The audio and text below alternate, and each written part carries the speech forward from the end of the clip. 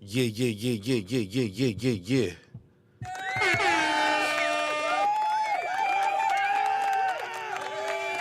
Check 1, 2, what it do? What's popping? What's happening? What's going on? You're back in the lab with your favorite neighbor, your man Mark Nash. He is I am he. Another great episode of Breaking These Damn Beats, baby. How y'all feel? What's the deal? This should be a fun one, man. Pardon me, I'm still, you can hear with my voice, I'm still a little under the weather, but we're going to make it do what it do. Appreciate your time and your energy. Thanks for allowing me the opportunity to entertain you this evening. Hopefully you will be thoroughly entertained. All right, let me run this intro, get this room populated. Let me share this link out, let everybody know we live. I got something to get off my chest, baby. Oh, man, I'm going to probably lose a couple subs on this one, but that's all right. Less is more, man. Shit. Less, I mean, if you want to unsubscribe because of this one, because I'm talking about your boy, have at it, Hoss. Do your thing. But I got to say how I feel about this one, bro. Canelo fanboys are delusional. Put a case on it, baby. Never heard of it. We're going to talk about it tonight. And I'm going to drop the link out there early, too. So if you agree, you disagree, I'm going to make sure you're able to voice your opinion. Let's get it. This is my passion. This is what I love to do. But some days, sometimes, I'm just like you, man. I hate this job. Damn, I hate this job. Damn, I hate this job. Damn, I hate my job. Damn, I hate this job. I'm just like you. Damn, I hate this job. Man, I hate this job. Man, I hate my job. From a good dream I wake, sun rays on my face, planning out my day, hoping this ain't the one that I catch a case. I feel so good, I feel so straight. My manager keep calling me saying, hurry up, you late. Hurry up, you lay off. Yo, man, I hate this job. Man, I hate this job. Been trying to play it cool, but it's hard to play it off. I've been hanging on to this bullshit, cause my car still ain't paid off. I know I'm on my way up. My boy just got laid off, so y'all, man, I hate this job. Man, I hate this job. These hoes here so ratchet. These niggas here so sneaky. Y'all don't even really pay enough for y'all to only pay bi-weekly. I'm trying to double up my cash. Take this job, shove it up your ass. Yo, man, I hate this job. Sometimes I wanna say, walk in and slap my boss. This shit is getting hard. Damn, I hate this job. Gotta make it out of this struggle, bruh. And I don't really mean to take it out on you. You just a customer, but damn, I hate this job. Damn, I hate my job. Damn, I hate this job. Damn, I hate my job. Damn, I hate this job. Damn, I hate this job. Damn, I hate my job. Damn, I hate this job. We're the reason why your stockholders always stay afloat. Yet I'm asking, are they hiring? Like everywhere I go, schedule will say 9, but I think it's fine if I clock in at 9:04. I work 40 hours a week plus overtime just to be bro. So y'all, man, I hate this job. Hate that I applied. So much has transpired since the day that I was high. Told me I could advance, but you were telling me lies. Gotta give your notice before I quit, but you don't say shit right before I'm fired. Damn, man, I hate this job. Sometimes I wanna say, walk in and slap my boss. This shit is getting hard. Damn, I hate this job. Gotta make it out of this struggle, bruh. And I don't really mean to take it out on you. You just a customer, but damn, I hate this job. Damn, I hate my job. Damn, I hate this job. Damn, I hate my job. Damn, I hate this job. Damn, I hate this job. Damn, I hate my job. Damn, I hate this job. You and your procedures. You and your protocol. You and your policies. None of that shit don't apply to me. You and your quotas. You and your standards. You and your 2 sick days a year. Y'all niggas bananas. Wonder why the postman's posted with hammers. Going postal with Popo on camera. His wage got him enraged. Stressed out, it's hard to maintain. He flips the middle, grabs his. He said, if you don't get the picture, I quit. You ain't shit, mother. Man, I hate this job. Sometimes I wanna say, walk in and slap my boss. This shit is getting hard. Damn, I hate this job. Gotta make it out of this struggle, bruh. And I don't really mean to take it out on you. You just a customer, but damn, I hate this job. Damn, I hate my job. Damn, I hate this job. Damn, I hate my job. Damn, I hate this job. Damn, I hate this job. Damn, I hate my job. Damn, I hate this job. hate this job. I put my pants on one leg at a time, just like you. I'm out here trying to take care of my family. Damn, I hate this job. It's not always glamorous, for real, but I do what I gotta do for me and mine, you know? Damn, I hate this job. Damn, I hate my job. Damn, I hate this job. Damn, I hate my job. Damn, I hate this job. Damn, I hate this job. Damn, I hate my job. Damn, I hate this job. Damn, I hate this job. Damn, I hate this job. Damn, I hate my job. Damn, I hate this job. I'm just like you, nigga. Damn, I hate this job. Man, I hate this job. Man, I hate my job.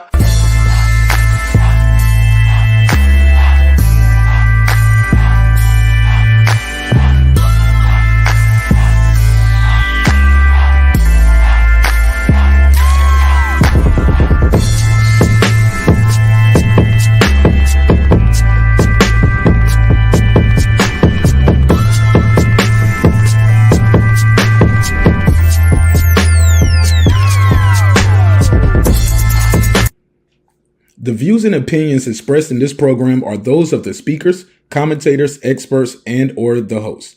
They do not explicitly nor necessarily reflect nor represent the channel's policy or the views held by the channel or broadcaster. The broadcaster or its channel cannot be held accountable for all or any views expressed during the program. Basically, if I didn't say it, don't come for me. You come for the person who said it. And please don't sue me for somebody else's words. With that said, let's start the show, motherfucker. This that squad sound.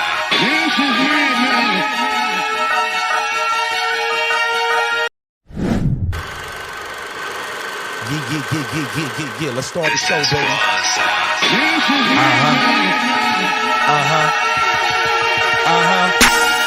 More fire. Turn up, baby. Let's get it.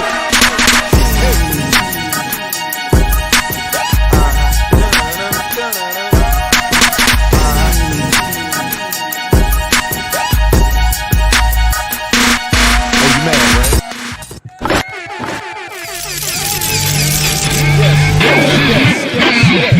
Yes. More fire. What's popping? What's happening? What's going on? You're back in the lab with your favorite neighbor, your man Mark Nash. He is I am he. Another great episode of Breaking Beats. My nose is still stopped up. Still got these allergies going on, or I don't know what's going on, man. Just been congested, then my nose running, then it's stoppy, then sneezing, coughing. Man, I got all the symptoms on the bottle of the NyQuil. Sniffing, sneezing, coffee, runny nose, achy pain, everything. But through all of that, I found a way to be here for y'all tonight. I was like, man, I can't miss the whole week. I was like, damn, I can't miss the whole week. Hard to do the live streams with your nose going every couple seconds like that. Y'all probably think I'm over here hitting that ooey. Think I'm on that power pet. Think I'm on that Keyshawn Davis. Respectfully. And bitch, I might be on that Keyshawn Davis. Where the light at? Let's spark that up. All right, let's talk about it, man. I'm going to run through real quick. Let me do this Neighbors Only roll call. Shout out to all the neighbors. You want to support the show in a major way. Got a membership going for you guys. I've been dropping a lot of content on memberships, and I have been doing the lives over there. But, yeah, man, it's just hard, man. It's hard to do these live streams lately when you're under the weather, right? Shout out to everybody who got a co-host and got a whole team, so they can keep that shit going even when they down. Me, I rose dolo from state to state. Ha ha. So I've been a little sick, man. So let's do this real quick. Let's do this roll call. Let's jump into the content. What up? What's popping? What's happening, man? Here to there. What up, though? What up? Stephen Bateman all the way in Australia. What up? Shout out to, is that Stephen Brimley? The Unbiased Fan, Brim Reaper. What up, though? What up, gangsta? Shout out to Wanda Villa, the Rilla, a.k.a. Epoxy Magic. What up? That guy Eclipse 330 early. What up? Mr. Golden, a.k.a. the Back End King. What up?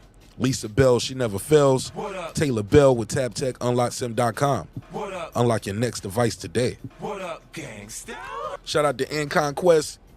He said they did it the best out there. Shout out to NC. What up, gangsta? I am _ Cam Melwis. That's my boy Cam Melwis. Shout out to him and his boxing to you. Stone Tangerine, they stay mean. Megazard the guard, shout out to him. Shout out to Ace Retro, let's go. Ill Status Boxing, what's poppin'? I know boxing. Ricardo Johnson. Electro Jed, stay getting his bread. Shout out to On the Mic with Terrence Bailey Sr. The XO Factory. Dub Right Side. Raheem the Dream Soto, all the way in Philly. What up, Philly? Shout out to my brother LD, aka Like That. My sister Girl Behind the Mic, aka Memory. Major Key Boxing. Congratulations again to Major Key Boxing. Got baby number 10 on the way. What up, gangsta? Yeah, salute to him. That's major. What up? Cooking with the champ, aka Champion Heart. What up? Shelton Moore. On the floor with Shelton Moore. What up, gangsta? Shelton Moore hit me up. He was like, you gonna do a show today, nigga? Got a lot of shit to talk about now. I'm like, yeah, we got something.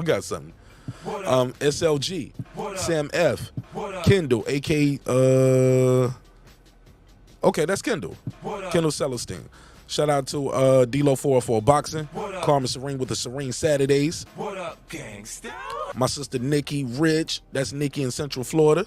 What up? Nick Rich in this bitch. What up? Shout out to Nikki. What Aaron up? Parker, the Big Talker. What up? Transcendent Sports Channel, my Filipino brother from another. What up? All the way in Canada. What up? Shout out to Canada. What up, gangsta?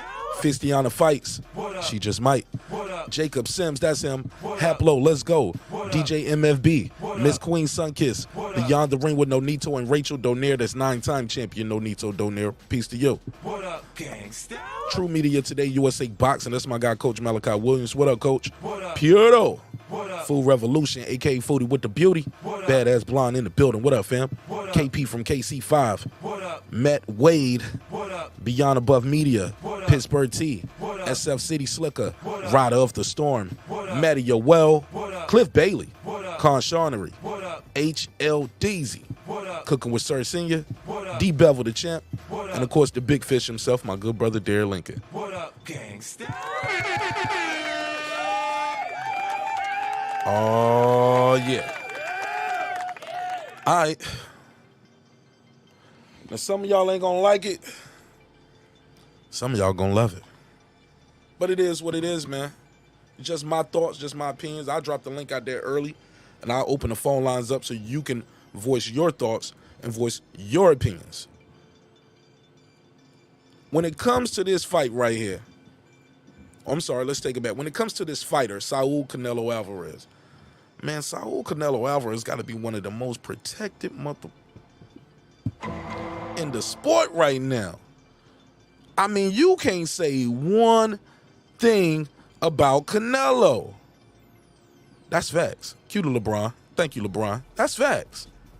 Man, I put a video up giving my opinion, just my humble opinion, and I just basically said, yo, I'm not feeling the Jaime Munguia, doggy.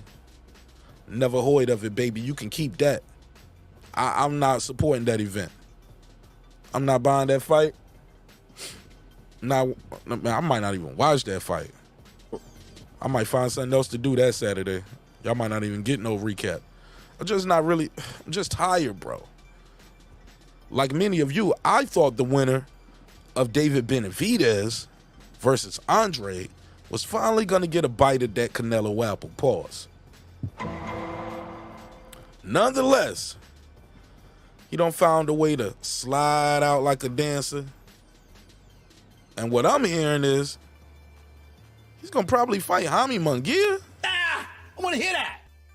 Bruh, I'm not feeling the Jaime Munguia fight, but you can have that. That ain't even what I'm mad at. I'm mad at the fans. The Delusional. When I say Delusional, first name Delu, last name Janal. Man, these dudes might be just as bad as the aerosexuals. I need to holler at my boy Brent Reaper. I need a name for those guys. What do you call these? The Canelo fans that soon as you do one bit of criticism, you're racist. Oh, man. Now, hold up, bruh. Really? Me? Not me, not Martin Nash. I can't be the racist, right? Oh, yeah, they call me a racist because I don't want to support the Jaime Munguia event. I'm like, bro, None of y'all was talking about this Jaime Munguia fight. Never heard of it. Zero, zilch. But it seems like they okay with the fact, from what I'm hearing, they telling me shit like this. What's up, Lisa? Toby Bartlett, I see you. Bolos, what up? Carlos, what up? They telling me stuff like this. Well, Mark Nash, he's gonna fight Benavidez in September. I was like, bro, only in boxing, bro. Only in boxing, where we are in October, and you guys are saying, well, he'll fight him next year in September, bro. Never heard of it. We're conditioned to take bullshit. I see why I hear some of the OGs up here sometimes just spazzing out about boxing. I get it now. I get it. Not getting the fights you want, overpaying for the fights that they give you against guys that you don't even want to see, bro. And they just milking you dry as a fan. They milking you dry as a consumer. And I'm just tired of it, bro. I'm really tired of it, man. I was listening to somebody earlier today, and they was like, Mark, they're going to build this. They're going to drop this. They're going to keep pushing. They're going to keep milking us dry, bro. It ain't going to be nothing else in boxing. And we're going to have to build it. I think it was CJ from Goodfellas. He was saying that. I mean, we're going to have to start this thing over from scratch damn near. This is bad, man. This is bad that people are accepting of it. Like, hey, man, it's a good scrap, man. I mean, you just never... Nigga. Never heard of it. You know what's about to happen.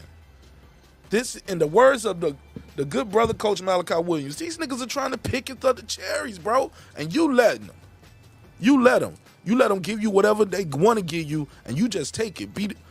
Walk over, push over ass nigga, man. Here, just take my money. I don't care. Not me, dog. Not me. You can have that, bro. I'm not supporting that. They better not, bro.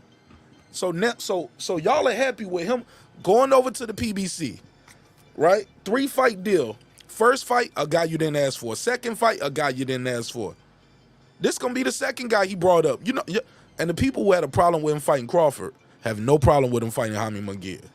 Like, hold up, bro. What are you talking about? Y'all know Jaime Munguia came up from 142, right?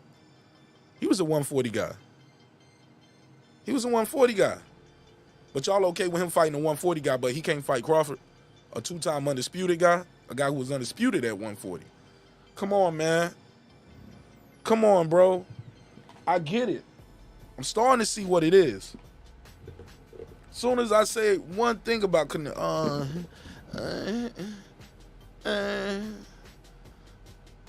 why you don't say nothing about Tank Davis? He be cherry picking too. I'm like, oh. I be reading the comments. Rob Lee said, I don't understand how people watch the Charlo Canelo fight and aren't even more confident Crawford beats Canelo. Shit like that. That's what I'm saying, bro. Even if you don't think he's gonna beat him, I know he's gonna put on a better fight than Jermell Charlo. And I damn sure know he's gonna put on a better fight than Jaime Munguia. That's my opinion. Jaime Munguia gonna stand. He ain't gonna run like Charlo, but he gonna just stand there and get beat up and knocked out. He damn near got beat up and knocked out by Sergey Derenchenko. But y'all okay with that? Y'all let them give you whatever they want to give you, and you just smile and say, thank you, sir, I'll take another. Not me, bro. Not getting no $80 for me for no Jaime Munguia, bro. I mean, do y'all care? Or is it really true what they say? Canelo can do whatever he want to do. Nigga, please. Not for my bread. Not for my bread, homie. Rob Lee said, one punch at a time, ain't getting it done versus Crawford. Nope. Rob Lee said, too many God-gifted advantages, including better balance and, most importantly, timing. Absolutely. I'm telling you, man, I'm sick of it, bro. I'm sick of it, too, where you can't even criticize somebody without... Bro, I did not do that to these to the Latino fans. When the Crawford and Spence thing was building up, Guys had their own takes, their own opinions, and it was cool. You can have your take, you can have your opinion, whether you watch the fight, whether you like. I didn't jump out the window, oh, you criticizing Crawford? You're racist. You criticizing Spence? You're racist. But on this side right here, bruh, you say one thing about that red-headed Mexican, bro. You know what it reminds me of? Let me blow my nose. I told you I'm sick over here. Let me mute my mic and blow my nose. You know what it reminds me of? It's like when you talk about the small hats. Small hats. They call you anti-Semitic. You can't even criticize anything. Can't criticize nothing if you anti-Semitic. But on this, that's why I'm getting at it. You say one thing about that red-headed Mexican, man, they just like, no, you got to take whatever he gives you. He can do whatever he want. No, he can do whatever he want with your money. You buy that shit, not me. I'm not putting no money in that pot, bro. I'm not. Fuck around, I pull a blood box and I just find a stream and I blast the stream out to everybody. Here, everybody get it for free. You get a stream. You get a stream. You get a stream. I'm going to go Oprah with the flow. Disgusted, man. Disgusted by the delusionals of the... Like, you guys are okay with, well, he going to fight him in September. Come on, bro. It's October. Like I said, only in boxing, guys are happy about being promised to get a fight a year from now. Maybe, possibly, you might get it a year from now. Nobody can give me the logic of why it's such a great idea for him to fight Jaime Munguia in May. Make sure I got the phone lines open and the link pinned at the top. Let me hear this bullshit they saying out here, 'cause I ain't rocking with it, homie. Gets no play in my ride. I'm not playing with that. Disappointed would be an understatement. Oh man, I was about to be so proud of Canelo. I was like, man, because no matter who wins the fight, Andrade or Benavidez, I would still support that event. That's a great fight for Canelo. Great fight. Because one of those guys are still going to come out that fight undefeated. That would be great. But nah, we're going to go to Jaime Munguia, right? What? Jaime Munguia. Never heard of it. And they know they know that shit wrong. I listen to the fans. They know it's wrong. All they can do is try to say, well, give me a bunch of whataboutisms. Well, what about Tank Davis? Man, I don't give a damn about Tank Davis. We already know he ain't going to fight nobody. I want to hear that. And y'all know I like Tank, but not like that, where I'm going to just accept whatever he gives. No. No, bro. I'm not doing that neither. I'm not doing that neither. But they are accepting of it in the hopes, maybe, possibly, hopefully, maybe, put a case on it, he might fight David Benavidez Andre winner. He might. Maybe. I don't think he will. Y'all gonna look stupid, man, if he fought Jamel, fought Jaime Munguia, and then that third fight on that deal is Jamal Charlo. And people gonna be like, well, they're gonna flip that. They're gonna make that still a good thing. Well, he fought Jamal Charlo. Y'all want to see him fight black guys, right? Bro, stop it. Well, you want to see him fight Mexicans? Bro, we want to see him fight the Mexican monster, not Jaime Munguia, bro. What are y'all talking about? They know what they doing, man. Tell you what, they know what they doing. That they protect that nigga like the Hope Diamond. Protect it. Guard it and protect it. But that's cool. Protect them all you want to. I can't buy it, bro. I can't buy it. I can't do it, bro. To each his own, though. You spend your money how you want to spend your money. I'm definitely going to talk some shit about that fight, though. I'm going to shit on that fight the whole way. I ain't going to find one good thing to say about it, I promise. I promise I ain't going to find one good thing to say about that Jaime Munguia fight. I'm going to be on the slander campaign the whole trip. Whole trip. Yeah, they going to turn me back to the old Nash with that, bro. That's trash, man.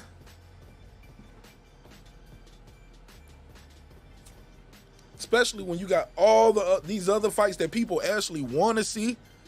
You going to give us Jaime, won't Jaime on the floor shivering, shaking backstage? Won't he about to pass out or some shit, making weight a couple fights ago? Won't that Jaime Munguia in the back room fainting and shit? Come on, bro. But this is your king. King Nello. He can do no wrong. I get it, man. Everybody needs representation. You want to see somebody that looks like you or represent your heritage and your culture out there, and you want to see the people that look like you succeed. I get it. But that right there, I'm not feeling it. Brim Reaper, what up, fam? What's popping with you, bro? Not feeling that. I'm not feeling the Canelo shit, man. Not feeling it. I've been ranting about that for 25 minutes. I really can do an hour just bashing that shit right now. I'm pissed. Boxing Laboratory, what up? You changed your name? It's the Boxing Laboratory now. Okay. Not feeling the Canelo versus Jaime Munguia, dog. Never heard of it. Let me make sure I got the phone lines open. Let me see who want to call in and cape for this shit. Tell me, somebody call in and tell me why this is the best fight in boxing. Come on. Let's hear that. Let me make sure I got the phone lines open, because I know it's going to be one. Mark, this is a good fight. You know, Canelo can do whatever he wants. He's the king. All right. King of you. King of your bank account. Ain't going to be the king of mine. The boxing scientist, talk to me, bro. Hey, what up, Mark? How's everything? I'm blessed, my brother. How you feel? Good. Hey, do I have an echo? Nah, you good so far. Okay. Yeah, so I just tuned in and I'm hearing you're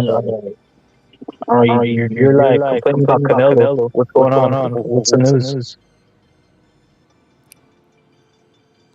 Man, you ain't hear about he possibly might be fighting Jaime Munguia instead of the winner of David Benavidez and Andre in May? I heard rumors, but nothing's confirmed. Somebody said you do got an echo. Hold up. He got an echo? Y'all hear an echo? You want me to go out and come back in? Oh, you know what? It could be me. Let me switch this button right. Let me hit this button right here on my settings, because I did have installation. Let me try that. I think that's better. Okay, how about now? Is that better? I don't hear it anymore. All right, cool. Talk to me. Yeah, man. You heard about that? Somebody said it was a bad echo. He good now, right, y'all? Y'all let me know in the neighborhood. Is he good? Okay. Yeah, so I heard the rumors, man, but like I said, nothing's confirmed. And I mean, Jaime Munguia is not a bad matchup, but I do prefer the Benavidez fight because I do think he's going to beat Andrade. Well, the winner of that should get the Canelo fight, in my opinion, which will most likely be Benavidez. But it depends. Like, if it's a stay busy fight in between that, I'm not going to complain. You know, if he fights Munguia in between that and then fights Benavidez after that, bro, I'm not going to complain. You only fighting twice a year. What you mean? It ain't no stay busy in between that. That is the in between. You only fighting twice a year. May and September. So we in October. We got to wait for him until September of next year to give us somebody we want. All this year, we didn't get nothing we wanted. Nobody really wanted to see Ryder, but I guess he was the mandatory. Nobody damn sure didn't ask for Charlo to come up. So this whole year, we didn't get to see him fight nobody we wanted to see him fight. And then last year, we didn't get to see him fight nobody we wanted to see him fight. So the only one you want to see him fight is Benavidez, is what you're saying, right? It's 2 years in a row, bro. He fought guys that nobody really wanted him to fight.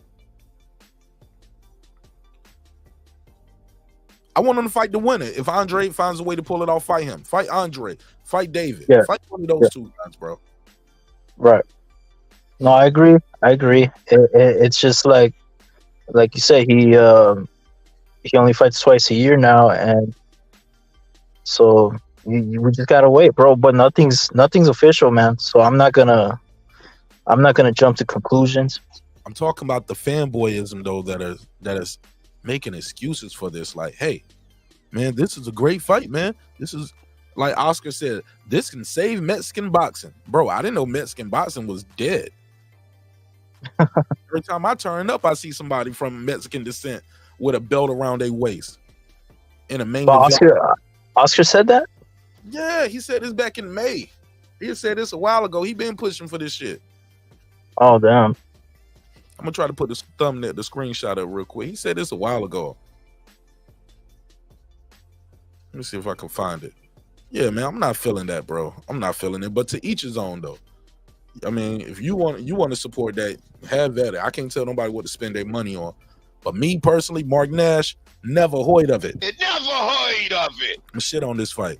Here we go. This is Oscar De La Hoya. Canelo Alvarez versus Jaime Munguia will save Mexican boxing.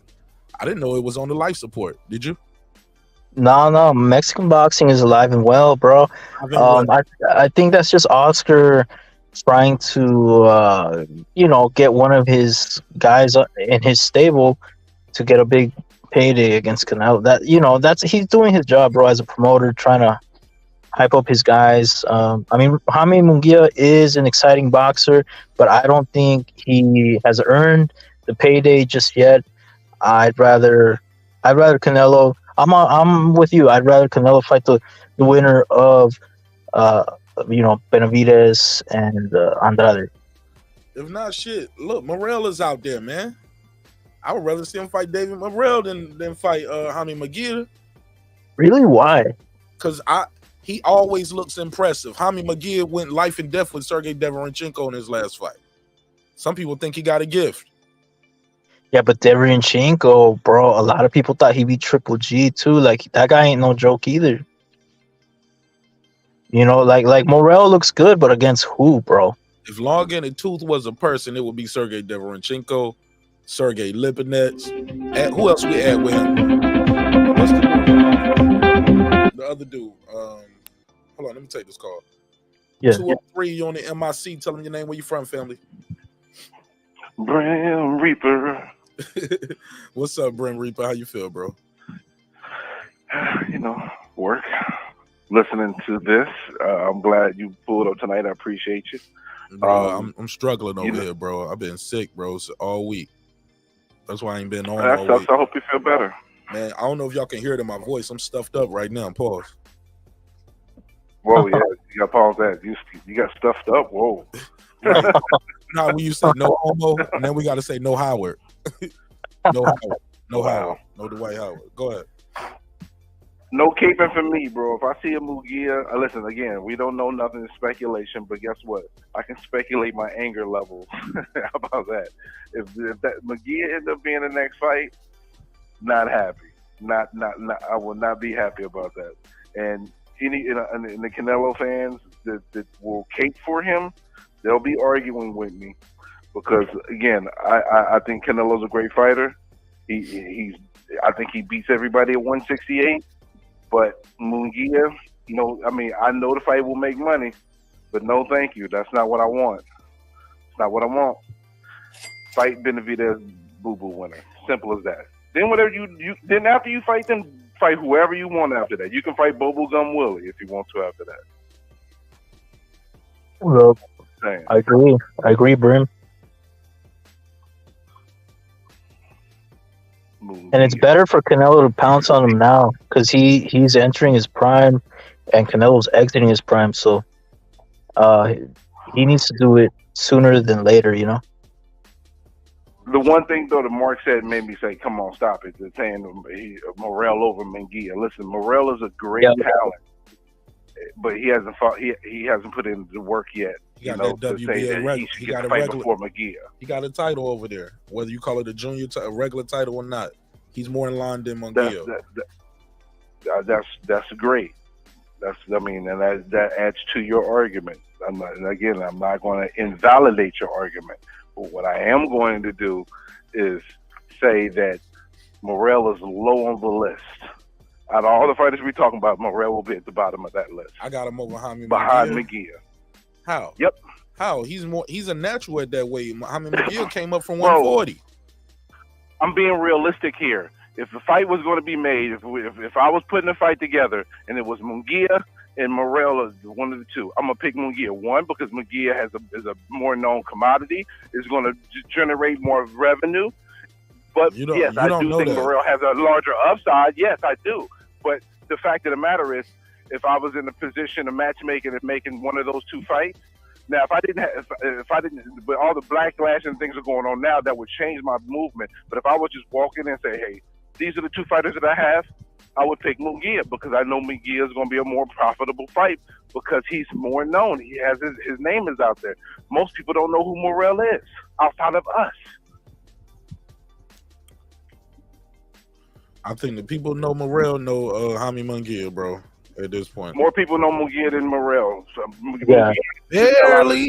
He can sell out arenas, bro. He Does can sell he? out arenas in certain places. And I think Morrell can sell out an arena in certain places. You put him up there in Minnesota where he at, he'll sell something. But when you got But we Canelo, haven't seen but that you yet. missing We've the seen point it with though. Munguia already. But look, you missing the point. Charlo couldn't sell out shit neither. But you put him with Canelo, it's gonna sell. So it ain't like Canelo needs the best dance partners. He sold with James Kirkland, bro. What? That's a Never solid heard point, but I'll of tell you it. this Come much. on, bro. Munguia will do better numbers Nobody than a knew Morrell John fight. Ryder, man. How many people did John Ryder and Canelo pack in that Mexican stadium, bro? Almost 100,000 people came out to Mexico, bro, just to see. John Ryder was known in the UK though. Maybe not out here, but he was known in the UK. known. Travel Very to known in the Mexico. UK. Stop it. Very Them known. niggas didn't travel to Mexico for the fight. Stop it. Are y'all serious? Or y'all just trying to y'all No, but trolling you me, said, right? but you just said Are y'all John trolling Ryder me? was not known just because America is not the only boxing market, No, bro. America who's- does, but Nigga, that's our my arrogance, bar. We don't run every fucking See, thing, you bro. missing the argument. You missing the forest from the trees. My argument was packing out the arena. Those people that came to Mexico to see John Ryder versus Canelo, how many of what percentage of the arena do you think was there to see John Ryder? Just keep it a buck with me, bro. I couldn't tell you, bro. No, just freestyle. Y'all Let's came say, to see Canelo, let's say it's bro. 80,000 people in there. How many people came from the UK to see Canelo versus Ryder in Mexico? Just take a guess. 250. 1,000?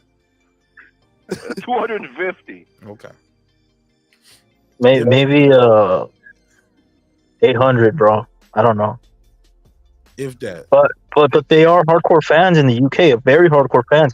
I remember when I saw Bro, they Joe didn't- Brooks versus Sean Porter would have met- here in California, bro. There was a lot of UK fans, bro, and they bring those British pounds, bro, and they spend it. They're not stingy. They were buying beer, expensive as beer, like, you know, that generated money. So, Mark, you gonna sit here and really tell us that Morrell fight with Canelo would do as well as a Munguia fight with Canelo? You would really gonna roll with this, right? I think You gonna roll with that? he'll put up a better fight. And I think whoever I think he Canelo will fight, put up a better fight, but it whoever won't Canelo be fight good, is but gonna- it won't do better numbers. we don't know that. Shit, he do numbers with Charlo, bro. Coming up 2 divisions. Bro, He did numbers. Munguia has He did numbers with James Kirkland. Munguia has a fan base, bro, that Morrell doesn't have yet. Okay. So how much? And that can't be Do debated. you think Canelo needs Munguia to have a successful event, or Morrell? I think he's gonna have a successful That's not event the with point. any of them. I didn't say. I never said. And I never Morrell said ain't anything even the about guy. needing- Morrell is like third or fourth option before I get to Munguia. I'll take Benavidez. I'll take Andre. I would take Crawford before I take Munguia. Huh?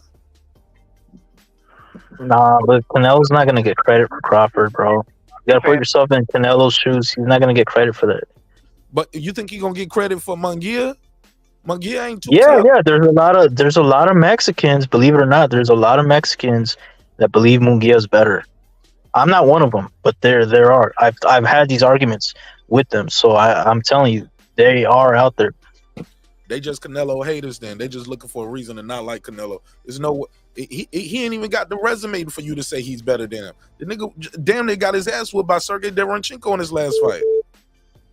I'm not Which behind is somebody that is better than anybody that Morrell done faced so far. Because Again, Morrell's talent is his upside is way higher than Munguia. But right now, where they stand, Munguia has a fan base that Morrell doesn't have. So to say put Morrell above Munguia as a fight for Canelo is just not realistic. Okay. Well, we don't want to see neither one of them fight Canelo next any damn way. So I gotta agree with the unbiased fan Brim Reaper here, bro. You know, Morrell, yeah, he's looked excellent, but against who? You know, he's got 10 freaking fights, bro. You think Canelo's gonna get credit for that? Come on. He got a title, bro. Yeah, but that's politics. That's politics, bro. This whole shit is politics, bro. It's boxing. The whole sport is based on politics. I just think it's too early. He hasn't done enough to earn it, bro. Oh my You just god, have it. bro. Why are we protecting these fighters? Do you think he's trash? You think he's just gonna get washed? I never said he's trash. So, It'll be exciting, but so will Munguia. Munguia will. Have you ever seen a boring Munguia fight? First of all, no, because he stops punches with his face. That shit but he has power in both hands. He's got sledgehammers in both fists, bro. It'll be a great fight, but I'm not saying he'll win. Neither one of them will win. Neither one of them's ready for Canelo. Let's keep it a buck. I don't know that. I got more faith in Morrell, Andre, than Benavidez and Crawford than Munguia. Munguia would be last on my list if I had to put these in order. That's where I agree with you in regards to the chance of winning the fight. See, thank you, brother. At least you being honest, bro. Ooh, I'm gonna not keep it a bean with you. You want me to cape? I told you I ain't doing no caping today. Yeah, I ain't doing no cape. Man. I can't cape, man. Like I said, I know some people ain't gonna like it because you know, my biggest thing too is when you criticize Canelo, my Latino brothers and sisters instantly jump to the race. La raza. Yeah, they gotta stop doing that. Like, bro, hold up, bro. Stop it, bro. I get this dude flowers all the time. Y'all, I won't even see y'all in the chat or comment. I do one video criticizing dude, and now Mark Nash is a racist. No, no, bro. No. We call that dousing. That's a reach. Stretch, bro. So I just that's my thing too. Like, yo, man, y'all dudes are delusional, man. Y'all let these folks just sell you and give you anything, and you just buy it. Open hand slap. Thank you, sir. I'll turn my cheek the other way. I'll take another, please. Not me, bro. Ain't nobody's doing that, bro. Damn sure ain't gonna let them just rob me, bro. Just rob me. And like I said, boxing's the only sport where they'll tell you, it's October. We'll give you the fight you want next September. What happens next September? Let's say he fights Munguia in May, and next September come, and you don't get Benavidez, Andre Winner. You get Jamal Charlo. Oh my God. They never heard of it. Y'all would be like, not y'all on the panel or on the phone. Canelo fans would be like, well, I mean, well, y'all wanted him to fight Jamal. I was like, yeah, back in 2019, 2020, not 2024. What are we doing here, man? We over-marinating fights. We aging guys out. We're not giving fans the fights they want when they want them, and we wonder why Showtime going out of business. It ain't just the pay-per-view model. It ain't just overpricing. It ain't just the pay-per-views. It's bullshit matchups, man, that people didn't even ask for. Man, I'm gonna lose my mind, bro. I'm telling y'all now, they fuck around and make this Munguia fight. I'm gonna be shit. I'm gonna do a hate train, bro. It's gonna be the fish fry all over again. Yeah, but the thing, Mark, is Canelo cannot age out Benavidez because he's younger, so he cannot age him out. Nah, but you can let him wait for him to start showing more signs of slippage, go through a whole bunch of tougher fights, wear down some. I ain't mad at that neither. But no, bro, this fight should have been happening, bro. No excuses, bro. No excuses. As long as it happens by September of next year, I'm fine with it. I have a deadline for it. I have a deadline. I made $1,000 bet with this Australian guy named Mirage. You might have heard of him. I don't know. But I made $1,000 bet, Mark, that it will happen by September of next year. That's how much faith I have. Canelo will not duck Benavidez. I made a $25 bet with Mirage that it's going to happen this coming up, the next fight. So if this fight don't happen, I'm for Canelo for the $25. Do y'all know what a Mirage is? Y'all making bets with a nigga named Mirage? Do y'all know what a Mirage is? Definition?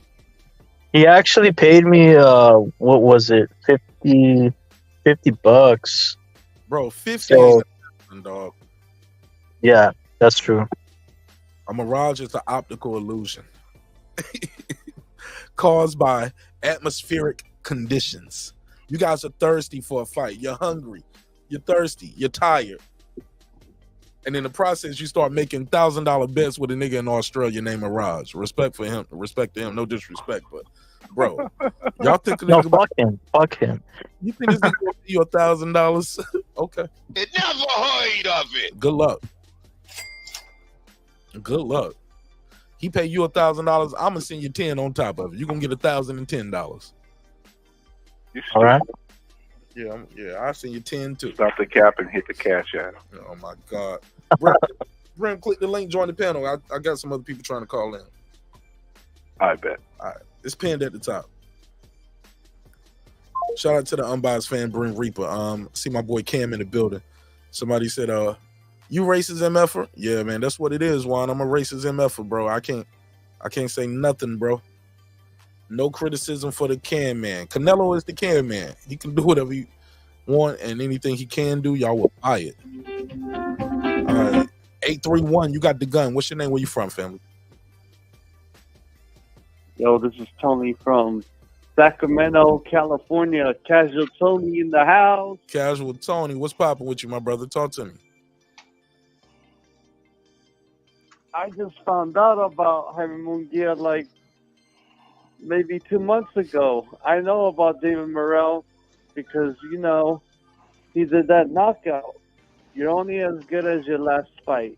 Right. And if Canelo wants to fight someone good, he needs to fight David Morrell because Jaime Munguia's last fight was a unanimous decision. It went to decision. Struggle, what is too. that? He almost lost, too. Yeah. Exactly. So if Canelo picks Munguia, it's obvious you would pick him because it's an easier fight. Right. Clearly, bro. His name is Casual. Even Casual Tony knows that this is a cherry pick. Tony knows about Morrell, David Morrell. Come on. I think that's a checkmate. They was up here trying to tell me don't nobody know David Morrell, Casual. That's not a checkmate. Just because he knows there's not a checkmate. Stop now. Checkmate. Okay, I got a question. For Casual Tony.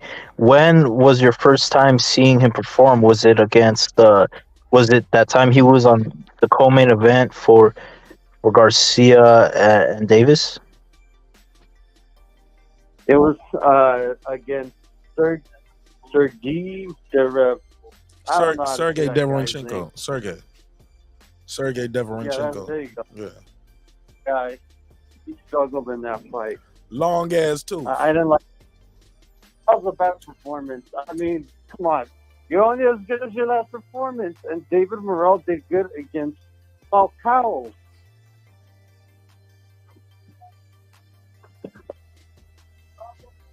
Hello? Yeah, we listening. Yeah, but who is that guy? I want to see. I want to see you guys perform. I mean, don't nobody know that dude. That's what I'm saying. But that's not David Morrell's fault because people just keep making excuses for their guys not to fight him. Well, we ain't got to fight him. He ain't did nothing. We don't nobody know him. Man, the dude got a WBA title. Go fight him. If not, get in the back of the line. Irvin Mack, what up? if not, I did tell you that I would rather see Caleb Plant face David Morrell. That would be a better fight, I think. Right. And yeah. I got him beating the shit out of Caleb Plant. Really? On God. I got him beating the shit out of Caleb Plant. I got him beating a lot of these dudes. That dude good, man. Which is why I think maybe Canelo will pick Munguia as his next fight, unfortunately. So, I don't know. Well, we just have to see. I'm hoping for a good performance against David Benavidez and Andrade fight. Whoever wins that fight, I'm hoping Canelo fights that guy next, because whoever wins that fight, he's going to have to fight that guy twice, because in the first fight, it might be so close that they're going to ask for a rematch, and he has 2 fights left, so he needs to wait for the winner and, do 2 fights with that guy, because if Canelo wins, there's no rematch. No? He's not rematching? If Canelo wins, no rematch. Yeah. Even if it's a close fight, it ain't no rematch. I I don't know, but who knows? I mean, we still don't know. So we'll just have to wait and see. Fair enough. Somebody said they want to see hey, that dude John Pataya is a cruiserweight, fam. Who put that in the chat? Was that no problem. Yeah, he nice, but he's a cruiserweight, dog. I think that's not even no. Yeah. That's 2 divisions higher, bro. 2 divisions higher, Cam. All right, Casual Tony, I appreciate you, man. This is a hell of a call, man. Hold the line. Seems like all my Latino brothers and sisters are pulling up tonight. What's up? Everybody mad at me? They about to come at you, boy. Don't talk about Canelo. So far, so good. I don't care if they disagree or agree. Or at least Puro gonna disagree with me. Everybody else don't agree with me so far. They didn't want this Munguia fight. Puro, you gonna cape for? Hey, look, what's the test for Canelo, Brim? I never made one. Oh, you on the clock right now. You got till May. I'm gonna need a good one. And I got you by the end of the week then if it's that deep. It's the White Howard in the bedroom with them niggas. Whoa. No. I need a disrespectful, disgusting name too. Call it Cucking for Canelo or something like that. All right, you gonna bring Kitty? Cucks for Canelo. That's what I want to know the name of the test gonna be. Shit like that. Who cucking for Canelo? Cause there's some bullshit. If he fights Jaime Munguia instead of David Benavidez, Andre winner. Puro, what you think? Mic check. So far, so good.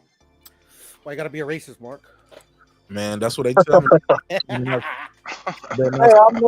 listen to Latino brothers and sisters talk about black folks boxing every day, man. I don't call them racist for giving their opinion. I hear you. What I think is we need to blame this on the whatchamacallit, the sanctioning bodies. They're the ones that are got Munguia number 1. Canelo do what he want to do, man. Ain't that what y'all told me?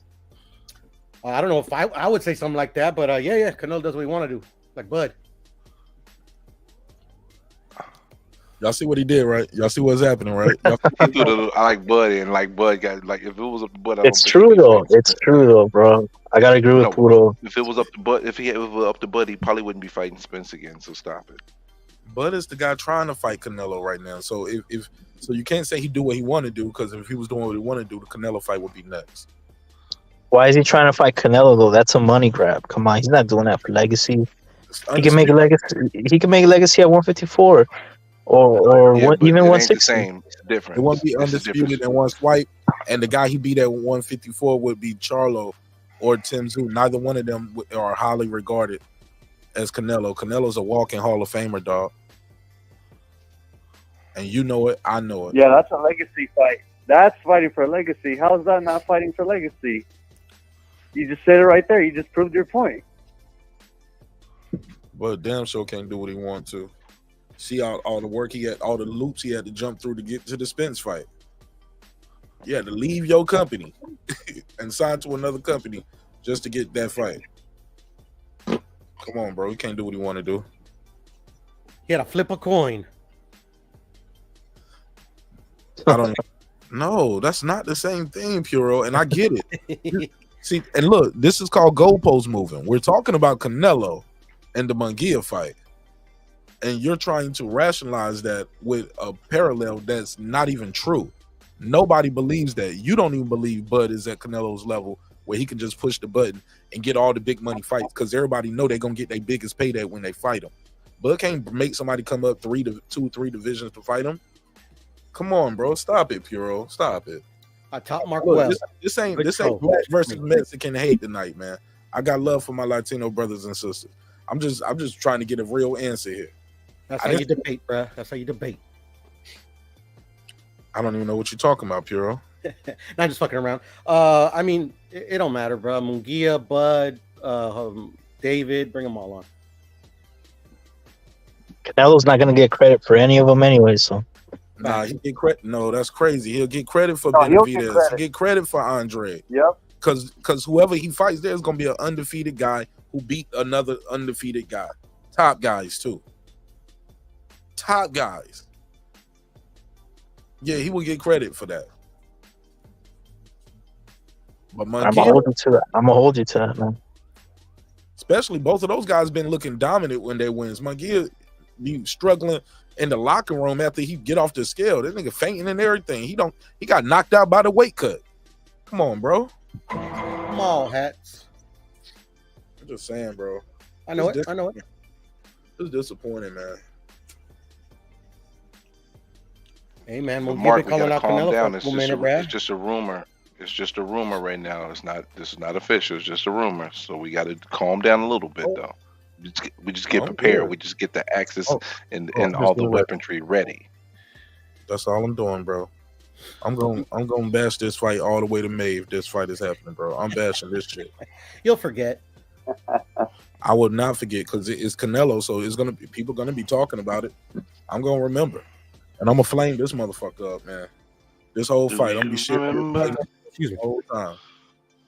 I'm gonna be pissed because look, the whole point I was hype about this David Benavidez Andre fight was thinking the winner is gonna fight Canelo.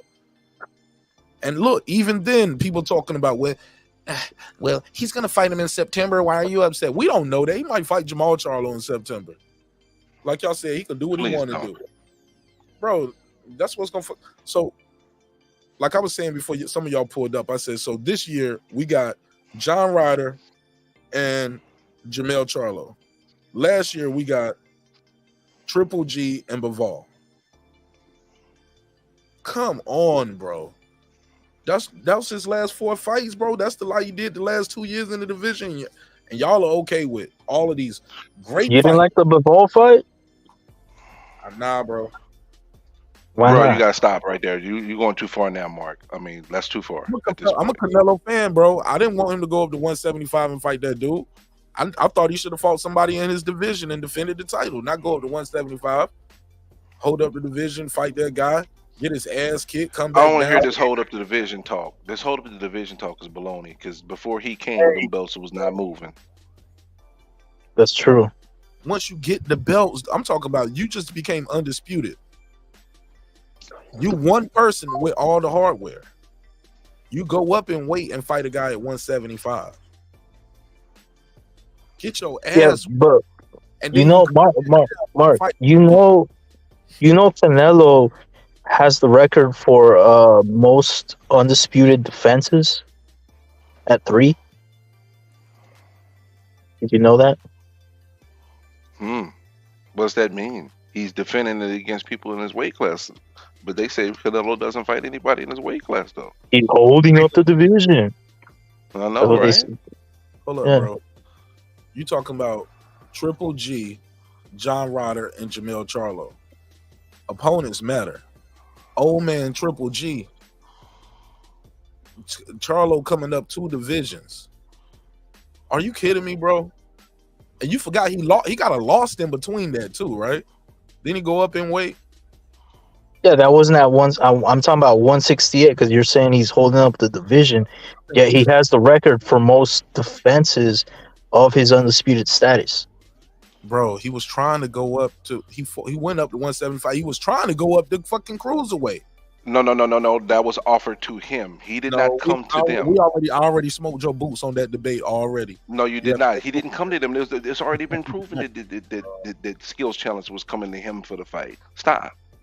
I debunked you on that already. No, you did not. You did not debunk me. When you sent in that article, Brim, I cooked you that night. And all you did was devil's advocate me the whole night. That's all you did was devil's advocate me the whole night. Oh, you was wrong, bro. You had no evidence. No, it wasn't. No, all you did was devil's advocate, and you have no evidence of the other.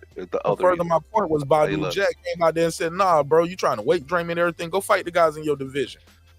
Yeah, but at the end of the day, Canelo did not come to him for the fight. No rebuttal, no reply about it, because Badu Jack. He don't have to. That's everybody knew Badu Jack. When you're a man like that, you don't have to. Oh my god. Oh my god. Oh my god, man. Okay, Mark, but you're complaining about something that didn't happen, bro. Huh? You're complaining about something that didn't even fucking happen. He didn't fight Badu Jack. Hold up. People go to jail for attempted murder all the time. Yes. The attempt matters, bro. Oh my god, Mark. Okay. Matters. He's doing the opposite of Cape now. He's doing the opposite of Cape. Oh my god, man. So that's what we're gonna do. Every time I make a good point, I'm either caping or not. It's just that you're overreaching for your issues with Canelo. If he don't fight Benavidez, granted, but this whole he's not fighting who we want to see. We don't fight none of this. Like, come on, man, stop. Ryder earned his shot. The third fight with Triple G, yes, it was a little bit late. And again, Charlo, if he had went out like a man, then we probably wouldn't have the view that we have in regards to that fight. But to sit here and be like, oh, he's not defending and he's holding up the division. Please, the division was on hold before he got there. Nobody wasn't doing jack shit before he got there. But he gets there in the undisputed in less than a year. But we want to talk about what he's not doing. Come on, stop. Nobody wasn't doing that. People were fighting. At least all the belts wasn't with one person. Oh my God! He didn't even go back and fight with the guy where he got that vacant belt from. Why he didn't fight Benavidez yet, bro? Y'all got all these. Y'all got everything to say, but why he ain't fought Benavidez yet? Benavidez is the one fight that you can talk about. Now listen, I'm not going to argue with you about the Benavidez because that's the fight we want to see. One is enough when you fighting a guy that came up 2 divisions and you bragging about that as a title defense. Jamel Charlo, that's one of your defenses. Old man Triple G brought him up in weight too, because he won't no natural 68 guy. You get what I'm saying? But y'all talking about, he got the most defenses at undisputed with you. Yeah, but it's true. And okay, Mark, don't you think you're being a little overly critical, a little demanding here of Canelo? I mean, the guy is, you said yourself, he's a walking future Hall of Famer, bro. He has nothing left to prove, bro. Why are you being so demanding of the man? Well, retire then. If you don't think you got nothing else to prove, just retire then, bro. Why you here then? Obviously, he got something to prove, right? He's doing it for the love of the sport, bro. For the love of money. You gotta make that money. He's got enough money. He's got generational wealth. He's not even doing it for the money, bro.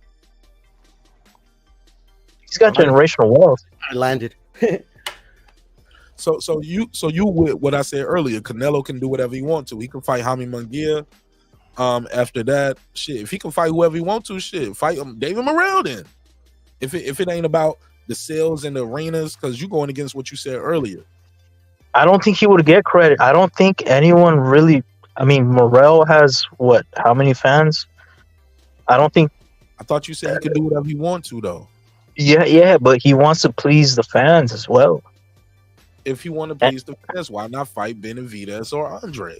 He will. I think he will fight the winner of that. I don't know if he'll fight them immediately in May, but I have a deadline for him by September. He's got to do it, or I myself will call out Canelo. Oh my! I'll call him out. $1,000. I think he should retire, bro. He should tell these fuckers to go fuck themselves. He could do that. He could do that. Why you say that, Puro? Because he's shit. I mean, like, what is he in it for? Like TVS was saying, he ain't in it for the money. These guys, you know, like David put himself in this situation where, like, you know, he could have asked the WC to name him the #1 contender, but he fought for a fucking vacant title. You know, Benavidez, granted, he's finally fought Caleb Plant. You know, I thought he was gonna knock him out, but he didn't do it. So he gave, you know, if you want to give Canelo, like, if you want to say give Canelo an out, he did that. At the end of the day, like, he's doing all the legwork, like always. You know, he should just retire and tell him to go fuck himself. I don't know about that, Puro. I don't know if I can ride that one, bro. I gotta put it.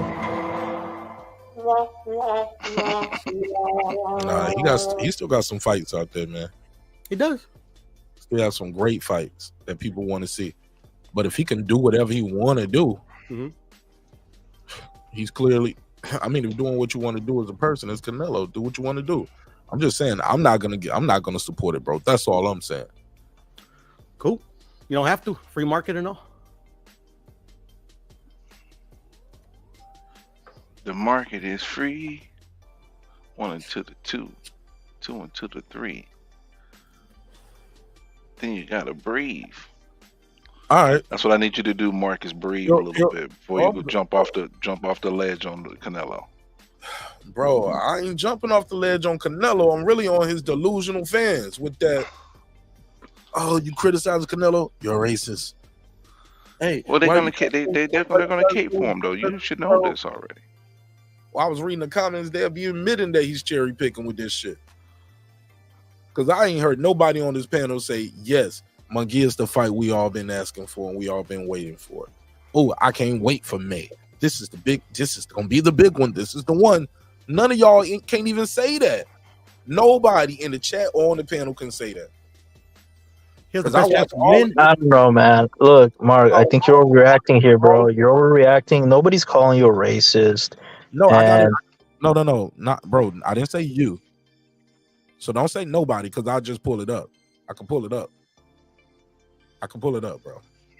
Okay, somebody called you racist, but okay, you're overreacting in the sense that nothing is set in stone yet. These are rumors. Let's wait and see what happens, bro. That's all I'm saying. I called him one, but I was joking. Bro. Y'all think, bro, this ain't nothing. Y'all think this overreacting? I ain't lit them up yet. I ain't call them no names. I ain't say nothing yet. I'm just telling y'all I'm not buying it. Pardon my passion in my vernacular, but bro, this is light. But I will go in on these motherfuckers though if this fight is announced, bro. I'm gonna be, woo. Yeah, you gonna get a show then. Then y'all gonna be able to say, Mark, calm down. Nah, don't tell me to calm down. I'm gonna ask you why you not mad. Because like I said, and I repeat, nobody on this panel or on this chat, because I follow all of y'all, have been talking about, man, I can't wait for when Canelo gonna fight Munguia. None of y'all. So that's a fact. I follow all of y'all. None of y'all been calling for that fight. When Canelo gonna fight Munguia? I would buy that fight. See what I'm saying? Come on.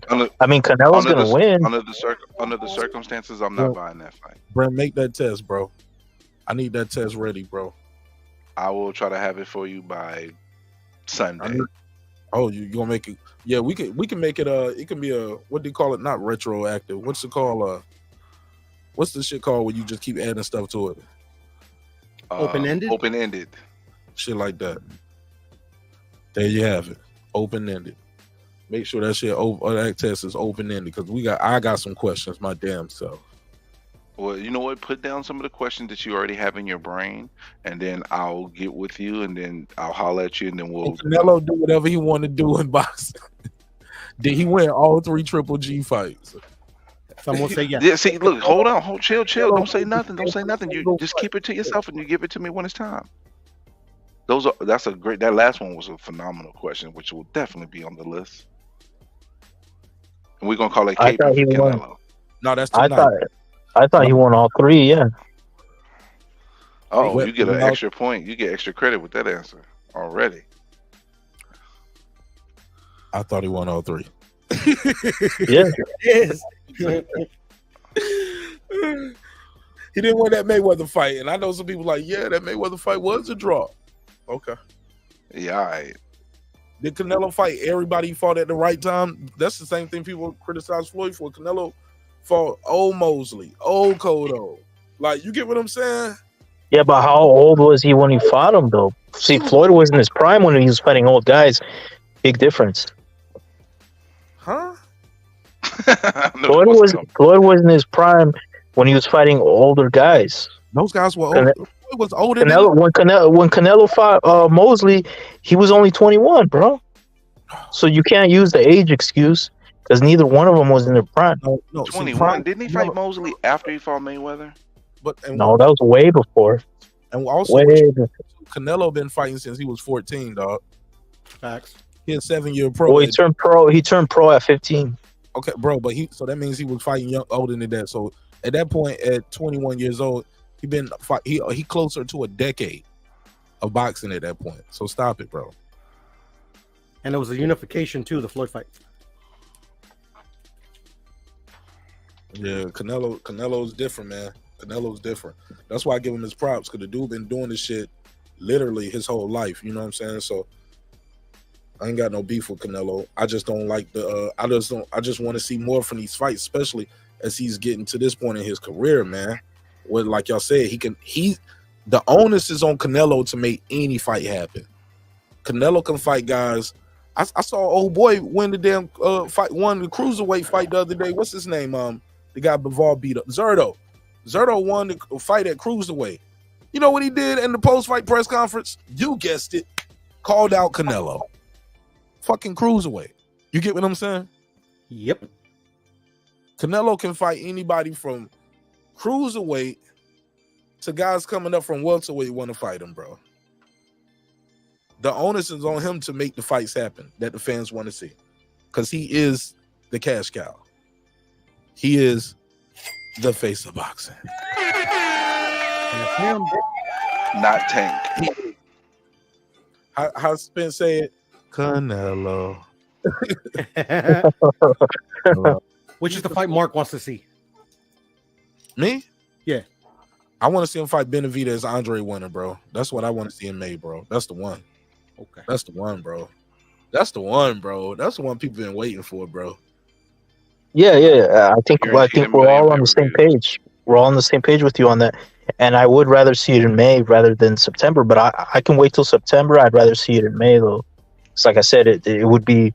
But why we got Canelo's best interest to make it sooner? So long. I mean, how long did we wait for Spence Crawford? How long did we wait for Pat Pacquiao, Floyd, bro? 7 years, 6 years for those fucking fights, bro? So I don't want to do it again. How about that? that? Was part of a problem, though. That's one of the biggest complaints fans had.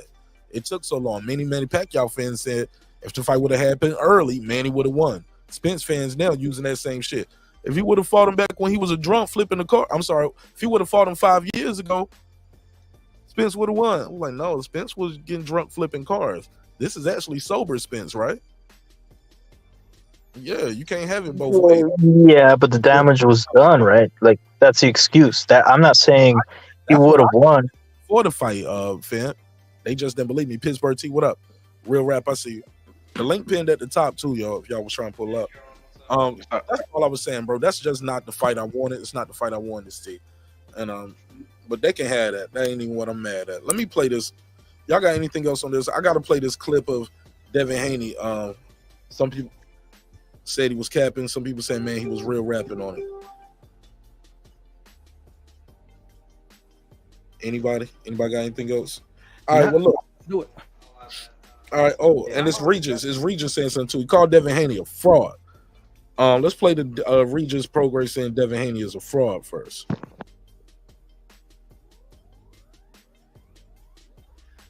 I like the little promo they put out Matchroom the other day. You and Devin, that shit was fire. Yeah. One of the things you said, you was like, Devin's manufactured. He ain't real. What did you mean when you said that? I just feel like, Devin had it easy his whole life. I think, I don't know him that personally. I know him a little bit, but I don't know him that person. I feel like he said, I think. Start off. Y'all heard it. He had it easy his whole life. I think, bro. Like he had it easy his whole life. I feel like with me, I really had to get it. I had to get this out in the mud. If people don't know my story, bro, I didn't fall for free and all kinds of stuff, bro. And I was broke as a grown ass man. You know what I'm saying? Like Devin was. If I'm saying it correctly, I think Devin was like driving a Bentley or something like that to high school. You know what I'm saying? Damn. Like he was. Oh, his pops had money. You saying like Now was he in high school or was he in private school or was he homeschooled? Come on, Regis. He going against what he said. Okay. He come from money. Right, Devin come from money. I don't. You know what I'm saying? I got money because of me. You know, that's why I think like it's meant for me. That's why I say he manufactured like everything about him is like, somebody has to tell before. I feel like before he has to walk out the door, people have to tell him what to put on, what to say, what to do. Everything. You know what I'm saying? Everything is a team of people around you. Like you can't when you get out of bed, you can't do this. You gotta tweet this, you gotta do this. Like me, I feel like I'm real. I feel like I said, I feel like he's manufactured, and he has a good team around him. That is a the definition of a good team. But at the same time, bro, like I feel like, he didn't get it like I got it. Like he had, I think, he is skilled, but he had, good luck on his side. And I think he had, he had really good management, basically, and they kind of got him to where he at right now, I feel. And he just didn't get it out there. Like he he just didn't get it like me. Like I really got it out the mud. You know, like, I didn't come from money. You know what I'm saying? I feel like he come from money. Like his daddy had money, his brothers and stuff, they had money and stuff. I didn't have that. You know what I'm saying? So it's a different, for me, it's a different hunger. Like I'm the first person in my family actually doing what I'm doing. Like he comes from that already. Right. He the first person in his family to be a boxer though too. What y'all think of what Rougarou said right there? She said, "I love Rougarou's chain." Yeah, the chain is hard. But what? What is he talking about right here? Like, let's keep it a buck. If it was about the money, Devin Haney could have quit a long time ago, right? If he was just in it for money, or if he since he comes from money, like the guy is actually putting in the work. What is Rougarou talking about right here? Some bullshit that don't matter. Hey, if he came for money or not, none of that matters, bro. None of that matters. It's all garbo. I got it from the mud. But it's true though. It's true though. Didn't he come from money? Is that just something he's making up? What does it matter? What does it matter? Because Dad, your family put you in an advantageous situation so you can focus on boxing. He chose to be a boxer since 7th grade. That's what he said. I'm gonna be a boxer, and that's all he said I was gonna do, and that's all he did. And now he's the youngest undisputed ever. Like, that ain't easy to do. No, I'm not saying it is, but at the same time, you can't say Regis is lying, right? I'm not saying that he's lying. It just don't matter, bro. None of that shit matters. He sounds jealous. He sounds jealous that his kid. He sounds jealous.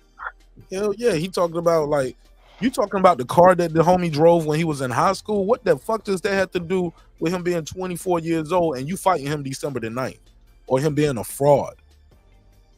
I don't think Devin Haney ever pretended to be a gangster or a tough guy or be a street nigga. I never heard him pretend to be that. No, I don't think that's what he's trying to say. I think what he's trying to say is that he's tougher because he got it out the mud, so he's more thuggish, ruggish than Haney. What is he, bone? Thuggish, ruggish, bone? Get the fuck out of here, man.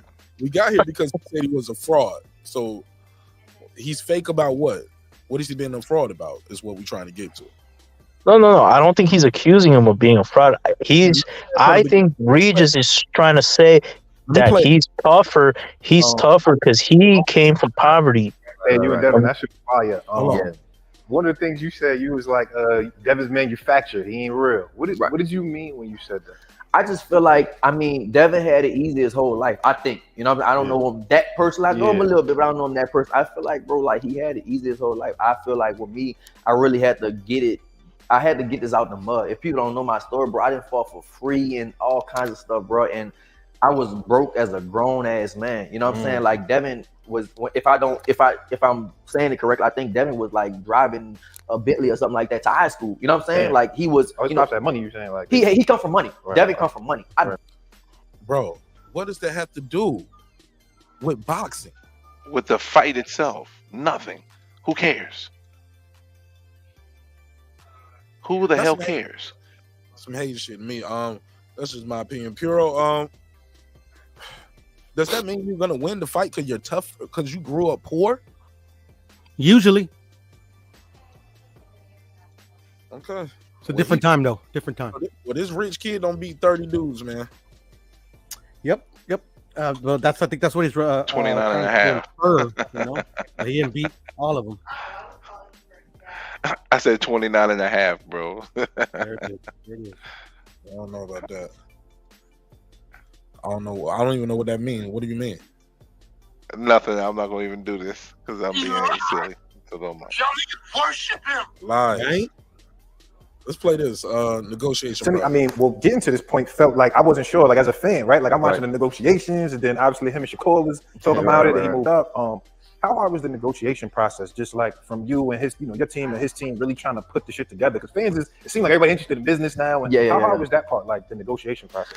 Well, first off, they mentioned it first after my fight in New Orleans. His daddy came. Yep. So we got to talking a little shit, me and him or whatever. So then they were saying, I remember I was out here. I came out here to work a little bit, and Eddie came, and Eddie was like, what about Devin? And at the time, I was like, bro, I wasn't even thinking about boxing. To be honest, I didn't even get paid for my last fight. Like I literally like I remember that. You went to the bank or something? Well, this was from I'm talking about the fight.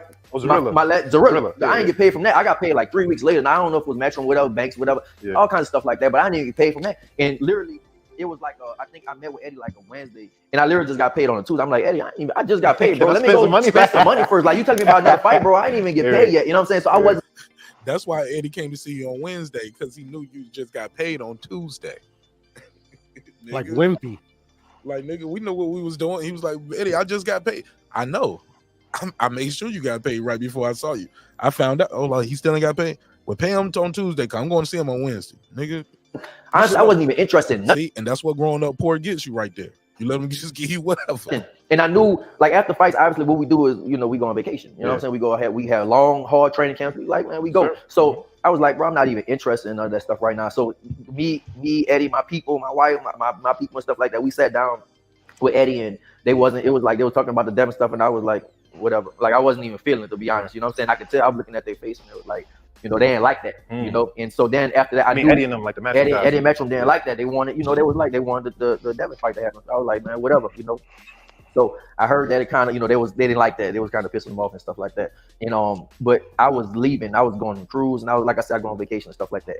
But when I got back, that's when I was all in. You know what I'm saying? Because like I said, like I just paid, I didn't do nothing yet. Right. Like after fights, like we all most fighters, we just go. We go have fun. We go do we have long training. We do you know what I'm saying? We do what we got to do and stuff like that. So I'm like, after I got off that cruise, after I went whatever, after I came back, I was like, I'm ready. Like right, because you don't spend racks. What we doing? And so then the negotiations I think they started and stuff like that. And then they threw out like the October date. Yeah. And I think with me and him, we wasn't even on the same page. Cause I was like, man, like we could do this or we could do that. And he was saying some different stuff. So I don't think my team and Devin's team was even on the same page. I think it was just everything was just too mixed up and stuff like that. And so then I was like, nah, how about we do November? You know what I'm saying? Cause it was like October 28th. And I was like, nah, we're not gonna do that. We gonna do, and I signed for November. Right. I signed a date for November 11th. I was like, look, I signed. Yeah. I signed already, and it was still up in the air what he was gonna do. I didn't know what Devin was gonna do because Devin is undisputed at 135. So that means he got a lot of options. He got a bunch of options. So I didn't know if he was actually gonna fight me or not. So I'm like, I signed, I'm good. And I signed like 5 or 6 weeks before he even did. So I was just like, look, I signed, and as soon as I signed, I started training. I was just like, I couldn't, when I was on the cruise and out of the country, I couldn't even sit still. Like I was training on the cruise and stuff like that. But anyways, I signed, and I was just waiting for them. That's all. I was just waiting for them. Now was the bag right as soon as you signed? And after this, I'm gonna play what Devin had to say about this. You feel like, because I feel like this is probably your biggest fight. Like, I guess Josh Taylor before that, but this would probably be this is bigger for sure. Yeah. Was the money already right? Because I know, like I said, he was up for people saying all of that about Devin, man, but Devin giving people their biggest checks. 25%. Was you like, all right? No, we wasn't doing that. And I wasn't doing it. I'm the champion. He trying to fight me. At 135, he is undisputed. So he's offering Shakur 25%. But I don't even know. I think people get mixed up on Twitter and all that. The 25. I don't know what was going on with him and Shakur, bro. I don't. Whatever. But anyways, now they was we kind of. As far as the money and stuff like that go, we got that right. Like it didn't take a long time for us to get everything right. It took a little while. Of course, they come back with something, and you come back and forth. You got to negotiate, but it honestly didn't take that long. We was like, all right, we gonna do this, and we cool. And like I said, I signed. All right, let's go to Devin. According to Devin, I'll just play it. Let me find this. He returns to action in the Regis fight, probably an easy. He went right. Yes. Oh, let's rewind because he talked about Shakur first. Y'all want to hear? Did y'all hear what he had to say about the Shakur negotiation? This is a full sit down on the MMA Hour with Ariel. Please. Happen with you now under the Matchroom banner. Of course, but right now my main focus is okay. Hold on, for all the money. I thought I was fighting for this. Hey, this is all. You feel like you're being blamed for this? Oh yeah, because he goes in, he's talking very passionately. Interesting. When this fight was announced, here we go. I remember tweeting over the DAZN pick. I was like, man, I said, Devin's one of my favorite fighters because it feels like you always chase the biggest fight possible, the biggest obstacle, the biggest challenge. Mm-hmm. Look at Kambosos, once in Australia, then back in Australia when it was almost crazy that you had to go back, but you did it anyway. Yeah. And then I got so much shit for that. Man. People were like, you don't know shit about boxing. You don't know. The Shakur fight was the biggest fight. And I could have engaged, but I was like, fuck it.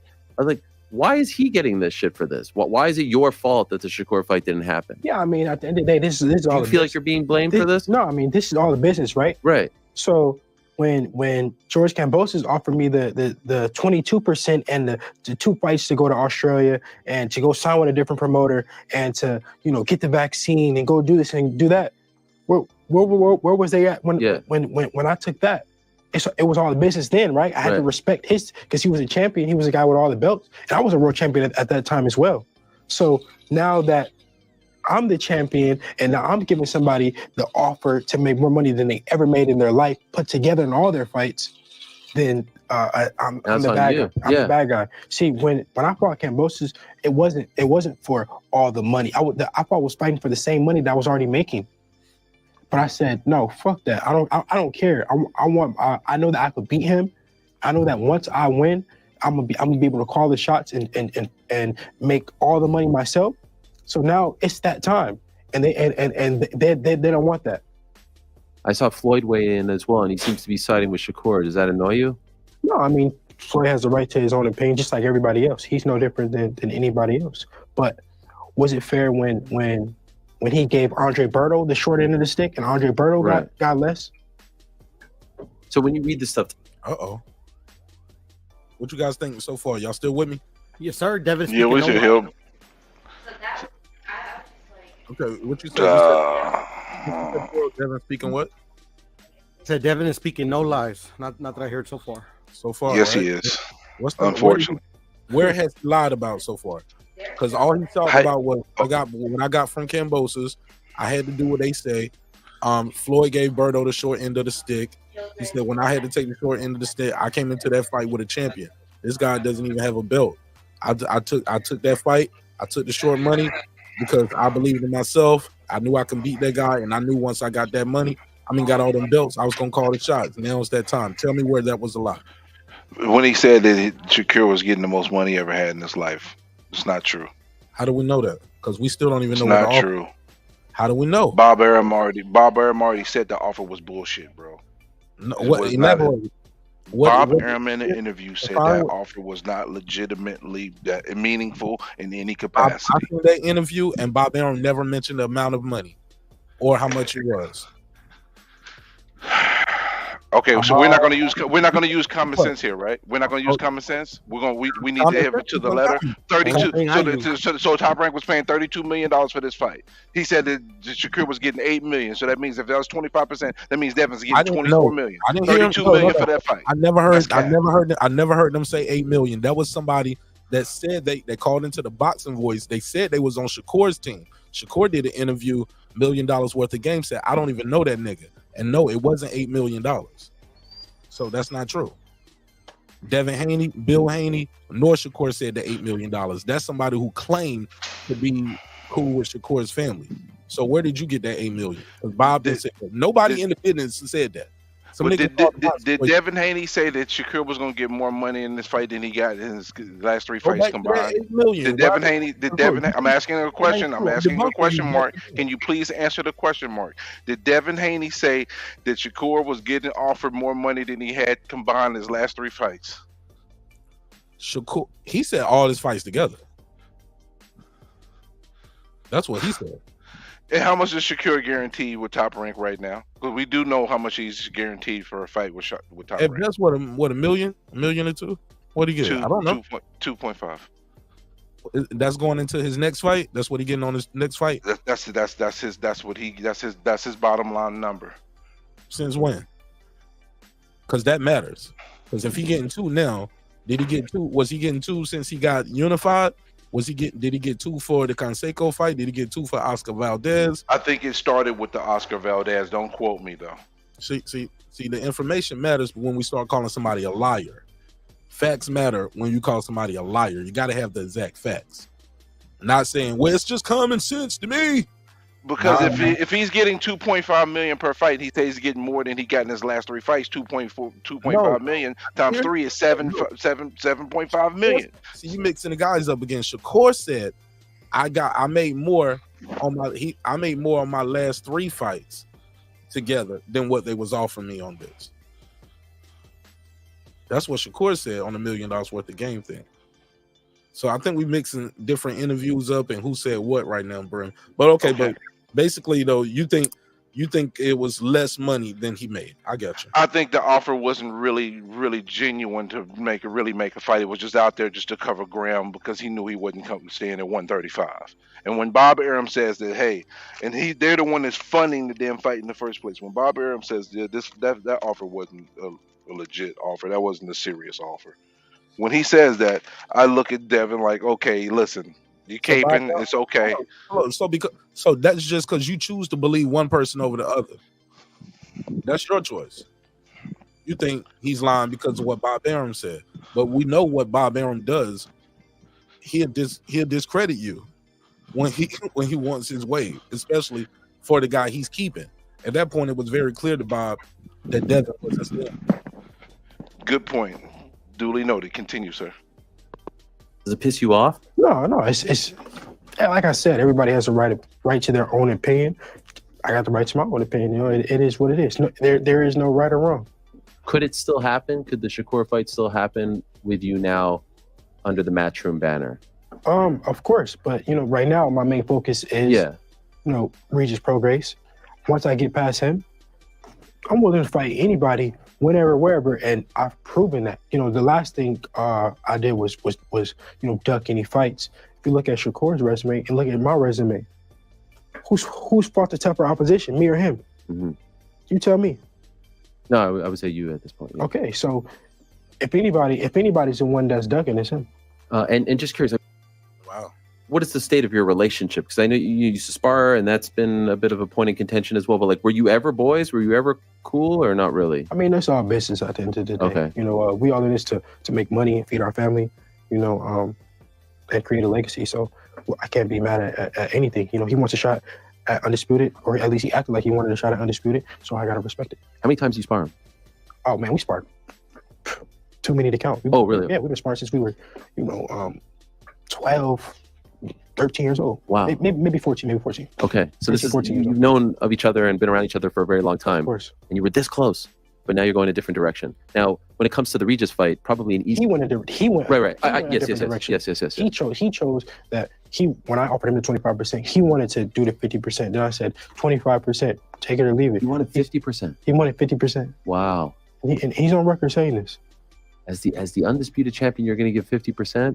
That seems a little funny. Come on now, that what sense? What sense would that make? Right.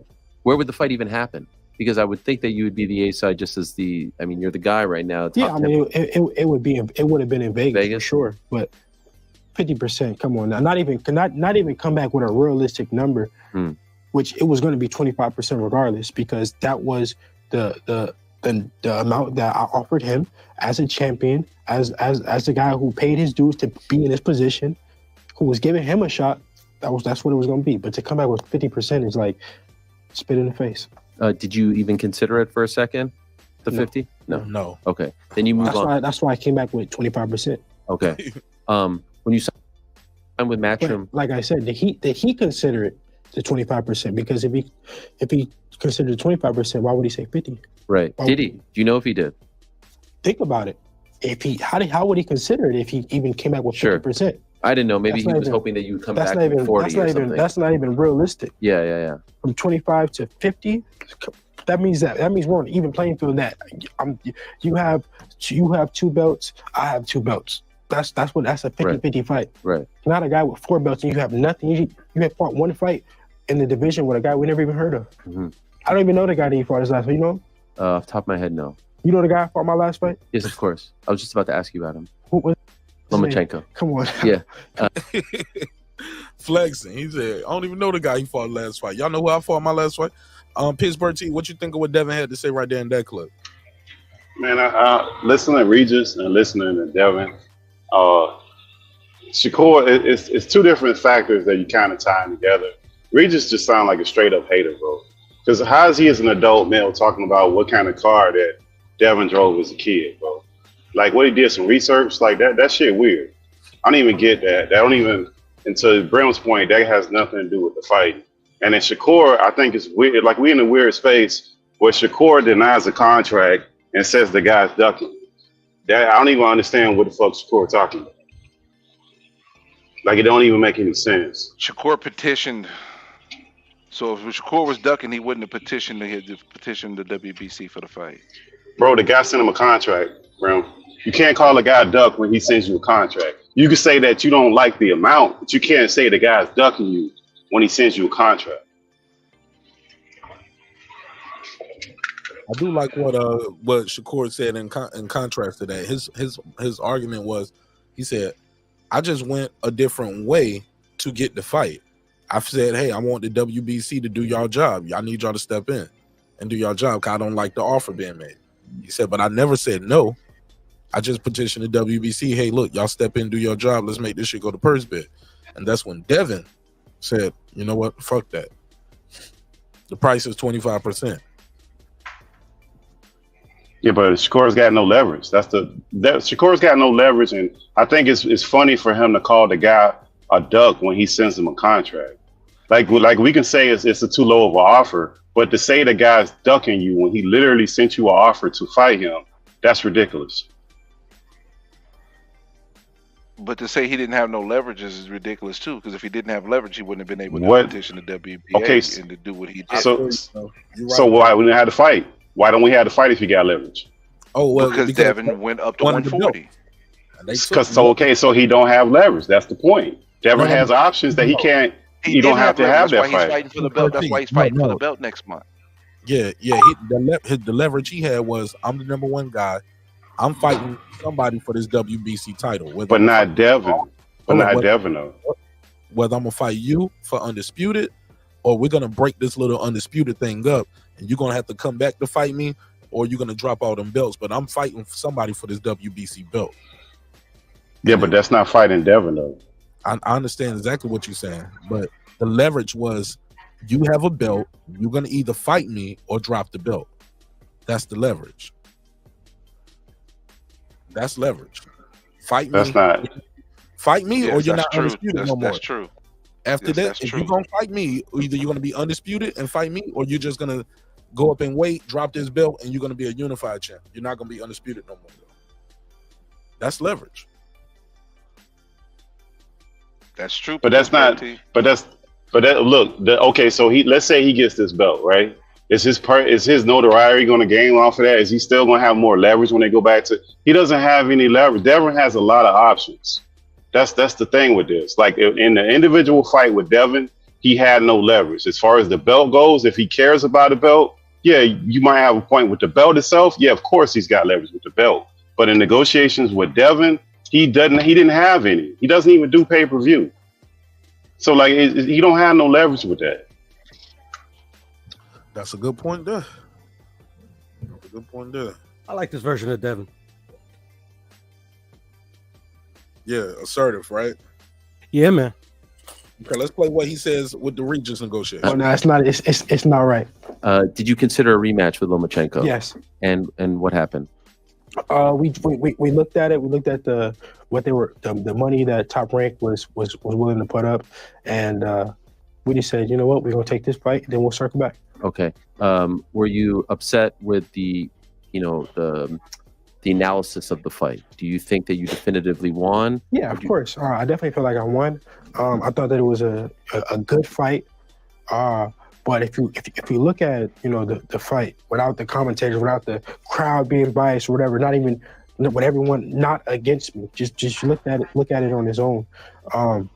I begged almost all those early rounds, and he had two good rounds don't win a championship fight, and that's just reality. Do you think that people were against you? Like, do you feel like the commentators and everything were against you? If you go back and listen at the fight, you listen to the commentators of the fight, you'll see that they were against me. And why would they be against you? I don't know. It's part of it. Top Rank guy. I was a Top Rank guy. I know, but he was like the more established Top Rank guy. Yeah, he was with them much longer than I was, and it was my last fight. Right. But I don't want to put nothing on them. Okay. I don't know if it was Top Rank. I don't know if they just didn't like me because of me. But it is what it is. I gotta respect it. Who wouldn't like you? What y'all think of that? That wasn't the clip I was looking for, but what y'all think of that while I pull up the next one? Gives him too many passes.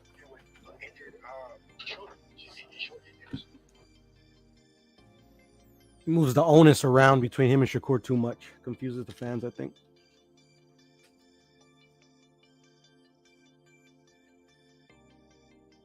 You think Shakur should have took that 25% and just fought him if he think he can beat the shit out of him like that, Puro? Yes, sir. Of course. You don't think he should have went to the WBC and tried that?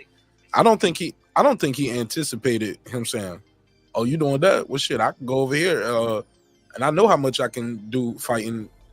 You know, get a homecoming fight against a guy like Regis Prograde, 2-time champion, and get a chance to be a 2-division champion. And I can still tie up this division over here. Hold up the division." Yeah, I think with Shakur, since like Bill and Devin keep everything kind of short to the, they kind of like don't. I mean, they don't speak like they used to. They kind of got caught off guard, and and all the cap we heard is kind of like them trying to catch up.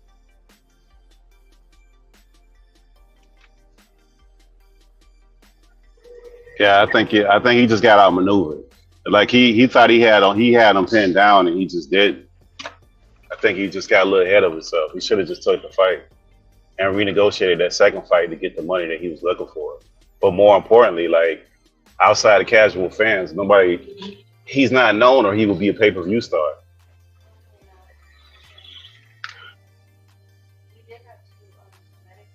For the casual fans, they don't know who he is. Who? Shakur.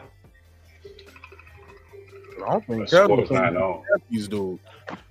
Shakur does better numbers than Devin and Gates. But I mean, neither one of them are super popular. But Shakur not having belts that doesn't help him at all. And he's new to the division. It just doesn't help him at all. Shakur did a gate higher than the Haney Lomachenko gate. I don't know if he did higher than the Haney Lomachenko. I'm talking about everything before Haney Lomachenko. He did better. He did better. Okay, slow down. It was 2 fights before that. Haney and Kambosos too. Did he do a higher gate than that? Because that one was. I mean, shit. Live gate, dead gate. What gate are you talking about? I'm just trying to find the fight that you're talking about because you said that statement. I'm just trying to hold you to it. Shakur does better higher live gates than Haney. What fight? Yeah, fights in the States.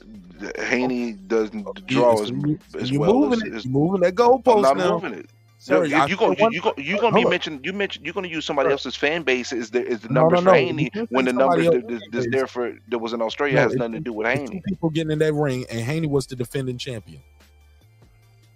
He was the defending champion. When I said Loma, you didn't have a fight for that. So I said Loma and Haney. Haney Kambosos 1 and 2. I just named his last 3 fights, and you don't want to give him credit for none of those, bro. You said I don't want to give him credit. Is that what you're saying? You just said like. I'm just saying when it comes down to them drawing, and when they fight. By your logic, people can say that was Oscar Valdez fan base.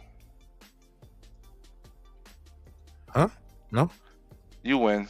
It takes 2 to tango. Brim, it takes 2 to tango. You're right about that.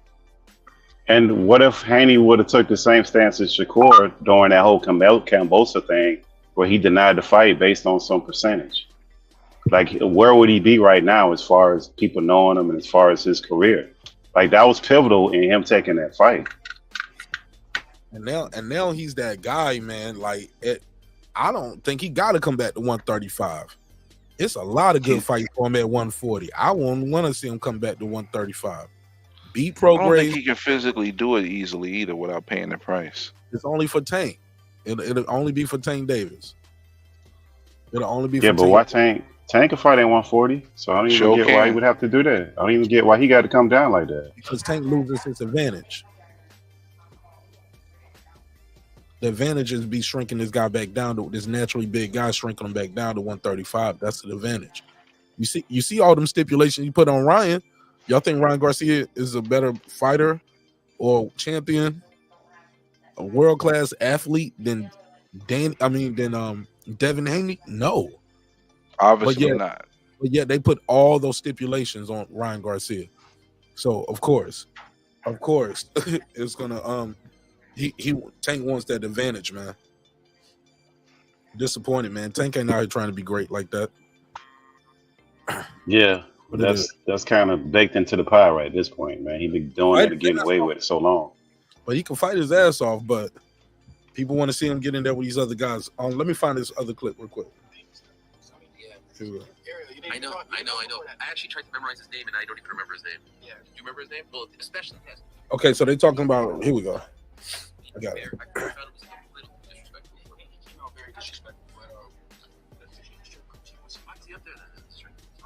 Here we go.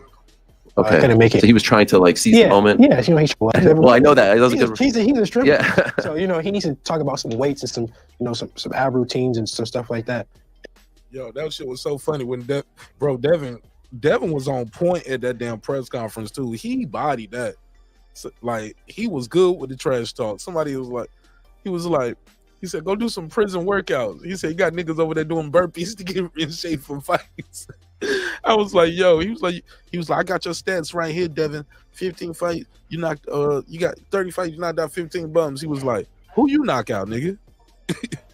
You won't even fight. Like, you ain't even a real coach. It was funny when Regis at the end, he's like, I'm done with these clowns and all that. And he's like, well, you're talking about. Yeah, he's talking about his clown ass strength. Yeah, I love your dad though. Is your dad here? No. You're okay with that? No, I'm okay with it. Like I said, I want to give the guy some the strength coach. I want to give him some fame. You know, he's building the fight, and you know, my dad's gonna just. I know my dad's gonna. He's making him a flat rate. Okay, he's gonna talk about. So you heard Regis talk about the negotiations and how much he got paid and all that. And look how easy the negotiations went with Regis Prograde, 2-time champion. It's amazing. It was very entertaining. Could I ask, since we were talking about percentages, what is the percentage breakdown here for this one? The thing with Shakur is I offered him a flat rate, and he said he didn't want a flat rate. Okay. So with this fight, it's just Regis Prograde getting a flat rate, and I'm getting what I'm getting. Okay. Are you getting more than Regis? Come on now. Well, he's the champ. I don't know how it works. I'm the champ too. I know, but I mean, you're fighting for his belt. We're fighting for his belt, but you know, it's always an A side and a B side, and sure. We know it's no secret who the A side is. But you're not going to New Orleans. Regis is getting, you know, much more money than he's ever made in his career. So, you know, that is what it is. Were you surprised he was okay to go to San Fran? No. He's getting much money he ever made in his career. You know, it don't even make sense for him to come to San Fran and do it in front of my fans. You know, his last fight, he did it in front of his people, his fans, and it wasn't a sellout. It wasn't a lot of people didn't come out and support. I'm sure, you know, people came out, but it wasn't just it wasn't a big event like it is in San Francisco. You know, we did 10,000 seats already. No way. Wow. Yeah. So they're expecting a sellout? Yeah, for sure. Chase Center. It holds 16,000, so we still 7 weeks out with, you know, 6,000 more seats to go. So. All right, what y'all think of that? He said I offered Shakur a flat rate. He said now I want a percentage, but he didn't want the 25. He came back with 50. Offers Regis the flat rate. He said I'll take it. And he a 2-time champion and in this division. Devin coming up. Ain't got no belts. He fighting a dude in his backyard. I remember Regis did an interview too. He was like, look, Eddie told me, he said, man, Devin, it was going to be Devin or Ryan Garcia. Eddie promised me when I signed with him, I was going to get a homecoming fight. And after that, I was going to get a big money fight. And the big money fight was going to be Haney or Garcia. And the first name they said was Haney. So this was always the plan. And as you can see, low key, it's kind of like this coming back with Eddie. Devin's getting a homecoming fight now, his first fight back, and his next fight is probably going to be a big money fight if he's successful, and it'll probably be Ryan Garcia, most likely.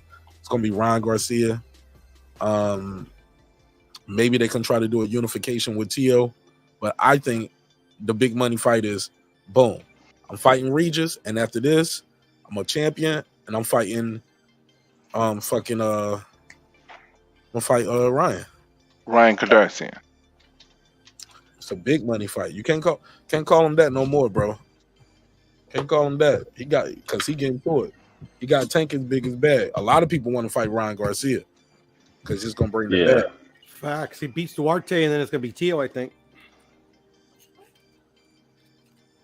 Oh, you think Ryan gonna fight Tio next?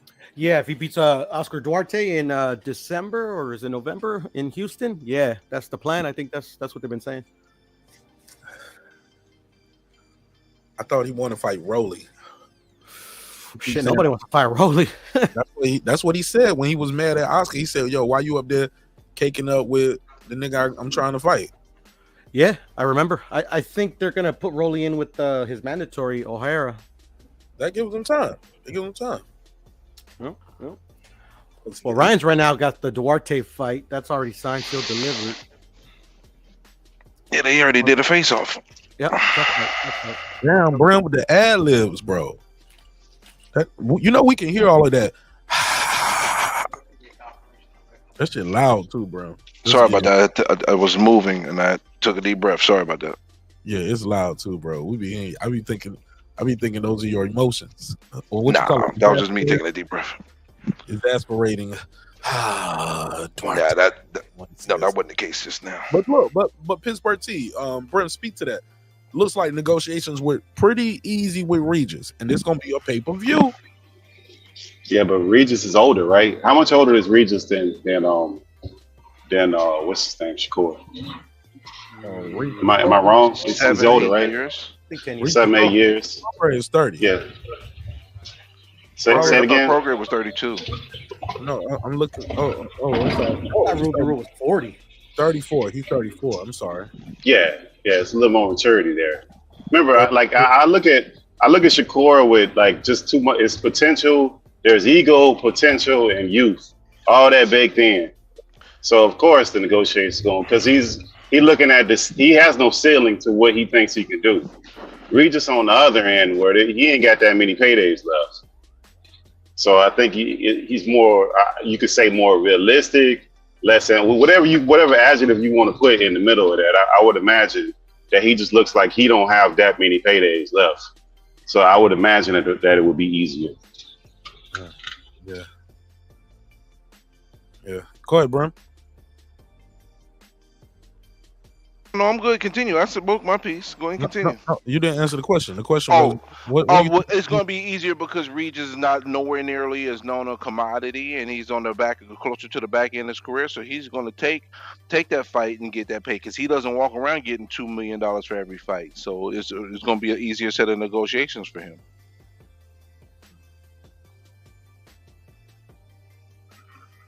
Yeah, I still think it's a bad idea for Shakur not taking that fight. He should have just took the fight. Well, time will tell. I mean, the thing is, he's about to get. He's fighting for a belt now at 135, and I personally always felt that Shakur and Haney wouldn't fight till they got to 140. I always felt that way. But he sent him a contract though, bro. Go ahead. And I'm Googling right here. Where are you getting this 2.5 from? Are you talking about in total, like gay? No, what he's getting per fight. If I wasn't at work, I'd look it up and pull it up for you. But I'm at work, so I can't pull it up for you right now. I see Stevenson is due $1 million, and they said estimated 70% in pay-per-view shares. But I'm like, we won't fighting on pay-per-view. I don't know. Yeah, and then I just think the potential of what he lost by not taking that fight, whatever he getting guaranteed by him taking that fight, it would have been bigger for him. You cutting off your nose to spite your face with that one.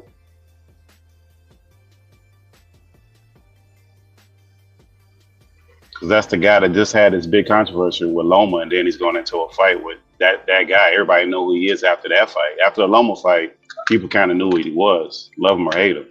And the crazy thing is too, the deal he offered, he said he offered what Frank Martin was $1 million, which was 25%, right? Yeah. So that means he was getting $3 million. You getting $1 million. I don't see how it's that crazy. So Devin offered him 25% and it's more than $3 million. That's a good deal, right? I don't think Devin was offering him less, and that's for undisputed. That's for everything. He wouldn't make more fighting Devin with 25% than he was going to get with Frank Martin, which is taking that 25%. That Brim, do you get what I'm mathing right here? Does that make sense? I hear you, mathing. Tell me what that make what that's wrong at. Because if he averages, like you say, 2.5, he's about to get $3 million to fight Frank Martin or whoever he's going to fight now. Because Frank is out the way, that guy's going to get $1 million. Shakur's going to get $3 million. How do we go to Devin was lowballing you? You was about to fight for undisputed. Was it less than $3 million? Was it less than 2.5? So you didn't want the flat fee because that it would have been pay-per-view. Like that shit is just weird to me because unless you telling me Devin was offering you less than $3 million, we got a problem here.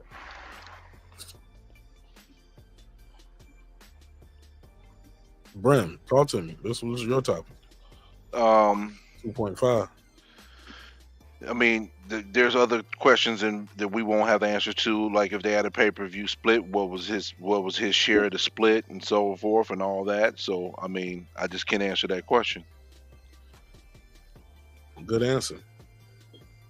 I mean, but why does pay-per-view matter if he ain't getting no pay-per-view right now? So what difference do it make? Fight on ESPN. So that means, regardless, it would be getting more than that $3 million that he takes. How do we know that? How do we know that? We know that because it's undisputed. Devin has all the belts. You can't tell me you think he was getting less. How much did Devin get for the Lomachenko fight, bro? I can look it up. I don't know if we can get the real numbers because I don't know if we're gonna get all the real numbers because Devin was listed as a promoter for that fight, so he get a promoter purse too. You know, he get paid off the door. He's getting paid off the beer and the wine and the tacos. He get paid off of everything. He get paid off the posters and the merch. You know. Indeed. Well, just the core guaranteed salary. Haney versus Loma per splits. Haney guaranteed was $4 million. Loma was guaranteed $3 million. And I remember when this came out, it was at first they was trying to give Loma $4 and giving Haney $3, and he said no, that's not going to happen like that. That's why they was talking about Loma. He took $1 million from Loma's purse. Like, no, he didn't take $1 million from his purse. He said, no, I'm the champion. I'm the A side. I don't give a fuck about all your accolades. I'm not about to fight you. You get $4 million, I get $3 for all my belts. No, I'm gonna get $4, you get $3. So if he got $4, Loma got $3. That might be right on brand. Shakur, Loma took $3 million. You couldn't take $3 million to fight Haney? So, but that means Haney was getting $9 million for the fight. They were Top Rank was putting up $12 million for the fight. What you say? Well, look, if they put up 7 for this one, it's possible. I don't know, Brim, but I just know the flat number for you. If Loma's getting 3, Haney got 4. That's what you would ask me, and I'm telling you, I don't think Shakur Stevenson, if he's getting $3 million now, and because Frank Martin was going to get $1 million, so that's $4 million for that pot. I don't think they're going to give Haney $3 million. He's going to get 4 or better because of what he just did. Shakur, you say he already getting 2.5, right? Yeah, so, but if he was, let's say Haney, so 25% for Stevenson would have been, if it was going to be $3 million, that means Haney would get $9 million. That means it would have been a $12 million pot. You talking about if he would have said, we don't know if he accepted. We don't know. Hold on. Now, if the offer, we're using two different things. Keep in mind, one thing to listen to me. I need you to listen to me for 1 second. Look, Loma, this could be Loma's flat fee. This was $7 million. Okay, but what I'm saying is, I'm just giving you a hypothetical. If Stevenson's was getting $3 million from Haney, that means Haney would be getting $9 million because $3 million is 25% of $12 million, which leaves $9 million over. So that means I never said that. I didn't say you said that. I'm saying that. Oh, okay. I'm saying that if he offered Shakur 25%, and let's say hypothetically that 25% is $3 million, that means Haney would have got $9 million. because 9 million out of 12 is 75% of 12 million. 25% of 12 million is 3 million. So if he was to offer Shakur and to match what Shakur has been making in his fights or a little bit more, that means that's the figure that would have had to been to even match that. That means Haney would get 9 million, Shakur would get 3. So that means that it had to be a $12 million offer for this fight for that offer to even have been realistic in regards to what Shakur has been receiving is for pay. Very possible. I mean, shit. But that's not what I was saying. But I get where you coming from. But shit. I don't think it matters though when the guy says he ducking him. Like when he throw ducking in, like when you buy us earlier, Brim, and I think that matters too. You get what I'm saying? You got your guaranteed and you got your pay-per-view split. So who knows? But also Haney might say, "Hey, look, I'll take some of my money off the back end because he's going to be a promoter on that card." You get what I'm saying? So it's a little different when you're a promoter as well. But I don't think they're going to give him less than what he's going to get for Frank Martin for one belt versus what he was going to get the fight for Undisputed. He's already getting 2.5. They got to give him at least 2.5. So let's just say they was giving him 3. I just picked this number for Loma. If this fight was 7 million, yeah, and he already had 2 losses. Now with 3 losses now after Haney, Shakur would be undefeated, 2-division champion, Olympic silver medalist. They had the beef going back and forth. It's possible they can find $5 million somewhere outside the couch somewhere to make this shit happen and to keep everybody. Or structure the deal in a way where, hey, you'll get some of yours off the back end, but we get the fight made. Because he said he offered the guy a flat fee. He said no. So maybe the flat fee could have been $3 million. He said no, I want 25%. You get what I'm saying?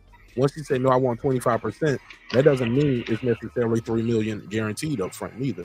Once you start saying I want a percentage of what? The gate, the pay-per-view. Was it going to be on pay-per-view? Chances are that fight would have been on pay-per-view and in Vegas. So, I don't know. But Mark, I think when you say somebody ducking you, you're like that. To me, that's like a personal attack. Now you're saying the guy's scared of you. So like all that money shit shouldn't even matter at some point where you're saying the guy is scared of you and he sends you a contract. Now you made it personal. That's how I view it. So I think all this money talk, I think we probably never gonna know the real numbers. I just go back to him. I think he just make a lot of comments because he's young and he doesn't really like draw straight lines with a lot of stuff he say. I think he's a good fighter. He's young. He just say a lot of stuff. Which one? Shakur. Shakur just say a lot of stuff and it's not filtered and it just comes out. And it's just like when I almost attribute some of these young guys to like if I was 20 and I said if I had a camera in front of me and I was just saying shit, it would probably kind of sound like this, where it kind of some of it will make sense and some of it wouldn't make any goddamn sense. So I give him a little bid on it. So because he's young, but at the same time he should have took that fight, and we wouldn't even have this discussion because whatever money he was getting, at worst it was pretty close to what he's getting. It wasn't like he was taking a pay cut. At worst he was not taking a pay cut. So he should have took the damn fight. I think he said it was less than I made on my last 3 fights. Couldn't have been, Mark. All three together, he said no. Like could have been. That's what couldn't he said. have been. That's money. It could have been Pittsburgh T. It could have been. Tell us. No, why. it can't. You know why it can't be? Because how much is it worth for you to be promoted?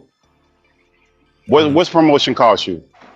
Right? Well, what's it cost you to get your name out? The guy that just fought Lomachenko, everybody know the Devin fight from the controversy. The casual people don't know who the hell Shakur is at that rate. So the promotion part of it, that has to play into it. I just think there's no discount on that. It's almost like if you get somebody who, I just don't equate the whole money part of it without equating that to it, especially with these young fighters.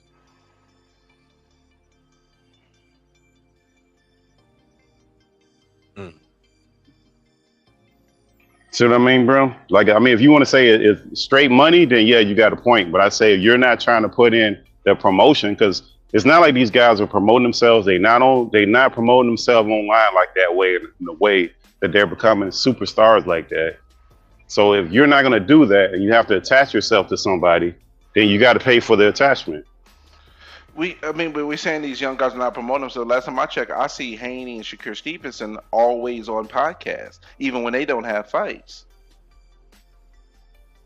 So I don't know if I'm gonna have to use your word. That's not true. Okay, let me rephrase effectively promoting yourself, because again, he's not on pay-per-view. He ain't on pay-per-view, so it's not effective. Is that his choice though? I don't think he has a say-so on that. I'm just being fair. Shakur don't Okay, decide. so You don't decide if he's gonna fight on pay-per-view or ESPN. Bob does. okay, so what was his last? Even when you're looking up the gates, even if we wanted to say it's not his choice, he's a great star, we could look at the live gate and see that's not true. You're right. Because I ain't gonna lie. I play devil's advocate the other way. If they thought they could get the money off of pay-per-view and sell that shit for his fights for $80 a pop, they would. They thought they could do it, they would, man. Because that's what they do. Yeah, they're gonna make the money. I just think he's young. He just say some dumb shit sometimes, and I give him a little. I don't go too crazy with him because he's just a young guy. Young people, especially in that, you got to be a little cocky. You got to be extremely confident in yourself. Right. So I don't go too crazy with him as far as that. I just think he made a mistake in not taking the fight. So I don't want to take him too literal. All that money stuff, and then the money part of it too. I think, bro, I think that kind of gets weird because we don't really know what the amount is that he's getting paid. I don't really trust what Bob says no more than I trust any promoter and what the hell they say. Because, you can't really nail those guys down because they can tell us anything. How are we going to disprove what they say? Right. Say that again, bro. I have no idea what that guy getting paid. No more than any of these guys. So I just think he did himself a disservice by not taking that fight and getting all those belts. Just walking into the division. Especially if you think so confidently you can beat him. I'm going to be honest. A lot of people think Shakur can beat him too. A lot of people think Shakur beats all of these dudes. Why not start there, man? Just do it, man. I just think that whoever advised him gave him bad advice on that one. There's Jay Prince. That opportunity ain't going. That shit might not ever come back around. Now that he's at 140, especially if he go out there and look crazy on Regis like I expect him to do. I expect him to win damn near every round. And then Regis making me real confident in my bet when I hear him say stuff. He'll compliment Devin, but then it's almost like reality is sitting well, I can't compliment him too much because I got to fight him. He was like, man, he bigger, he's stronger, probably more powerful, but he can't punch for shit, though. He might be more athletic, but it might be more God-given. I was like, this shit sound like Spence talking about Crawford. Yeah, can Regis make you feel good about your bet, though? Yeah, man, he making me feel real good because he don't sound that confident. And everything he sounds like what Haney said. He just trying to land that big left hand. We all know that. That's all he want to do. I'm going to take that away from him. He ain't going to have nothing else. Bruh. And if he goes in there and beats Regis at 140, Shakur can call it a quits, bro. In my mind, for him coming back down to 135 for you. It's over, bro. Because if he adding like that Pittsburgh T with no belt, he want 50-50 with no belt. How is he going to add with one belt? Well, I mean, and then Shakur's thing, I think like to get all the belts with one fight, who's to say that those belts are ever going to be like that again for him to get the opportunity to actually have the fight like that? I just think you got to strike when the iron's hot. That's why Devin got it. He went to Australia when people were saying he was going to get set up. They was going to spike his water. Because remember, at that time, all that Wilder shit was going on. So people was going crazy with all the conspiracy theories. Then his dad couldn't go. Then that became a conspiracy, and he fucking won. In spite of all the nonsense people were saying. So I just think at some point, you got to gamble on yourself, man. You got to take a chance. Dominant, too, right? Yeah, in another country. A whole nother country. Fuck, I went to your state and won. I went to a whole nother goddamn country and won. Right. Twice. In the home, that's in another country, their crowd, another country, a whole nother fucking country. So I think it's ironic that he's having this argument about splits with the guy who just took basically whatever Kambosa could leverage and take against him. Because Kambosa had all the leverage. He had all the belts. He fought in Australia. He knew he was going to get Devin's name wasn't that big. The crowd was going to be bigger in Australia. Kambosa had all the leverage. Hey, look, and he took the pill he gave him. My bad. Go ahead. I just want to add one caveat though. I heard Bill Haney say something different from what Haney just said though, and I'm getting some mixed signals. I could have sworn I heard him on TBV when he was over there, and he had said something about the 2.5, and he said no, we got a flat fee. We didn't get no percentage. We got a flat fee, and they kept everything else. Now I don't know if they're talking about the first fight, the second fight, but I'm certain he said that. And now I'm back to hearing the 2.5 because they had said that to Senior. Bill Haney. And he was like, Mr. Haney was like, no, sir. And then I think he ended up saying the number. He said we got 2.5 or something like that. Like we got 2.5 million. They kept everything else. That's what we had to take. But isn't Senior like a promoter too? So I put him in like the basket of a promoter, man. Like I don't believe everything Bill Haney say. No, but I mean, I feel you. But he was up there. He was saying like we didn't get the 22.5%. Like he said basically, I'm thinking that was a rumor or that was he was telling them that wasn't true. But yet I'm hearing Haney say 2.5. I mean 22.5 again. Regardless, man, I wish Shakur would have took that fight, man. But I can't tell somebody what they worth, though. You know? Yeah, especially when you're young like that. I mean, that's the thing. It's always the issue. I mean, it's up to you to go out there and whatever you think you're worth, more power to you. Who knows, man? I think we all gonna see these guys mix it up at 140 eventually, anyway. You know what I'm saying? 40, 47. I don't think all of them. I don't think Tank coming up there, bro, and fighting nobody. It seems like Tank just got to have the disadvantage in my eye, bro. I like Tank, but it seems like every fight he got to have all the advantages, bro. From the fighter to all the contingencies. Well, at that level, though, man, in boxing, sure, it's all about trying to find those little advantages. Whether it's the mental advantage, you get you fight somebody during Ramadan if you know they're Muslim. You get what I'm saying? I mean, he already not fighting nobody that's not a 50-50 fight already to begin with. And then you do all this other stuff. It's like, come on. So you're not a Tank Davis fan? Yo, Tank Davis is losing some support, man. Yeah, all right, bro. I like him as a fighter, but it's like it's stuff that it kind of wear you thin, man. It's like, come on, man. Like, yeah, we down for you. We don't dislike you, but we just want to see better competition, man. Yeah, it's getting ugly out here. A lot of these young fighters starting to lose some of their support, man. T.O. losing people because of some of the things he's saying, especially that last tweet he had put out last week with the Mandingo shit. Then you get Shakur. Oh, what did he say last week, Mark? I missed that one. I'll pull up the tweet. I'll pull it up. I'll pull it up right now. Then you get the Shakur thing. I heard people calling him Shakur Sanchez now because he's leaning to his Puerto Rican side a little too much for some people. Some people don't like Devin and Bill now, but they were part of the people that helped build him up. They don't like him now.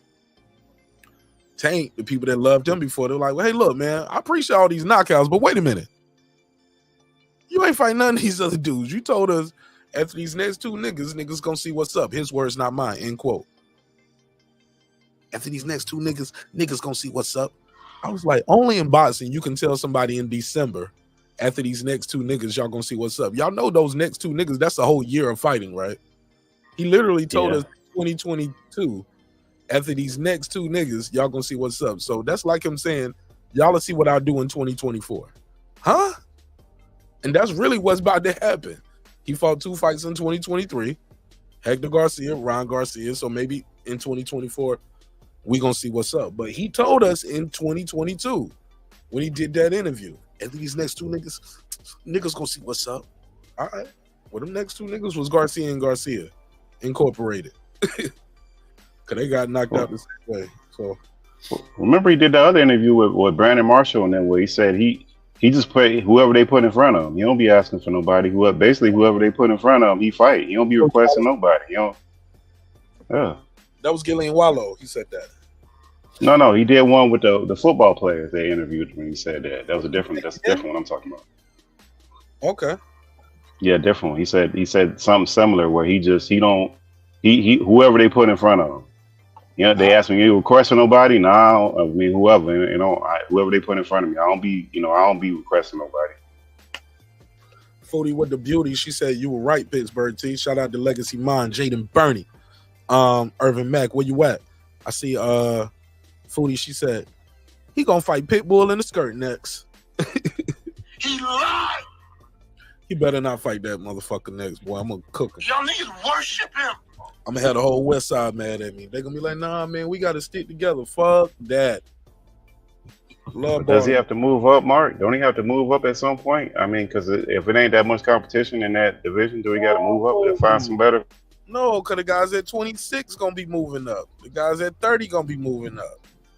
He ain't got if he can make weight at 135 and stay dominant, he gonna just stay there. Gonna let them other guys move up. Hey, look, and he gonna fight Lomachenko probably in 2024, 2025, some shit like that. Yeah, that's probably the next Lomachenko. We'll probably see him fight Loma. We'll probably see him fight Loma in 2025, 2024. And people gonna eat it up. Loma gonna be on his way, and that'll be Loma's retirement fight.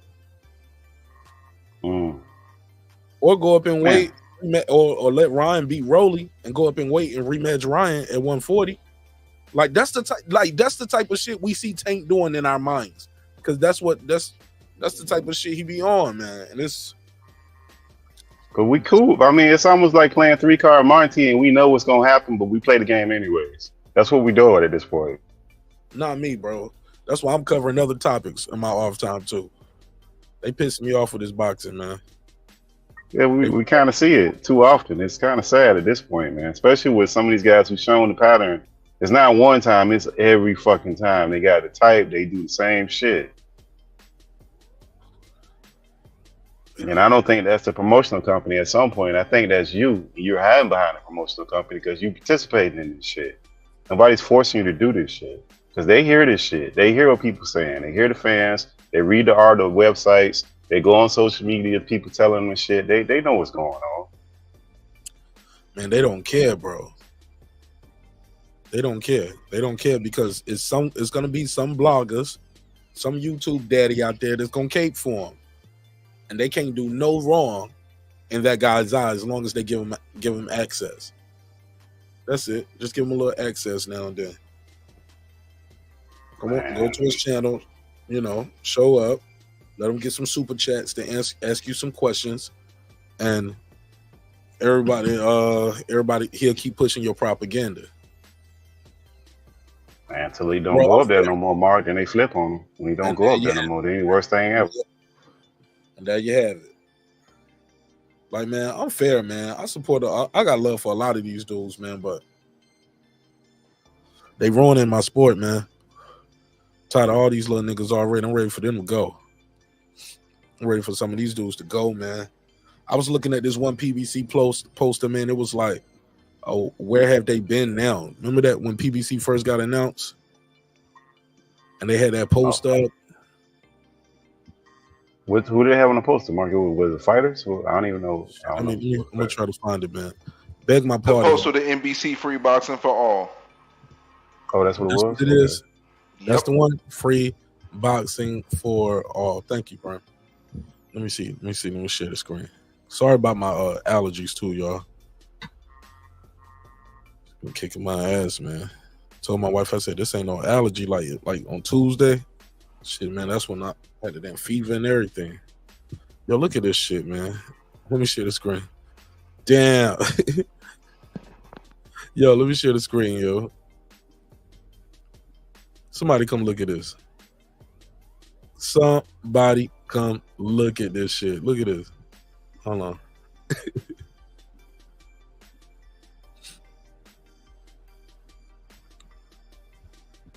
This is hilarious. Let me see. Open in a new open tab. Open image. In a new tab. There we go. Wow. Oh, y'all can't see it. My bad, family. Here you go. Boom. Oh my God, where are they now? Kid Chocolate, Sean Porter. Is Kid Chocolate retired? Sean Porter, Ryan Colazzo,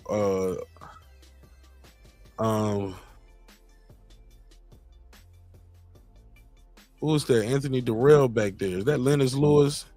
Commentary. Leo Santa Cruz. Errol Spence. Jamal, Caleb Plant. Well, he just fought. Well, he fought earlier this year. Leo Santa Cruz. Come on, bro. Lamont Peterson. Uga. Molina. Figueroa. Bro, all of these dudes are on their way out the door. Dominique Brazil. They either out the door or on their way out the door at this point. You get what I'm saying? This shit is a wrap. And they gave us some entertainment though, Mark. Though all them dudes gave us entertainment one way or the other. They all done though. Yeah, but most of these dudes, like many of these dudes, didn't fight the guys we wanted in them. See, let's just keep it a buck. Nope. Many did not fight the guys we wanted them to see. Nope. But that's to your earlier point. You think they cared though, Mark? That's the other point. Do you think they really cared to make the fights as the fighters? It was funny. That's when they was like, "Oh yeah, with Crawford, you on the wrong side of the street." They sent John Molina ass over there, didn't they? Yeah. Let Crawford beat him up. Look how big he is to be a welterweight. Look at this dude, man. Look how big he is. He's big as Jamal Charlo. Big as hell. That's why he missed weight. Nah, he ain't look like he missing nothing on that picture. It's like he found everything he was missing. Can't even button that jacket up. You look. Yo, yeah, you got that preacher jacket, that deacon jacket on Sunday. That one with that bottom button, you can't get the top. Yo, that's crazy, yo. This is crazy. This is a Where Are They Now posted, right? Have you seen me? This shit is a throwback. Yeah, but that's that potential though, Mark, too. That's when we talk about potential too much with these young fighters, man. Sometimes you get too far ahead of the cart with all that. Potential was good at some points, man, but you got to set yourself up and expect the unexpected in some of that stuff too, man. Potential was great, but you never know. Damn, Kid Chocolate, where you at, bro? What happened to Kid Chocolate? Is Leo Santa Cruz officially retired? Because when I saw him out in Vegas, and y'all saw the interview I put out with him, it was real short. That was this summer. He told me he was going to be back at the end of the year. And I asked Leo Santa Cruz, what weight? He was like, anyway. I was like, nigga, stop it. He lied. I was like, bro, you ain't gonna make any weight. Come on, Leo Santa Cruz. Y'all niggas worship him. But it is what it is. He's just telling you anything to get you up off of him, Mark. Yeah. Right. Where is Wilder on this picture? He didn't look too chubby to me. He didn't look too chubby when I saw him this summer, Lisa. And he had like a little thin t-shirt on and some jeans. But he definitely in his face though, you can see it in his face that he definitely ain't nowhere near fighting weight for those little ass weights. You know what I'm saying? He might have been like he might have been a welterweight when I saw him. Might have been 147. But did y'all hear Devin Haney say he walk around like at 160? I was like, he was walking around like 160 something. I was like, damn, this nigga getting all the way down to 135. That's why he looked like that. And that fight, everybody say he looked terrible. If he losing that much weight. Crazy, right? That's a lot of weight. And depending on when they start that cut, for them to start cutting that weight, man, that could be pretty drastic. Right. Well, I got to talk about this one on Pittsburgh T. I know some people gonna be like, Mark, what the hell is going on? What the hell is going on? But we got to talk about it, man. The biggest, the battle of the baddest is how they're billing this fight. Francis Ngannou and Tyson Fury is going down this weekend, and this is a mega event in Saudi Arabia. Yeah. Francis Ngannou will step into the boxing ring and make his boxing debut against the lineal and WBC world champion, undefeated UK superstar Tyson the Gypsy King Fury. Tyson Fury in Ngannou's press conference was hilarious, to say the least. Tyson Fury's dad pretty much stole the show, did a lot of talking. Mike Tyson could not say the dude's name. I'm like, bro, how you the co-trainer over there? You still ain't figured out to say his name. I don't think you've been working with Mike Tyson. I think you've been working with Dewey Cooper over there more than anything. So Tyson might have been doing the mushrooms, man. You never know with him, bro. Getting high, he'd be high as hell on this whole podcast, the whole shit, man. And Dewey Cooper training this nigga. Tyson just in that shit for.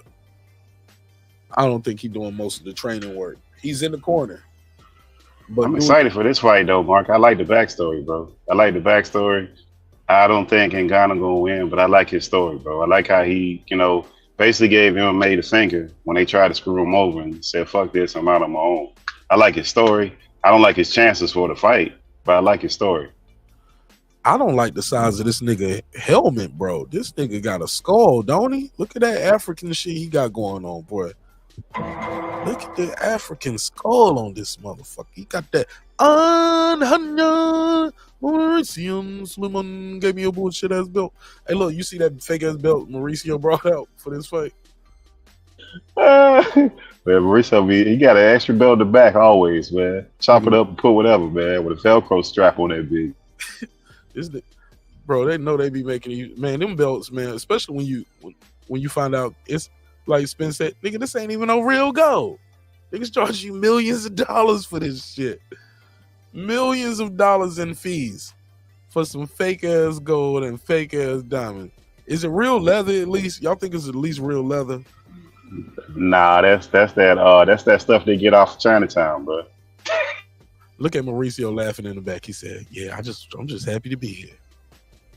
Yeah, that's that Chinatown. It's a trophy. But this is because the real belt is not on the line for this fight. But it is a real fight on Tyson Fury's record. So if he loses, it would be a loss. But he won't lose his WBC belt. Man, I don't think neither one of these dudes really care, Mike. It's just to pay life for Ngannou. I can't even say the dude's name. That's a payday for him, definitely, and for Fury. But definitely for Ngannou, because that whole MMA shit just went real left, real quick, and real hard. And that's that thing with Dana White where it gets dismissive when they do negotiations and you don't do what he wants. We've seen that play out real bad for these fighters, and they can't find no other work. So that's his leverage. So I think it's good that he's striking out and finding another fight to kind of take some of that leverage back to Dana and say, fuck you, I'm out here, I'm gonna go find me another fight. Somebody else gonna pay me. Fucking money. And I ain't even gotta do MMA. I go out I think match and cut you all the way out of it. Unlike he got paid like you ain't a part of this shit like with Conor McGregor. Well, I need your permission to go over here, and then I still got to come back and do certain amount of fights, which you ain't finna negotiate the deal. I'm negotiating my own goddamn deal. Remember, he negotiated the deal with Conor. Get your ass all the way out. And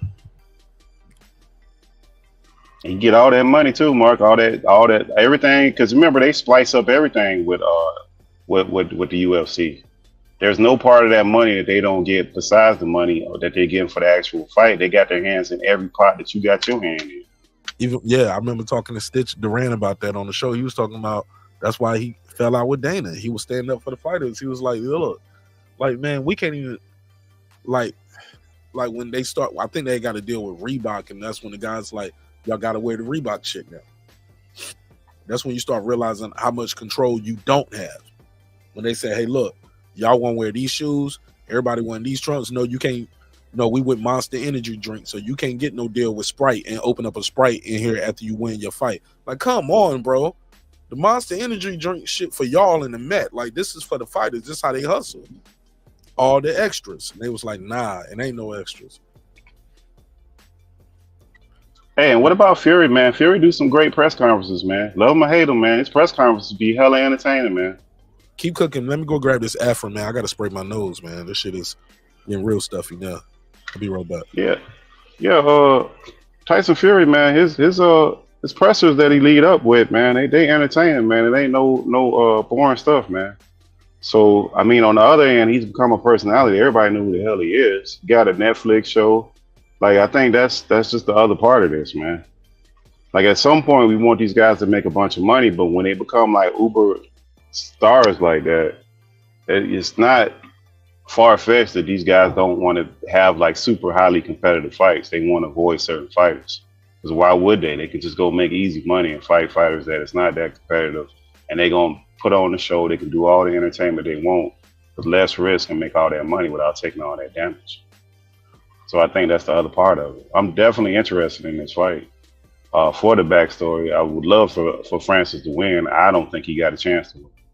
I think it's too short of a time for him to change too many things as far as the fight itself goes.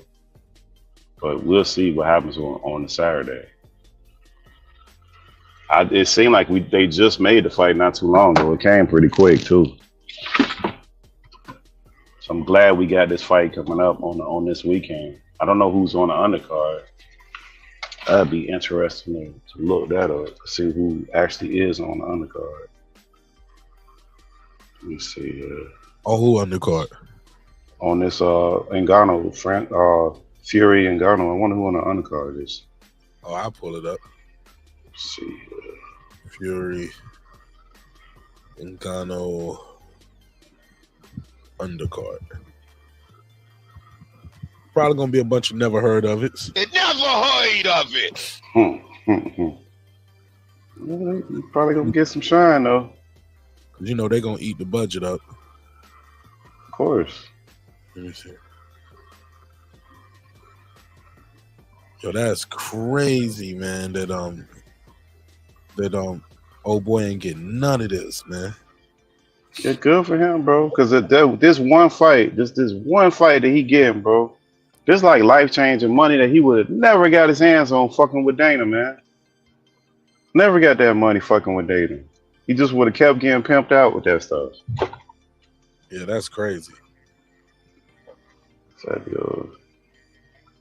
Let's see. I know a couple of these dudes. Fabio Wardley. I was talking to Show more about him earlier today. David Adelaide, Joseph Parker. Is Joseph Parker back? When he got hurt or something. He's been on. Yeah, he's back though. Yeah, he's back. I'm excited for this one, man. Man, I'm watching just because it's something to watch, man. Like, this is gonna be a spectacle, man. And because when I looked at that press conference, I ain't gonna lie, I ain't gonna hold you. The setting was beautiful. Oh man, hours and like how they had the whole thing laid out. I was like, yo, shout out to Saudi Arabia with their slave labor, bro, because they had them motherfuckers out there working. They had them niggas out there making that whole shit in sandals. And what they call it, turbans, sandals, and what's the garb called? What's the whole garb called? I forgot what it's called, but yeah, I know what you mean. Boy. Them shits be immaculate too, man. White guards be clean in the motherfucker, man. Them shits be super clean. I don't know what they clean the motherfuckers with. That shit, I think it's gonna be well, we ain't got nothing else going on. I think it's gonna be I think that the other part of it is, like I said, Fury's entertaining, man. And that's the other part of this stuff with boxing, man. People lose sight of this stuff. It's all about, there's an entertainment factor in this, man.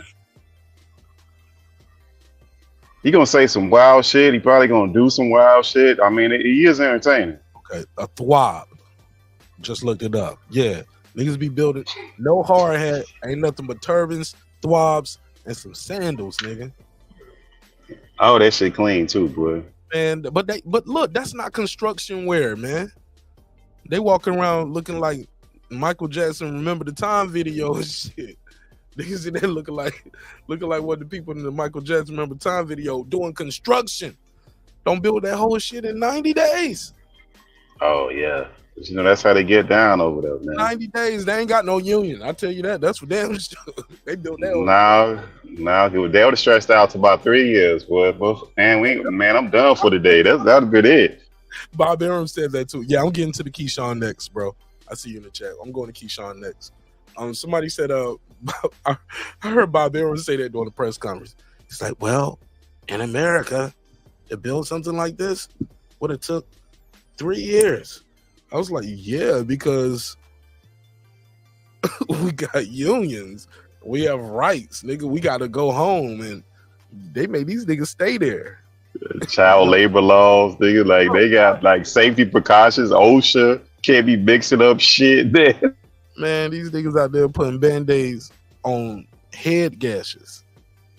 Just leaking. Is somebody going to step in a pool of blood walking in that arena, nigga?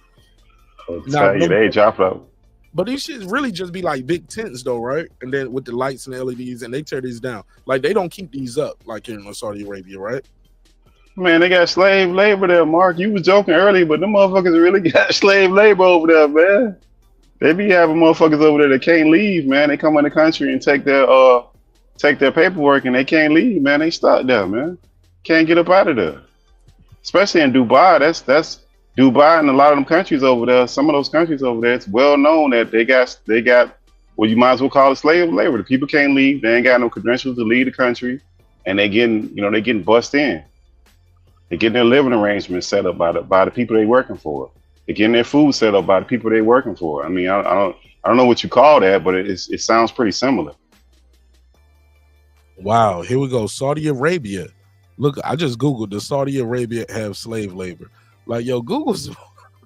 Told you, bro. Slave labor, man. Yeah, I'm about to show y'all what it said. Yeah, the link is pinned at the top. Somebody asked for the link. Yeah, the link is pinned at the top. Hold on, I shared the wrong thing. Let me look at this. Pittsburgh T, can you see the screen? Nigga, can you use the screen? Oh, there you go. Saudi Arabia have slave labor. Saudi Arabia has the highest prevalence of modern slavery of all countries in the Arab state region. Migrant workers who comprise the majority of the work. I'm sorry, not compromise. Comprise the majority of the workforce. One, are particularly vulnerable under the kafala system, a restrictive work permit system that ties migrant workers to their employer. Oh no. What the hell is going on? What the hell is going on? Yo, that's crazy. I thought you knew that, Mark. They had a bunch of stories on that when all black people was running to Dubai and all that shit. They had a lot of people going over some of them countries, like doing stories and shit, showing where people would come there to work, and they would take their work licenses. They couldn't leave. They wouldn't give no money. They would set up where they live at, they sleep at. They bus them into the place where they work at, and they bus them back over. They ain't had no money, and they thought a lot of them came on under the impression that they was coming there to work and that they were going to be able to send money back. But once they got on that bus, man, that shit changed quick. No, you get no money. you mine. I don't want to be shut up. That's fucked up, man. I want to believe that's not true in my mind, but nah. Ooh. Too many stories. Oh yeah, it's true. What's up, Foodie? Hey, what up, Mark? What up, everyone? Man, this damn nose is kicking my ass, man. Hey, you need some Alka-Seltzer. Really? Yeah. I ain't to no Alka-Seltzer in years, man. No, that's what everybody thinks, but it's not the Alka-Seltzer that you drink. It's the it's like Alka-Seltzer or Dayquil. Dayquil with the gel caps, the daytime and the nighttime. But don't take the nighttime ones. Them motherfuckers will have you sleep until fucking Monday. Take the daytime ones in the daytime and the nighttime, and by the next day you'll be feeling good. 24 hours, I swear. I don't like to take nothing that's gonna put me to sleep. No, the dates, yeah, that's what they take me neither, and I'm real sensitive. But take the Dayquil ones, the gel caps.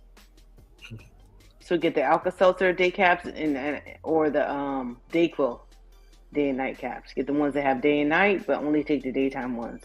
It just will knock everything out. Afrin. I just started learning about Afrin this summer. That shit people get addicted to that shit. I think so. I'm getting addicted to it now because it works so quick. I think it's got I can talk to y'all now. What I couldn't breathe out my nose a while ago when I was talking to y'all. I can yeah, breathe. because it opens up your airways because it's got not epinephrine but ephedrine in it. Just like Sudafed. That's what they cut meth with. Oh shit, that's what's going on. Yeah. Oh man, that's why you gotta buy that shit behind the counter. I got my heart beating fast. I'm getting nervous. Don't Yeah, talk to me. exactly. I don't want to talk about no more That's nervous. why it might have your mouth all dry, your heart beat all fast. Yeah. I thought it was the weed. That had Nah, you got that Hunter Biden spray over there, Mark. You got that ephedrine in you. I got that Keyshawn Davis pack over here, dude. Boy, oh boy. Now, but what Pittsburgh T was talking about with the slave labor is for real. I seen that shit. I don't know, but it was before Netflix, but like they was telling their stories, and these motherfuckers they came over from India, you know, like where it's real poverty, and they'd come over there and they'd build the buildings. That's when they were building over there in Dubai. Remember, in Dubai they were trying to build that the islands, the man-made islands that look like the whole world. Yeah, that was around that time. And that shit didn't work. But the motherfuckers would be working day and night, night and day. Like a motherfucker would come over there light skinned and end up looking like a motherfucking pretzel by the time they left, and they'd be all skinny and like all fucked up, man. Like it's straight slave labor for sure over there. For sure. But I still want to go to Dubai, but it's the real thing. Over there, man. They ain't fucking around over there. Dubai, baby. Well, that's how they putting them buildings up in record time, man. They building shit over there, like they building all kind of crazy shit, like in no time, man. Like you said, they ain't got no labor laws over there. None. Yeah, labor laws, you fuck around and find out. Fuck around and don't move that brick. See what happened to you. Shit, it's hard enough to enforce labor laws in America. You imagine over there. Shit. Nah, them in China, they it is what it is over there. Good luck with that. Yeah. That's what China had too. They would have paying people $1 an hour. They were having them people sleeping in bunks. They'd be like damn near like the motherfucking Amistad, all packed in there like sardines. And they wouldn't let them go home or nothing like that. I don't know if they were letting them send money home. I mean, I don't know. Nah, they ain't doing that. They ain't doing that. They got suicide nets, and a lot of those factories got suicide nets in them bitches. Yeah, suicide force. You said suicide what? Nets. They got suicide nets. Especially in Foxconn. Foxconn, which is the factory that do a lot of the chips, they got suicide nets, meaning people were climbing to the top and they was jumping. So these motherfuckers put the nets. Yeah, but they got those on the Golden State Bridge too. On the Golden State Bridge, they got one. No, they put it inside the factory though. They put it inside the factory. Hold on. So they said, "Hey, look, y'all better find another way to do it. This ain't gonna happen today. Not right? Here. Not on my job." After you get finished jumping, get your ass up and go back over there and take your ass back to work. Bounce your ass back to work. Bounce your ass off my neck. You slowing down, product. Bounce your ass back to this motherfucking factory job shit. You know how lucky you are. But so Foodie, what do you think about this fight? Shout out to boxing though. People think it's just one or two people. Look how big the teams be. You get what I'm saying? All the people that it take to make happen. Even when you see the picture of Terrence Crawford with all his team after the Spence and Crawford fight, it takes a lot of people to make this shit happen. You get what I'm saying? It ain't like you see back in the day. It's just you, your trainer, your cut man, Rocky. You know what I'm saying? Just you know what I'm saying? Rocky with a shanky brother-in-law, janky brother-in-law, a cut man and a train. Nah, man, it's a team. Yeah, but what purpose do all them people serve on the side? Some of those people just go around. Is there like, yeah, exactly. Those are just like Anthony Joshua. We should have the big old crew, and then until he lost, He's like, man, I need to cut some of these motherfuckers' paychecks because they did not help me I win see it all. It's Jelani. like I see MC Super Hammer Hill, back in Jelani. the day. Okay, Joseph Parker. Like some of these guys are sparring partners. Like some of these people are strength and conditioning. I see the dad. I see Sugar. I see his brothers there. Yeah, but what are they? They're just on the payroll just because they're family. Like I have people on the Hold payroll on, they because they're could my just family be, too. they could just be for the photo. Who knows? Or maybe Yeah, they go running that's with true. them, or that Like they you know don't serve an actual purpose. Is my point. Yeah. Right. I can't. I don't. Because you Man, don't need Anthony all them Joshua need people to to fire. Yeah, but Anthony Joshua need to fire his damn his whole team, man. He got too many leaks over there, man. People be leaking all kind of shit about him. I fire every goddamn fight if I was Anthony Joshua, bro. I have a question about Anthony Joshua, and I love Anthony Joshua. Like I used to have a little crush on him, to be honest. But y'all think he's gay? Nope. You mean gay? You mean gay? Like or Dwight Howard gay? Because Dwight Howard said Yeah, like, Dwight Howard got like he said 50 shades that of nigga gray. said- Yeah, what that nigga said? 50 shades of gay. Yeah, I'm not like gay. I'm just like freaky stuff. You said you not like yeah, gay. yeah. He just had consensual sex in the room with a man, and you know, I know the different levels. Almost Trust me, I like- know. almost I know. like- I'm a nurse, so Like, I be knowing. Dwight Howard's on some. I'll fuck a dude, but I. Oh, Mark, he took it. He took. Hey, he. Remember, he got sued because he jumped and threw a dude down and started swallowing his sausage. That was allegedly what happened. That's what's going on right now. That shit's still going on. That's what he. Yeah, but that's the lawsuit. That ain't gay. That's you being a predator, bro. That's some other shit. No, but he brought it. The reason why there's an issue because he brought his friend called was it Kitty, and the other guy Steven wasn't like with that. He was like, it's supposed to be just me and you, and he'll be bringing extra friends. Yeah, that's Stephen Brimley. Stop it. Now. Hey, but either way, I mean, the dude wasn't with it, and he took his sausage, man. That's some predator type shit, man. I don't know what fuck that is, man. That's some sexual predator shit. They be saying that shit just like how women be saying that sometimes. Oh, You know, they just want to get a little bit more money than. No, what but they hold up, already getting. Foodie. Hold on Dwight one second. Howard is 7 feet tall. He's 7. Yeah, he's built like Right, Iron but I Man. don't think you need to. I don't think you need to take it. He's got money too. I mean, these dudes. Money ain't got nothing to do with that. Foodie. Hold on one second, Foodie. I gotta fill you in. Unless he's on drugs. If he's on drugs, then maybe he did some Berkeley shit. Yeah. Sexual assault Foodie, is let me not fill you about in. looks or that. It's the money. It's about power and control. Yes, it's true. This is true. And Foodie, he true. said he didn't know the person. Now he's admitted that he knows the person, so it don't look too good for. Yeah, there's a whole bunch of Hold up, hoes. that nigga He need lied. to patch up them hoes here. That nigga lied. Yep, he got called out because he tried to say he didn't know Hey. the person. Hold up, how they find out he know Kitty? They got some. Not Kitty, but Steven is the person who's. You know what's crazy though? Oh, you talking about Dwight Howard say he didn't know Steven? Yes. Oh, no, you know him. No, that's a rap. You But know listen, him. you know what the telltale sign is though? And this is I don't know. We ain't no members only. But Trying to grab your No. His son got fucked up. He can't be around other kids his age because of trying to do some weirdo shit. Oh, really? Yeah, that ain't good. That ain't good. Pittsburgh team was like, oh, really?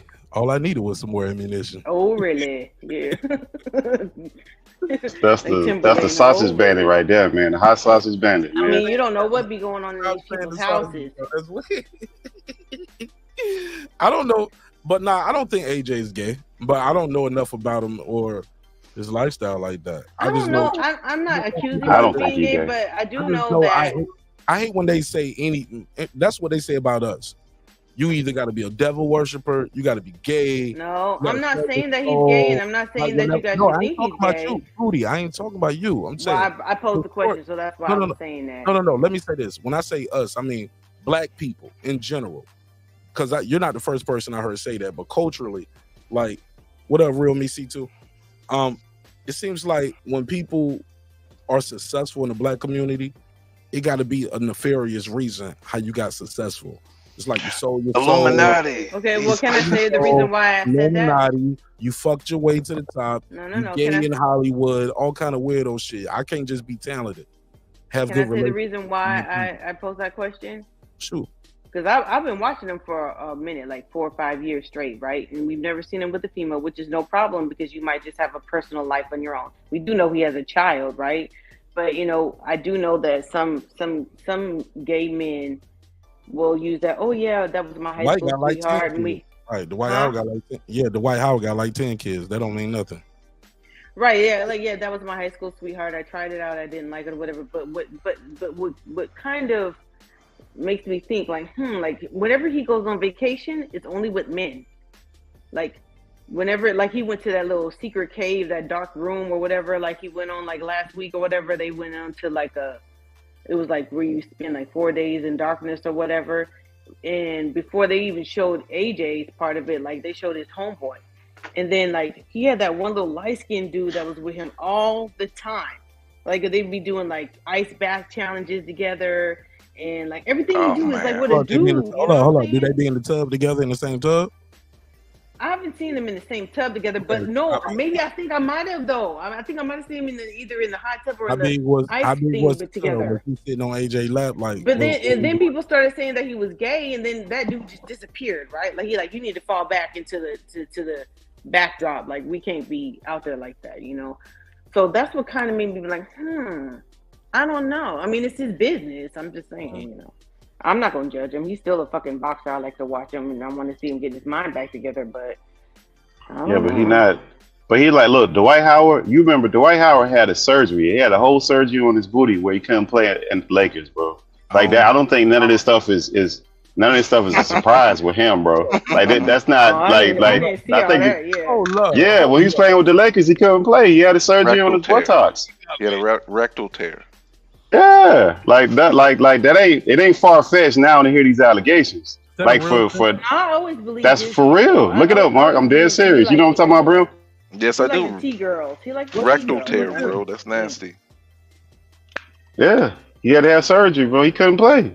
Somebody tore his ass up. Pause. But literally, the only people I know get rectal tears are women who give birth and men who like it in them. I mean, if he ain't got that going on, I'm a Mark. I don't want to put that on nobody because they say that get thrown around too loosely with us. So I don't really want to put that on us. Yeah, I wasn't being loose with it like that. I wasn't just saying it because of the Illuminati and all that shit. I don't believe in all that bullshit. I think if you work hard and make it, you know, the hard way, like Anthony Joshua, he's worked very hard to get to where he is. You know what I'm saying? He's an Olympic gold medalist and all that kind of stuff. So I'm not saying that he's been gifted anything. I was just saying I've been looking at that little light skinned nigga. He be liking to be around. So. He just need to fire all them cats in his camp. If in my opinion, like he got too many leaks in his shit, bro. Like if it was me, I'd get rid of it. Like they wouldn't be leaking nothing, man. I'd get rid of the fucking dog, the maid. Everybody got to go, bro. I got to figure out who the fuck keep leaking all this shit, and ain't none of it putting them in a good light. It's him, bro. I don't think it's about the leaks. I think he just his mind, his mental, like. But you shouldn't know that. Yeah. You shouldn't know that. I think Marcellus Wallace said it best. You said you went on social media to pick up somebody, bro. Your team can't take you. What you want your team to just take your phone from you? Like you can't stop a person from going out to do that. This guy went on social media. Who you talking about, Mark? Who you talking about? That's where he found his last day from. Who you talking about? Dwight Howard? Or you talking about? No, I was talking about Anthony Joshua. Oh, well, yeah. Anthony Joshua ain't got caught in no Dwight Howard shit like this yet. No, but that's what I was saying. He need to the light that his team put him in. I will fire everybody on his team. Dwight Howard, that shit, everybody kind of knew it, bro. When he got his booty tore, like, bro, like everybody know, bro. Like you ain't tricking nobody, man. Stop it. Like it's not dude. Like why do you think he needs his team? Like what is his team leaking that you think that he needs to fire? He in a room. He's in a dark room for 4 days. Like that kind of shit, bro. That's too personal. Like who the fuck? He put that on his page. I saw that on his Instagram. He put that on his page. Yes. Oh, that's a different situation. It's I ain't know he put it on. You know how like rich people be going on weird retreats and shit.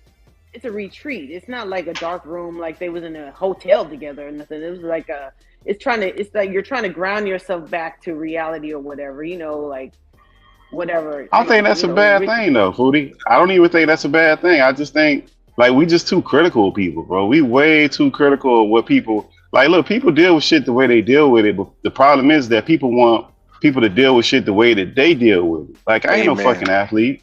I'm I don't not know what the fuck that criticizing man got to do. I'm not criticizing No, I'm not that saying or you anything about personally. it. I'm not saying you. I'm not saying you I'm just personally. I'm just saying the right. craze of him. People I'm going just putting crazy all about of them him being in pieces the of the room.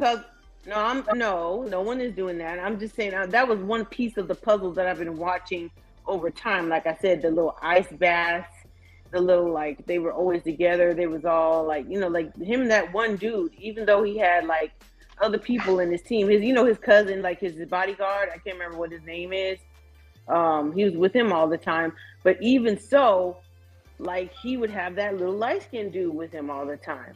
Like no matter what, even when the circle started getting smaller, that little light skinned dude would be with him. Is that his? Could they be related, or is that guy in part of his business? Possibly, but I mean, yeah, because he's got like a little mixed family. Seen Jay-Z with Tata for the last 20 years. Well, Tata's his best friend. We know that. I never thought that. His best friend, but why that guy can't be his cousin or best friend? He could be. I'm just asking. Do you think? I mean, because I just watch patterns as all I said. I was just saying. Yeah, she just answering a question. She's not saying it's a fact. No. She's just saying, hey, it looks a little questionable. I'm questioning. So I'll ask. I heard what she said, but I was just questioning that reasoning alone draws you all the way to that conclusion. I'm like, well, the thing about Tata and Jay-Z is Jay-Z has put Tata in his raps. Like he knows, like that's Uncle Tata. That's his kid's, godfather. Like we know that's the role in his life. Like they've never shared an apartment. Well, AJ don't rap though. Huh? AJ don't rap, so so he has to tell us what this guy's role is. He doesn't have to do anything. I just asked y'all a question based on the patterns that I've seen that would lead people to come up to the conclusions that they've come up to. Wow. I did see this right here too. That injury Dwight Howard has, according to this, it could come from everyday activities such as long periods of inactivity or sitting for long periods of time, climbing stairs, walking, or running. Sitting for long periods of time. He did sit for a long period of time. Sitting on something. Sitting on something, all right. You also can develop it after a traumatic event such as a car accident, a fall, or abnormal, birth. Like so, like getting rammed in the rear can actually do that to you. So, like, yes, it can. That's not even listed up here. That might be abnormal, a little bit. Hey, look, that's not listed up here. But when I look, that's not listed up here. But when I look at this graphic over here, it does look like this red thing right here is like at a downward angle. Like that's his rectum, though. That's the rectum, but that's just because.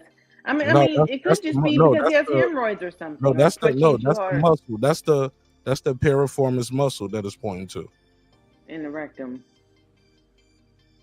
Not right. Isn't it piriformis? Yeah, it's looking worse and worse as the more we look into this. It's just getting worse and worse for you, boy. Pittsburgh. That's a new definition of being butthurt, right?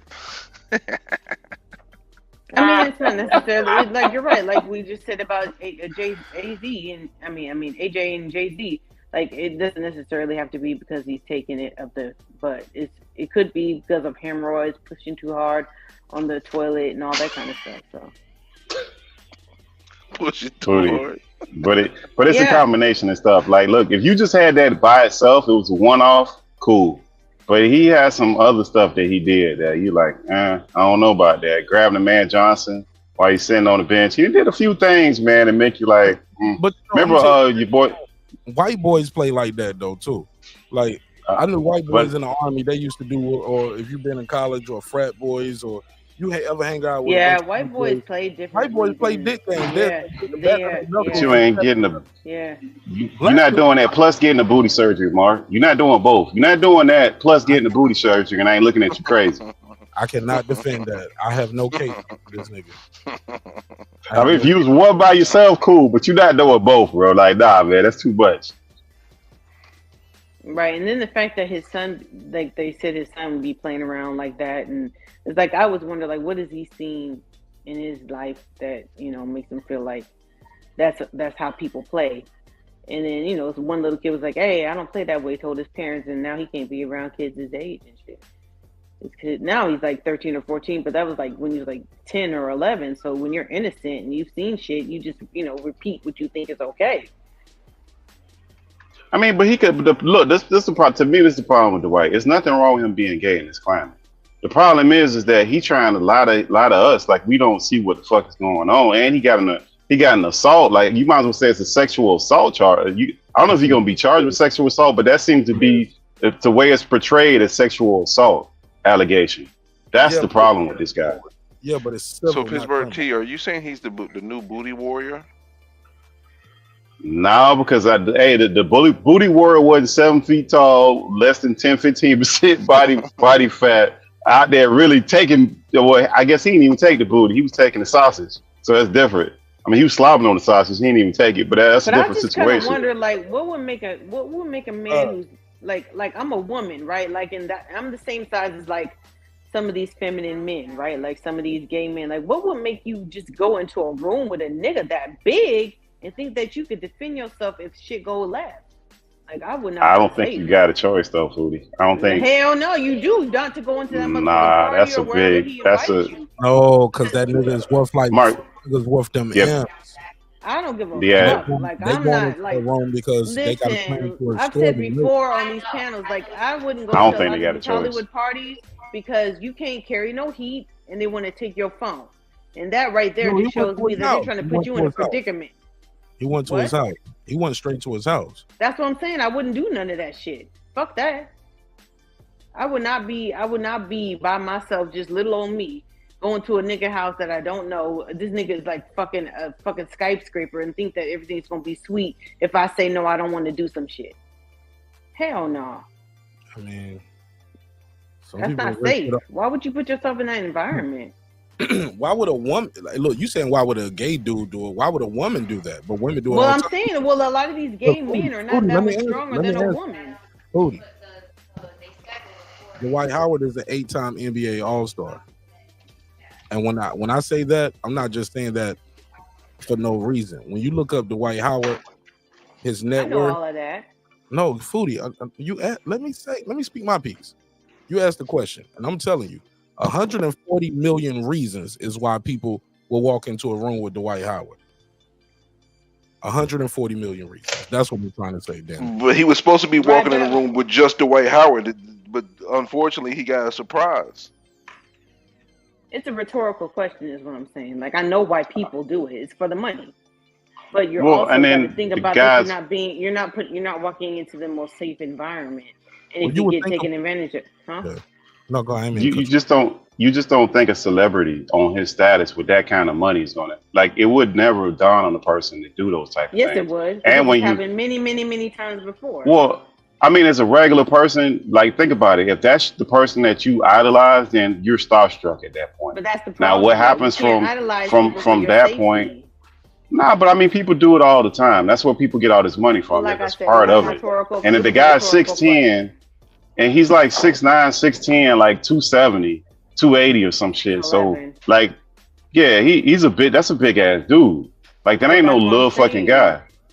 Well, that's what So I'm if he wanted to go and snatch all the sausages and all the booties in the room, you could do something after, but in the moment you ain't gonna.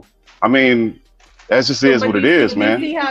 But the whole issue wasn't about Dwight Howard. He wanted to have Dwight Howard. It was the extra party that came with him that was You see how unannounced. you're talking in a circle? You see how I'm saying, like, you're answering the question that I've answered, but also, refuting the question that I've asked?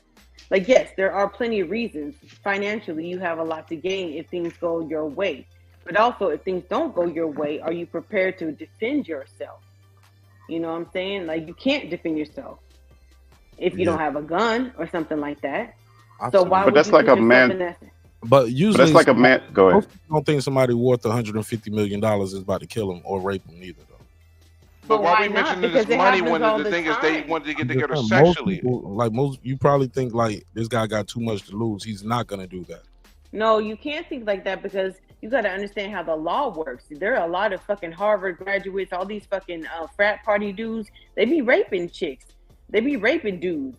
And all this shit goes on all the time. But their parents have enough money to get that shit expunged from the record, or to pay the right politician to get that shit taken away because they're going to put money into their campaign. So that shit is a real thing. You got to be. I know it's smart. real, but that's more uncommon than not. No, that is very common. But when you come from a certain socioeconomic, when you're coming from a That doesn't certain happen socioeconomic, 365 times a year. what? It's 365 days in a year. That doesn't happen 365 days. No, the things that the times that you find out about it may not be common, but it happens much more often than we know about it. But now we to the point where if a tree falls, did somebody hear it type thing? Right, but what happens. That's what happens all over the world. See, because people only take into concept what happens in America and what's televised on TV or whatever. That shit happens everywhere around the world all the time. Everybody knows. You don't know if it happened if it's not reported though. But when you're an adult, you have a responsibility to yourself to think about all of the scenarios that may happen and what your disadvantages are and what your advantages are. Is all I'm saying.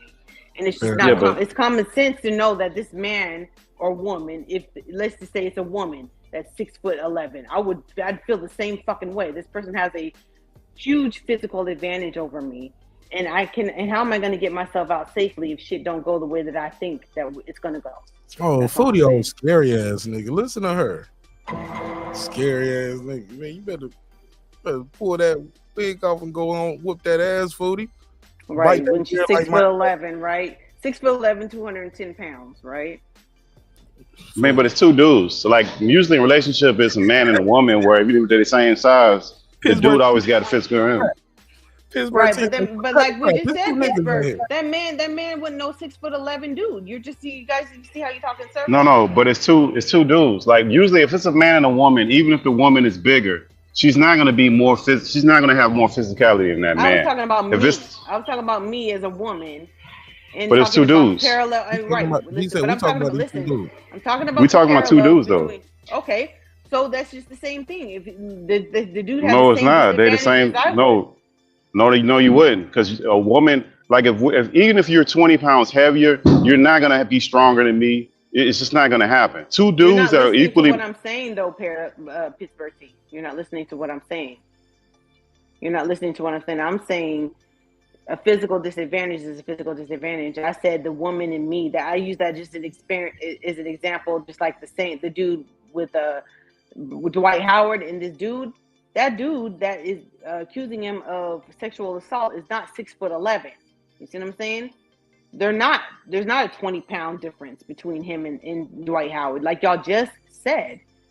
So every time I bring up an example where I put myself in example, y'all like, oh no. But we're talking about the weight and height advantage and disadvantage between Dwight Howard and the man that's accusing him of sexual assault. There's no way that he would have been able to get the advantage on that man, Dwight Howard, unless he had a weapon. Yeah, but there's very few people that's going to have an advantage on Dwight Howard, as big as he is. Unless you got to think of the male ego. But you got to think about the male ego. There's a male ego. No, but you're thinking. No, but you're thinking about it from a woman's perspective. From a male perspective, there's always a male ego in that, where you don't think nobody can fuck with you. And I'm pretty sure gay men think the same way, where they think ain't no dude running up on them, no matter what. True or false, that's the ego part. And look, and we got to move forward, because then we're going down a rabbit hole. We're going back and forth way too long. I want to play this clip of Dwight Howard, of what he had to say in regards to the court documents coming out public. He says some interesting things here, but I don't think it's gonna fare too well with some of the people here. This a clip of the Instagram live. Shout out to my boy Chick Smooth. Just finally speaking out, and also worry about all this bull crap. Mind your business. They say you going on dates with dudes, bro. Why the hell do you or anybody care who the hell I spend my time with? That's the problem with y'all people. Y'all worried about who people spend their time with. Whatever I'm doing in my bedroom is my damn business. Whatever you doing in your bedroom is your damn business. That ain't for everybody. And everybody don't need to know. You ain't got to say anything about what you doing in your fucking house. It's your house. You ain't got to explain that to nobody, no matter what they say. They can say anything. Who gives two shits? Y'all too damn nosy, worried about what I'm doing in my bed. Hell, the people who know what's going on in my bed, they know what the hell going on with my bed and what the hell I do in it. That ain't for everybody on the internet. That ain't for no blogs. That ain't for no websites. I don't got to tell nobody where I put my wood at, since y'all want to get to it. That ain't nobody business where I put my shit at. Y'all just weird. If you want to know what people doing in their bedroom and who they messing with and sleeping with, you are weird. You're the weird one. Oh, shoot, y'all heard about that? Dwight, they said Dwight was in a text messaging a guy. Nigga, who cares? Who cares who I was text messaging? You just mad because I want text messaging yo ugly ass. That's what it is. Worrying about the wrong stuff. Focus on you. Worrying about who in somebody's bed and what they doing and they. Hold on, let me stop right here. I gotta play the other one. Cause I think my boy Chase right here. His shit gonna stop. This other person got the full one. Here we go. Stuff. Focus on you. Worrying about who in somebody's bed and what they doing in their own bedroom. It ain't your bed. You ain't gonna never get in my bed. So stop worrying about it. Worrying about, because I don't gotta deny it. I don't gotta talk about none of that crap. The shit didn't even happen. You worry about the wrong stuff. You said the shit didn't happen. Okay. That's why it's called an accusation. No, the assault is the accusation. The things are the court. What we're talking about is the court document where it's, according to your lawyer, it's consensual. He should be more mad at his lawyer. Allegedly. Come on, man. Y'all worry about the wrong stuff. Somebody's messing with. Oh, I'm positive you ain't got to worry about that. I'm not. Listen, I know.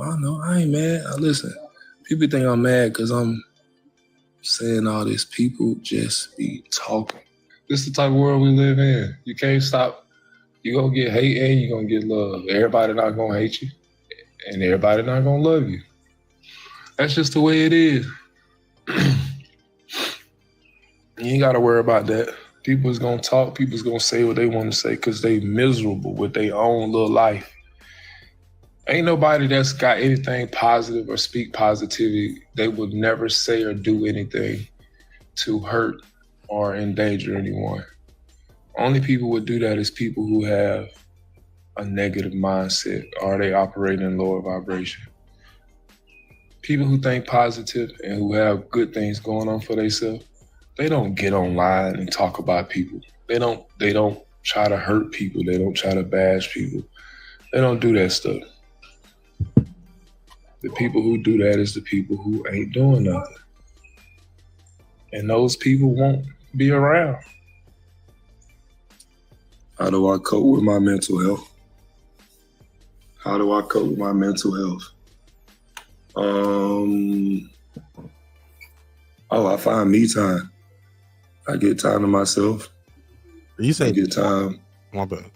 To meditate, journal, write down my thoughts. And the other thing I do for my mental health is, yeah, that is true. Every time I do something, yeah, you're right. Am I fighting demons? What I think all of us fight our lower self. And for you to get up on here and say I'm fighting demons, maybe you need to look in the mirror and see what you got going on and fight them demons that you got. Everybody got to focus on themselves. Yes, I ground every day. We could stop it there, but y'all see where we going with it. Foodie, you take the lead. What do you think about the Dwight Howard's response to his name being in the media? I mean, he's telling the truth, and the only reason why I'm talking about the subject is because I'm on a panel where the subject has come up. Because I don't give a fuck about what grown people do in their household or whatever. I have a problem. I mean, where I came up with the problem is, like you said, there's a possible criminal offense going on or an accusation. But even before that, like I said, where they were talking about his son had done some things to some kids in his class or some shit like that. I can't remember. I'd have to pull up the article, and I just want to make sure. I'm thinking, like, is there a cycle of abuse? Because a lot of men and women who are of the same sex community have experienced some type of same sex abuse. So I'm just like making sure. I'm hoping like he's not, doing something that he shouldn't be doing with a child. That's all. Yeah. Go ahead, Pittsburgh T. What you think of what he had to say? He ain't addressed that sexual assault. All that what he said, he ain't addressed that sexual assault. He talking about his bedroom. Nobody cares about you having sex with somebody. It's the sexual assault. That's what people care about. You can't be doing that. Like nobody cares. Nobody has homophobia. Like people like to say, like you care about who you having sex with. That's not the issue. It's the sexual assault part of it. That's the part where people have an issue with it, and he can't really get away from that and address that. When those issues come up, people gonna talk about it because you're a celebrity. And just it's alarming with some of the stuff that's going on with that anyways. The whole situation is weird when you look at the court documents. It's just weird. So he can't talk his way out of that and just act like it's just a normal everyday thing what he did. That's not, it just wasn't. Go ahead, Brown. I'm with Pittsburgh T on this. If this was just about a consensual partner, then yeah, everything he says is valid, but that's not the case. We're talking about a completely different set of circumstances that is enhanced because you're being accused of doing something heinous. That's what it's about. Deal with that. So, while you saying that, hey, you're miserable, no, you need to focus on your shit, brother. Because if you was focused on your shit, we wouldn't be having this conversation about you in the first place, because this never would have been a topic of conversation. The end. Right. These allegations been going on for Dwight Howard for quite some time now, right? Look, the guy filed charges last summer, right? He reached out to Joe Budden and them and tried to get on the Joe Budden podcast when this initially was a first issue. So allegedly, this thing happened in 2021. He made a case for it in 2022, right? A year later, and now in 2023, it's starting to go to the civil process, right? Documents are leaking out. So Dwight Howard, maybe knew this stuff was coming down the pipeline. That could be why, and maybe the NBA knew too. That's probably why he didn't get picked up on another team. They were like, hold up, we don't know how this shit gonna play out, Can't just give you this no crazy deal. Matter of fact, we can't give you no deal till we figure this out. But it stayed under wraps. Pause. But my whole point to this, I think Dwight Howard is a little naive of his celebrity. Like, bro, you are Dwight Howard, NBA champion. You was a Laker, 8-time All-Star, $150 million man. You know what I'm saying? Got these super crazy contracts. Like, this comes with the territory. People talk about what happens with you when you catch a case. Mike Vick went to prison. Kobe Bryant, Floyd Mayweather, Tank Davis. The list goes on and on. When you are a celebrity and your name is brought up in these type of allegations, people will have an opinion about it. I just think I agree with Marcellus Wiley what he said. He said if he would have just came out a long time ago, this would have took some of the steam off of it, because a lot of people aren't even paying attention to the actual allegations. They're just more like, oh wow. And legal. Wait, who's Marcel? You keep saying Marcellus Wallace. He's from the movie, right? No, he's a former football player. He got his own show. Oh, yeah, he used to be on first. He used to be on First Take back in the lean years with Skip. I'm thinking from Pulp Fiction. Okay, go ahead. Yeah, he got a good show. I love his show. He one of the few. And he does it by himself. He don't do like I'm athlete and all these guys. He kind of do it almost how we do it on. I mean, just how we do it on YouTube stuff without a panel. Yep. His topics, go through his topics. He just shoot it off the top. He don't look like he's reading no script. He just go in, and then he chop the segments up in clips. He definitely found his lane. Yeah. Oh, I love more so solid show. Yeah, he's solid, man. But yeah, you're right. If you are a public figure, there's a cost to be the boss. There's a cost when it comes to when you're making lots of money. You're taking these people's money, and these people that you are taking their money from have opinions about everything that you do. So it is what it is. But like you said, no one's trying to dig into his sheets and what the lifestyle he lives outside of basketball or wherever. It's the criminal charges that we're commenting on. Hey, and he said he was gay too. He said he wasn't gay too. That was the other part of this. He was like fighting the whole thing during the time, saying he wasn't gay, that he wasn't having sex with men. So his lawyer admitting that he had consensual sex with a man. That's the other part of this. That's just, it's like, come on, man. You're not doing yourself no favors. Move on with your life, bro. No, what you got to understand is that, like, in that lifestyle, some of those men do not consider themselves gay when they do certain things. So he doesn't consider himself a gay man. Yeah. They don't. Like some men, I mean, you know, we're not on members only, so I can't get too deep, but you know, they do certain acts with men, but they don't do like the whole penetration thing, and they don't think just because they're not being penetrated that they're not gay. He lied. You know, some dudes like sword fights, you know, and they don't feel like a sword fight is being gay because they're not being penetrated. Some men think because they're the penetrator that they're not gay because they're not, you know, taking it. We don't Some men think because you know they do the handshake, you know, the funky handshake with another man, they're not gay. So some men think because they, you know, they kiss, you know, other parts of the body that they're not gay. So they don't consider themselves psychologically gay. Whoa. 40. That sound like what niggas be talking about in the pen, like talking about they, you know, they gay for it's the all state. in the mindset. Yeah, They gay for the it's state. perception. Like, It is true. Yeah. No. I mean, that's your opinion, you know, and they feel like your opinion is your opinion. Yeah. My opinion is facts. Right. Yep. Cue up the Mano. We're not Yeah, gonna Mano. go back and forth about what my opinion is, right? My opinion is a fact. Yeah, my opinion is a fact on that one. And his penis is his penis. I heard. I can go back and forth about what my penis is, but my penis is my penis. That's exactly what Yeah. Howard said. And, hey, look, he spent more time. I'm gonna be honest with y'all. Can I just say it? I know some people ain't gonna be like, "Oh, Martinez, you being soft," but fuck it, I'm gonna say it, man.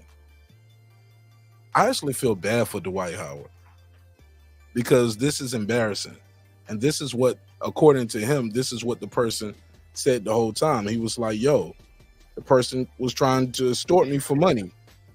It was like, "Yo," and once that happened, I blocked all the social media. Then they followed from another social media account, end up basically saying, "Yo, if you don't pay me, I'm gonna come out with this information and this." You know what I'm saying? That's very common in that community. Like you have, you know, the T girls, like they put dudes out there because they don't pay their bussy bill. You got to pay your bussy bill. You know, if you don't pay what they want, then they're going to extort you, and they put it out there. Like, you know, what what's his name? Valentine? What's his name? Bobby Valentino. Yeah, Bobby Valentino. Slow down. Yep. Well, he didn't slow down, or he didn't speed up, or however the dude wanted him to do it, or you know.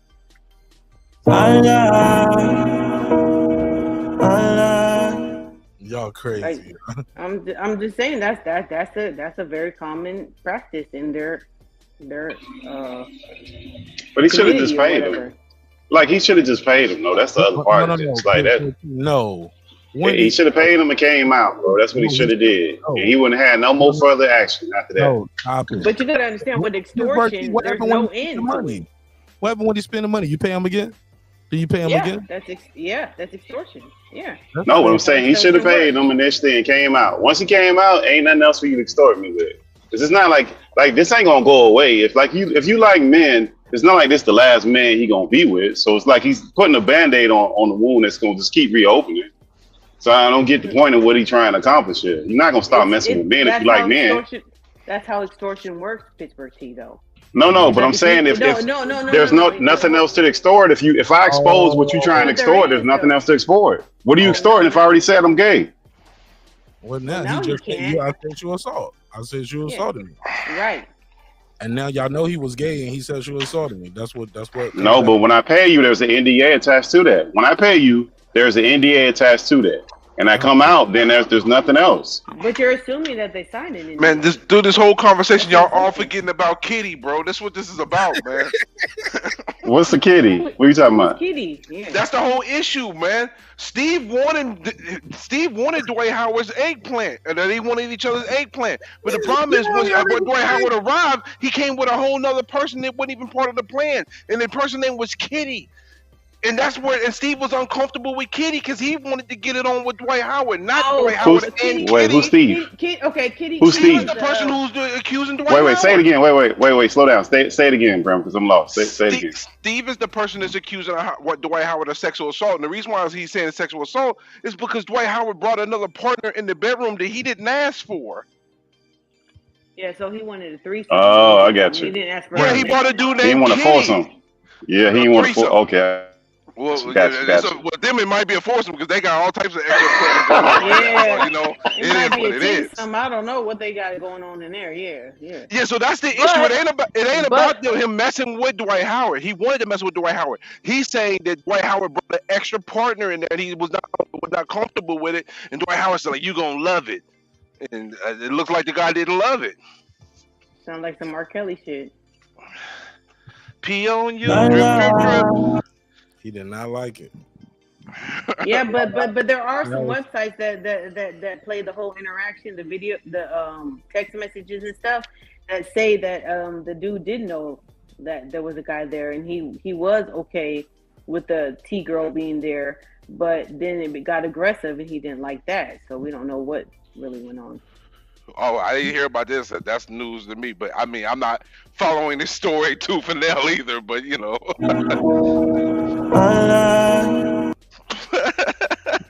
these are just sound bites I've heard of, here and there. But I'm not following either because, like I said, I don't really care about Dwight Fleece Johnson Howard. Niggas been talking about this shit 30, 45 minutes, man. Ain't nobody following the story, Lil Jessica. You hear this shit, right? D Young, what up? So you saying he wanted to get one Hillshire sausage and he got the double pack. He wasn't planning on a double pack. Yeah, he said, "Listen, I just wanted a hot dog. You up for bringing me extra links, man." Y'all niggas getting grabbed. He said, one margarita, you would do. He brought one margarita too many. Yeah. He said, I was signing up for that. Too many straws in the margarita food. Too many straws in the margarita, man. That's funny. Low key, I'm never drinking out of straw again. After you just said that. High key. Actually, high key. It's not even low key. It's high key. I'm not drinking out of straw for a man. Listen, a man should not be walking around with a margarita in a straw anyway. You know what I'm saying? That's kind of feminine. Women drink out of straws. We sip. Y'all supposed to be gulping. Pause. No Howard. Stupid. Pause. No Howard. Well, I mean, if he would have paused, he wouldn't be in this situation. Yeah, man, it's kind of bad for the kid. No, man. If he wasn't a rich man, he wouldn't. Though, because I do believe he's getting distorted. I don't think he forced himself on that person. I agree. Stephen, what's the person name? Stephen Brimley. What's the guy name? I don't know. Anyway, watch it, brother. You playing close. The guy's name's Steven. I don't know his last name. No, I was asking you. I said I don't know the guy named Stephen Brimley. What's his name? His name was Steven. I was asking you. Bro, you playing with fire right now. You better chill. Oh, his name was Steven? Yeah, his name was actually Steven. So watch what you Interesting. Bro, T, that I don't like that either. I don't like that I don't like that. Hey, bro, you know we get a joke or two off every now. Yeah, man, I see that. That's why I'm trying to shut it down early, you know, because y'all about to get loose with it. That was interesting. We just, I mean, it's just more information we didn't have. We didn't have this information. Interesting. COE, bro. Content over everything, right? nah. Oh, Bram, take the jokes for the show. Crack some jokes. I am back taking them, but I'm trying to stop it before. Are you? Whoa. You taking them? Whoa, pause. I ain't taking nothing. I ain't taking nothing. Another lawsuit. You sue. Hey, you need to sue the white yourself, man. Another lawsuit pending. I ain't taking nothing. Hold up, I got this is getting a little too much right now. But he does. That's what. But Dwight Howard has a point though. Like we shouldn't quote unquote care.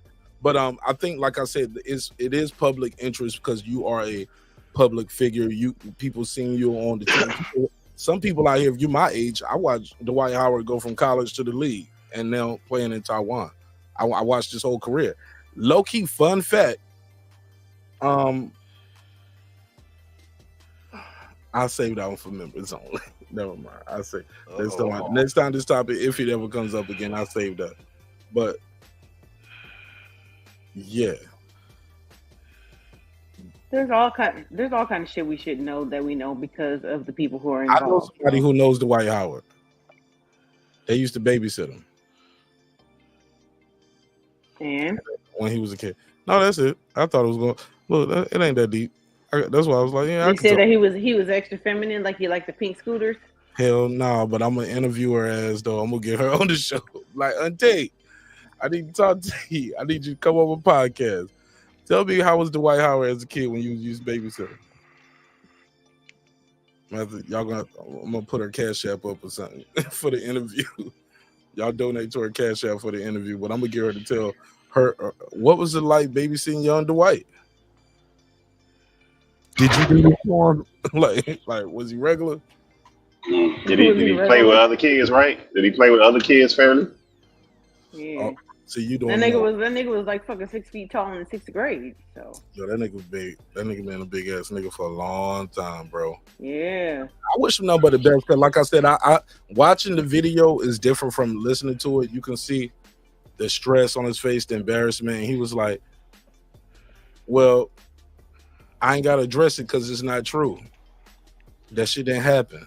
Oh, he was on his Pittsburgh tee. He said, yeah, that's not true. That's not true. That's why it's called an allegation. That's why it's called an accusation and allegedly an allegation, because it's it's not true. He said, now what he's saying is not true is left vague. He didn't say, hey, look, I didn't do nothing with him. He said, I didn't assault that person. You get what I'm saying? So he didn't say never heard of it. I don't know this person, none of that. And I don't think his lawyer that he paid for would be in court saying, my client said, hey, this was all consensual. It was all consensual. He gave the man a respect. Like, hey, you better be careful for he don't be Madam Albright. Ain't that the white lady that lawsuits happen from? That everybody, they get them large groups, Bill Cosby, Michael Madeline Jackson, Albright, yeah. Madeline Albright, get her, boy. They get a group of them behind and get Madeline Albright on them, boy. He gonna have a big problem. Him too. He might be over there with He gonna have a he too. Him too. Yeah, they gonna get him. Friend looking like Michael Jackson. I'm sorry. Yeah, but thinking about like a lot of these, Southern preachers that be coming out with these allegations or whatever, that shit just goes away after a while. So as long as you don't talk about it, it will get swept under the rug, and we'll just move on to something else. Yeah. If it's some group, if it's a group of them, they going. I'm telling you, if they get that Madam Albright chick, man, he better go over there with what's his name that rap with Run DMC and went across that water and got up out of here when they made the movie on him. What's the guy named that Russell Simmons got up out of here, bro? You know the country. Yeah. Yeah, but he ran the label. He did not rap for Run DMC. Never. No, I mean, he's Run DMC's brother. Yeah. Brother, yeah. That movie never came out, Pittsburgh team. Yeah, but they were gonna push it, and as soon as he heard the movie, he was gone. He knew what was happening after the movie. That was the play. That was the play. Once the movie came, he knew what was coming after it. Why they didn't still make the movie? I don't know. Who knows? He probably paid some people. Yeah, probably. But that's how extortion works. I'll take your money and I'll still make the movie. Fuck you mean? You pay the right person, you can make it go away. Not only that, but not only paid, but you have to make them sign some documents too. That's what Pittsburgh. That'd be stupid if you just paid the money and didn't make them sign some legal documents. I bought your story then. I bought your story. Like I'll buy your story just to squash it. Yeah. Money talks. You get. Whoever owns the rights to that, you get that person. Yeah, you can. I mean, if you got enough money, you can make almost anything go away. Almost anything. Because we done seen some people that do some real crazy. Hey, wait a minute. Y'all seen the dude that's still over there? Did they catch the dude that killing all the people, man, that they ain't never caught, man? Before I started my show, they hadn't caught him yet. That was 18. The one in Maine? In Maine? Yeah, it was like, what's the count up to? 18. I saw 18 dead, 13 injured, or 12 injured. That's crazy, man. He's still out here? Yeah. Still out there in the streets. Yeah. Bring your ass. They had let me murk some nigga for free. I Oh, want to yeah. I want to be a patriot. I want to save the country. Yeah, and then my governor Newsom, he put out, like, I just got an You email. just shot somebody else 3 hours ago. Since I've been on live, I've been on live for 3 hours and 35 minutes. It said 3 hours ago. Into a second night of mass shootings in Maine. Yeah. Okay, manhunt for suspected shooter. That's like that one dude that was out here in Cali, out here in Riverside County, that one ex-cop. He was out here fucking shooting cops. That black dude, Chris something. Chris Dorner. Chris Dorner, is it? Yeah. He was A few innocent. years ago. Okay. But yeah. I mean, he wasn't innocent once he started killing everybody, but what they was trying to accuse him of. Right. Was he trying to expose corruption? Then they was like, they pretty much ruined his career. Right. I heard something like that, and that does happen. Like law enforcement or whatever, like the police chief's kid or some shit like that, or daughter or something like that. Like he started murking niggas when they tried to ruin his career. yeah. Make a movie He went about out. that shit. That motherfucker went on some motherfucking survival, like some crazy shit. Like he was hiding in the woods. That nigga was up in fucking Arrowhead. That nigga was like, catch me if you can type of shit. Because I remember when I moved out here to the IE, that's when they were having the funerals for all of those cops. Like it was like the freeways was backed up because they were over there at the VA cemetery or whatever for all those cops. Like, that's crazy. But I do feel bad for people like that who, didn't have anything to do with trying to extort, exploit him or whatever, that got killed just because they were a cop or whatever. That's horrible because those people's families have to live like that. But shit, it'd be crazy. I don't know what's going on with this dude though. That nigga is still on the loose, and they need to catch that motherfucker for real. You know, the conspiracy theories, people are going crazy. Like he was a plant and like it's just a distraction. I was like, bro, those are real people that died, bro. Right. People are always gonna have their conspiracy theories. I tell you, I And don't even that's know what this nigga looked like. I could have just saw him at Walmart right then. I wouldn't even know. He's a Caucasoid. That's all I know. I remember they showed like a photo of him. Let's Yeah, see, let me look try at him.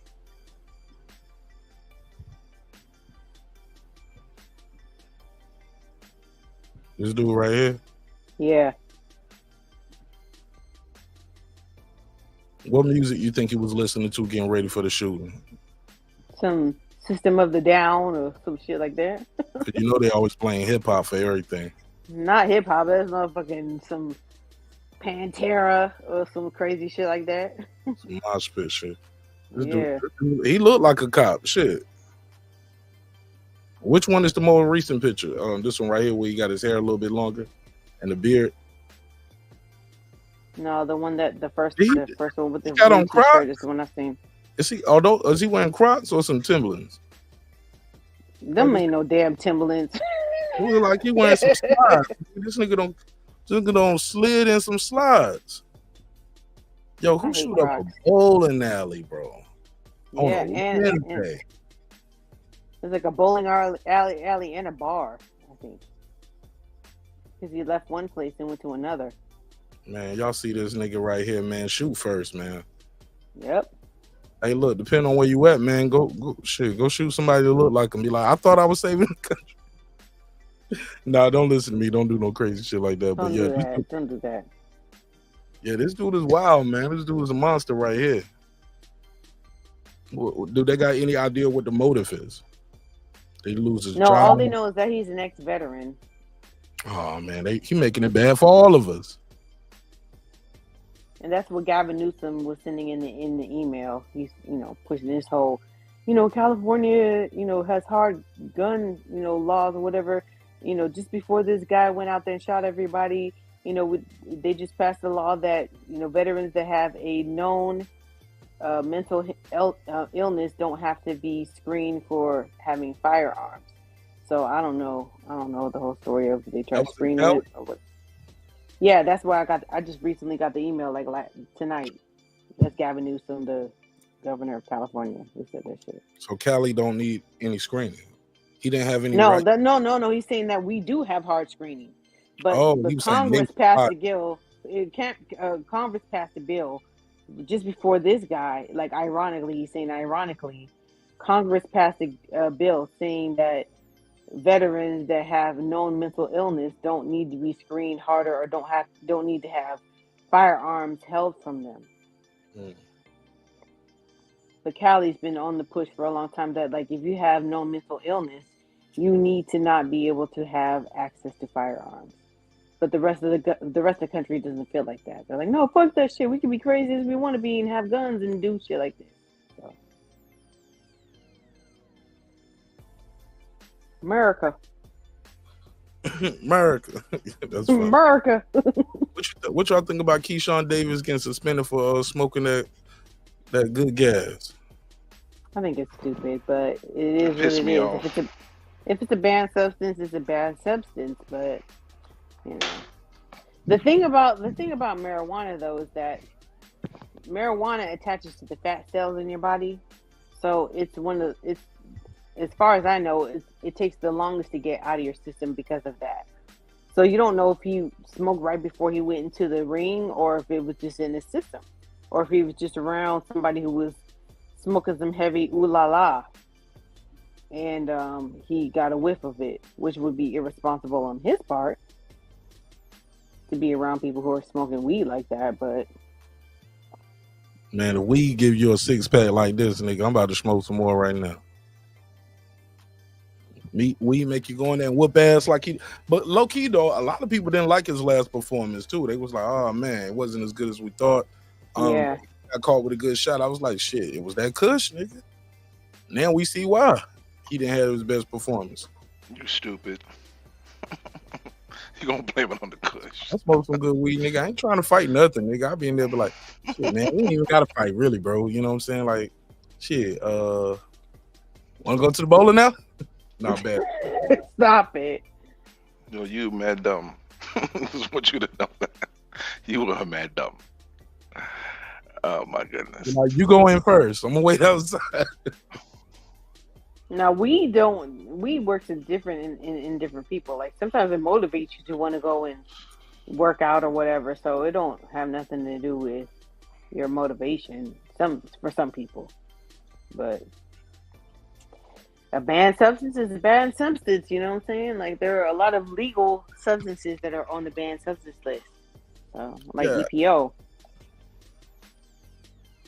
Yeah, I was looking at that too, and it was saying Texas does it because marijuana can be used as a masking agent due to its diuretic effects. But I don't know about marijuana being no diuretic effect. Yeah. I'm just telling you what they said when I go. This shit make your ass dry as fuck, man. Give you the munchies. Shit, it's gonna give me the munchies. Yeah, and but I guess if you get the munchies, you're gonna take a dump. But I got the munchies for I'm gonna tell you what was crazy though, Woody, Brim, Nick Rich, Lisa Bell, Philip H, the all-time great. Hey, look, when it first came out, not the Dwight Howard came out. I'm talking about when this news first broke. Not broke like the rectum that he had. Y'all know what I mean. Look, when the news first appeared that he popped dirty, you know, the Terrence Crawford haters were out. Oh, they was out here. They was hoping it was PEDs so they can somehow link that to Bud. Ain't that crazy? Ain't that Why? great? Because he's Bud? Why? Because they need a reason for why Bud beat the shit out of Spence. So if Keyshawn Davis would have popped dirty for PEDs, they would have said, see, that's what's going on in that Oh, camp. because he's signed by, because he's trained by Bomac. Yeah, okay. Yeah, I got you. So they was looking for a Forgot about reason that. to say, well, he cheated, so Bud must be a cheater. Well, you can't make that shit up with these dudes. They be trying so hard. So The hard. reach is strong. Dalshin. Stretch Armstrong, man. But I'm disappointed in Keyshawn Davis, man. Very He's young. Do He's y'all young. blame Bomac for this? Because if Bomac was in his corner No. and not being locked He's a up, grown man. I got to ask. Exactly. Bomac is his trainer. Your trainer is in prison in London. That might make you want to smoke a blunt, man. Be like, man, shit, man. Nah. What a reach. Yeah, man. I'm gonna roll this one up for Bo, man. Golly, man. Miss my dog. No. Bomac was like, nigga, only that's, 30 days. Goddamn, you that's like, what's her name? That runner, what's the name? Shitaki, or whatever her name is. What's her name? Shakari Richardson. Shakari Richardson. Her mama had died, and they said, oh yeah, she rolled one up because she was in a depression state because her mother had died and all that kind of. Nah. You wanted to smoke, so you smoked. And that's all it is to it. She definitely looked like You she didn't think smoked. you was gonna She don't get look caught. like some gummies type person. For- You know, you pop gummies. And Why? shit. Because she got different color hair. Nah, her lips a little dark. I ain't gonna lie. And long eyelashes. Yeah. Matter of fact, I'm wrong. You know what? Them nails she got, she ain't rolling up no blunts with them nails. She getting her some cones. She getting a gummy. Yeah. But I heard somebody say, I remember when they came out, it was a runner who was like, well, because the argument at the time was, well, weed don't make you run faster. She was like, getting off that chopping block, it takes you to be calm, it takes you to be relaxed. She said, when I was doing everything I was doing, my nerves was crazy. My nerves was all over the place. You know what it would have helped me? Some marijuana. Would have eased my nerves a little bit, you know? So, because some people get upset when this comes out because they say it's not a performance enhancement drug. Bro, if it's on that ban list, leave it alone, bro. In the words of Stephen A. Smith, you can't smoke weed, bro. You can't smoke weed. Period. I mean, for some weed, man. Now, do we know if he's gonna get fined or is it just gonna be a no contest, no decision? Does he got to pay any fines? I think they said it's no contest. Yeah. And I think his fight is supposed to be on the card for is been canceled too. Yeah, he was supposed to fight Pedraza on December the 9th, right? Yep. Because he has a 90-day ban. He needed that Christmas money. He just knew he had that Christmas money. So is he getting fined though? Does anybody know if it's a fine attached to this suspension? He lost the fight, got a no contest.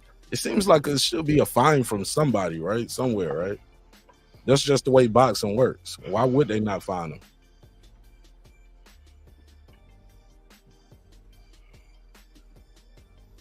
Yeah, I don't know.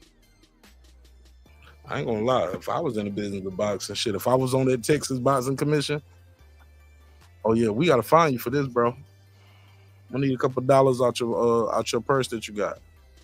Yeah, because it costs a lot of money to put on a fight. Yeah. So Yeah. now you get a no contest. Yeah. We shall see. Yeah. What about that opponent? You get what I'm saying? Yeah. We would have to. Yeah, we would have to get a person. Somebody said weed makes me paranoid as fuck. Shit, look, I haven't smoked in 14 years, and I used to be a heavy smoker. If I took like one puff of weed, I know my ass would be paranoid than a motherfucker, man. For real. Like, that's how it was when I first started smoking. When I was like a teenager, I used to get paranoid as shit. So I know I would be paranoid. But people who smoke it all the time, they don't get paranoid. Yeah, they do. Yeah, we do. I used to hate when I smoke. We just deal with it. Be around somebody who just get paranoid and start acting weird. Like, man, get the fuck out of here. Like, that brings your high down. Right. Yeah, the benefits outweigh the side effects for me. Yeah, I'm smoking. Rolling money. I can't fuck with the gummies though, Foodie. I don't like the gummies. You know why? Because like I said, it attaches to your fat cells. So when you eat the food that has it in there, I never did edibles. That shit lasts way longer. Way longer. Yeah. I couldn't do that shit. Being high for like 48 hours? Hell no. I'm like, shit, I got shit to do, man. I can't fucking act. I can't fake acting normal that long. Damn. Hell no. But yeah, when you around somebody, like, I used to hate that because we, way back in the, Cali, we've always had the good weed. So when Kush came out, that was like 2004. We didn't even know what to call it. We used to call it like G14 or some shit. It was like beyond Kush. And motherfuckers like, yeah, I smoke all the time trying to be cool. And you let that motherfucker hit that shit a couple of times, and that motherfucker start acting weird. Talking about they need to call their mama and shit. Like, hell no, that shit brings your shit down. Like, you need to get away. But I would definitely be paranoid. But everybody don't feel like that. If you smoke normally or regularly, then you don't feel that way. I've never done edibles though, or oils, or I've done like hashish, but I've never done like no edibles or nothing like that. Mushrooms.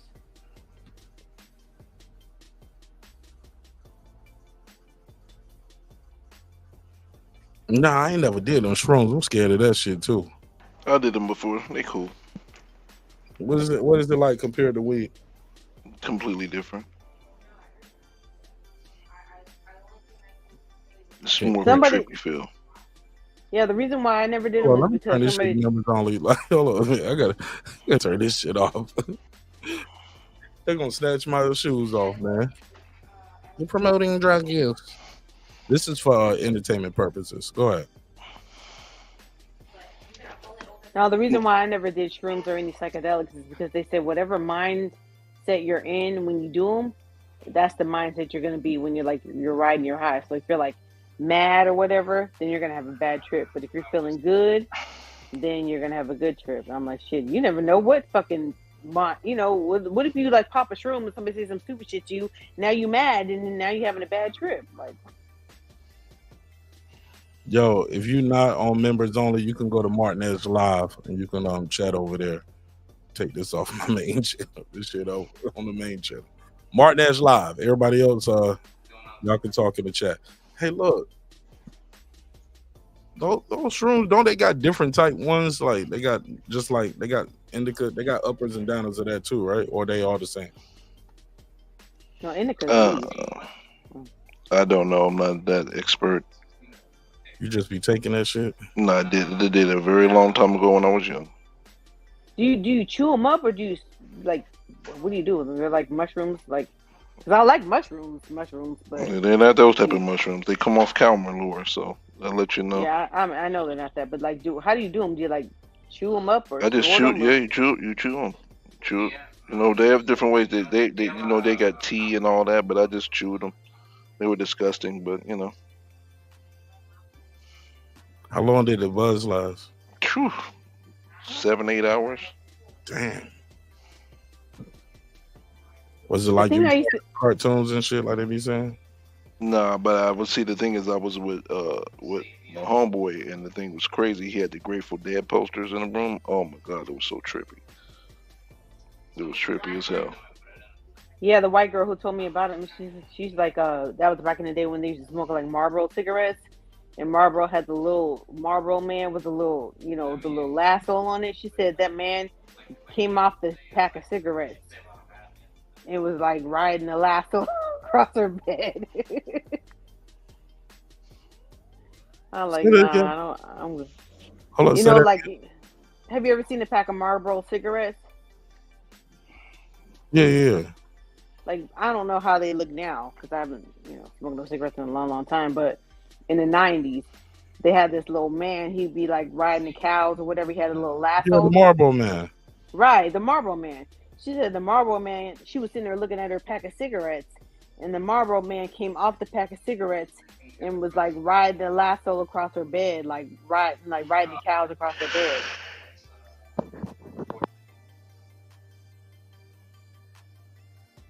And that's why I was like, I don't think I want to be a part of any of that shit. I'm good on that. But the thing about weed that I didn't like if I didn't smoke weed for a long time and I smoked like some strong weed, like you could hear your own thoughts in your head. Have you ever had that? Like where you could like you sitting there like you like stuck, like you can hear your own thoughts echoing in your head, and that should be kind of there may be other people in the room, but you kind of like just tripping off of that shit. Nah, I ain't never had that happen, Fody. I was smoking some really good shit. Hell yeah, man. I'm actually having weed envy over here. Like I've heard of like back in the day, like in the 90s, like we had the good shit. Like niggas would, move weight from the West Coast to the South and charge niggas extra because we had the good shit. But what did y'all have like hydro? Like what is hydro? Is it hydroponically grown? That's exactly what it is. Yep. Hydroponic, yeah. Okay. That shit sounds like it's terrible. At the time, it was pretty good. It was pretty good. Hey, look, did y'all see this shit right here? The judge, I guess Jussie Smollett getting sentenced. Did y'all hear how much time Jussie Smollett got? Nope. No. Sentenced to what? No, he appealed his case, and he's been out on bail. Remember, he got arrested, he got sentenced, he went to jail after his sentence, but then he appealed, and while he was waiting his appeal, he had what's called an appellate bond. So basically, you go through the whole trial, you get convicted, you go to jail for a couple days or a week. They put in some paperwork. That's what Tory Lanez was trying to do. He was trying to get an appellate bond, where basically you get right back out of jail, nigga, after the whole trial, even you got found guilty. Get out of jail, and while you waiting for your appeal, shit, you just walk around free like ain't nothing happened. The judge is going in on Jussie Smollett. Said the headline says, "Your name is an adverb for lying." The judge goes in on Jussie Smollett. Let's hear it. Your family who loves you and supports you. I only want to use the word forgive because forgiveness isn't even necessary. They're with you so much. They're so tight-knit, but you have to live with the fact that you really put them through a ringer. You've embarrassed your valuable friends in high places, elected public officials, people in the media. You've embarrassed them. You have to live with that. I don't know if those were there. Damn, these niggas got a beat behind it. Come on, fam. The beat don't even go with the concept. Come on, bitch. Relationships can be repaired. You become toxic in your own workplace. Your career future. Why he still wearing the mask? Is uncertain at very best. It was really on a rocket ship to success, and now you've turned yourself into riches to rags, and it's so unfortunate. Your very name has become an adverb for lying. Damn. Judge is admonishing him. And I cannot imagine what could be worse than that. So how much time he gonna get? Trying to consider who you are as a person, how you got here, how somehow you strayed away from your family values. Side, come out. So here's your sentence. Yeah, let's fast forward. I'm sentencing you to 30 months felony probation. 30 months felony probation. So the appeal worked. That nigga, no jail time. And then he's out of jail. Probation is going to be to this court. You're going to be allowed to travel wherever you want. You do not have to live in the state of Illinois. Oh, man. You ain't even got to... Sound like you ain't even got to check in. Just stay out of trouble. You got scot free. Yeah, you get to leave. You get to leave here and be so. You can move to Omaha or. He ain't got to pick up cans or nothing. Yeah.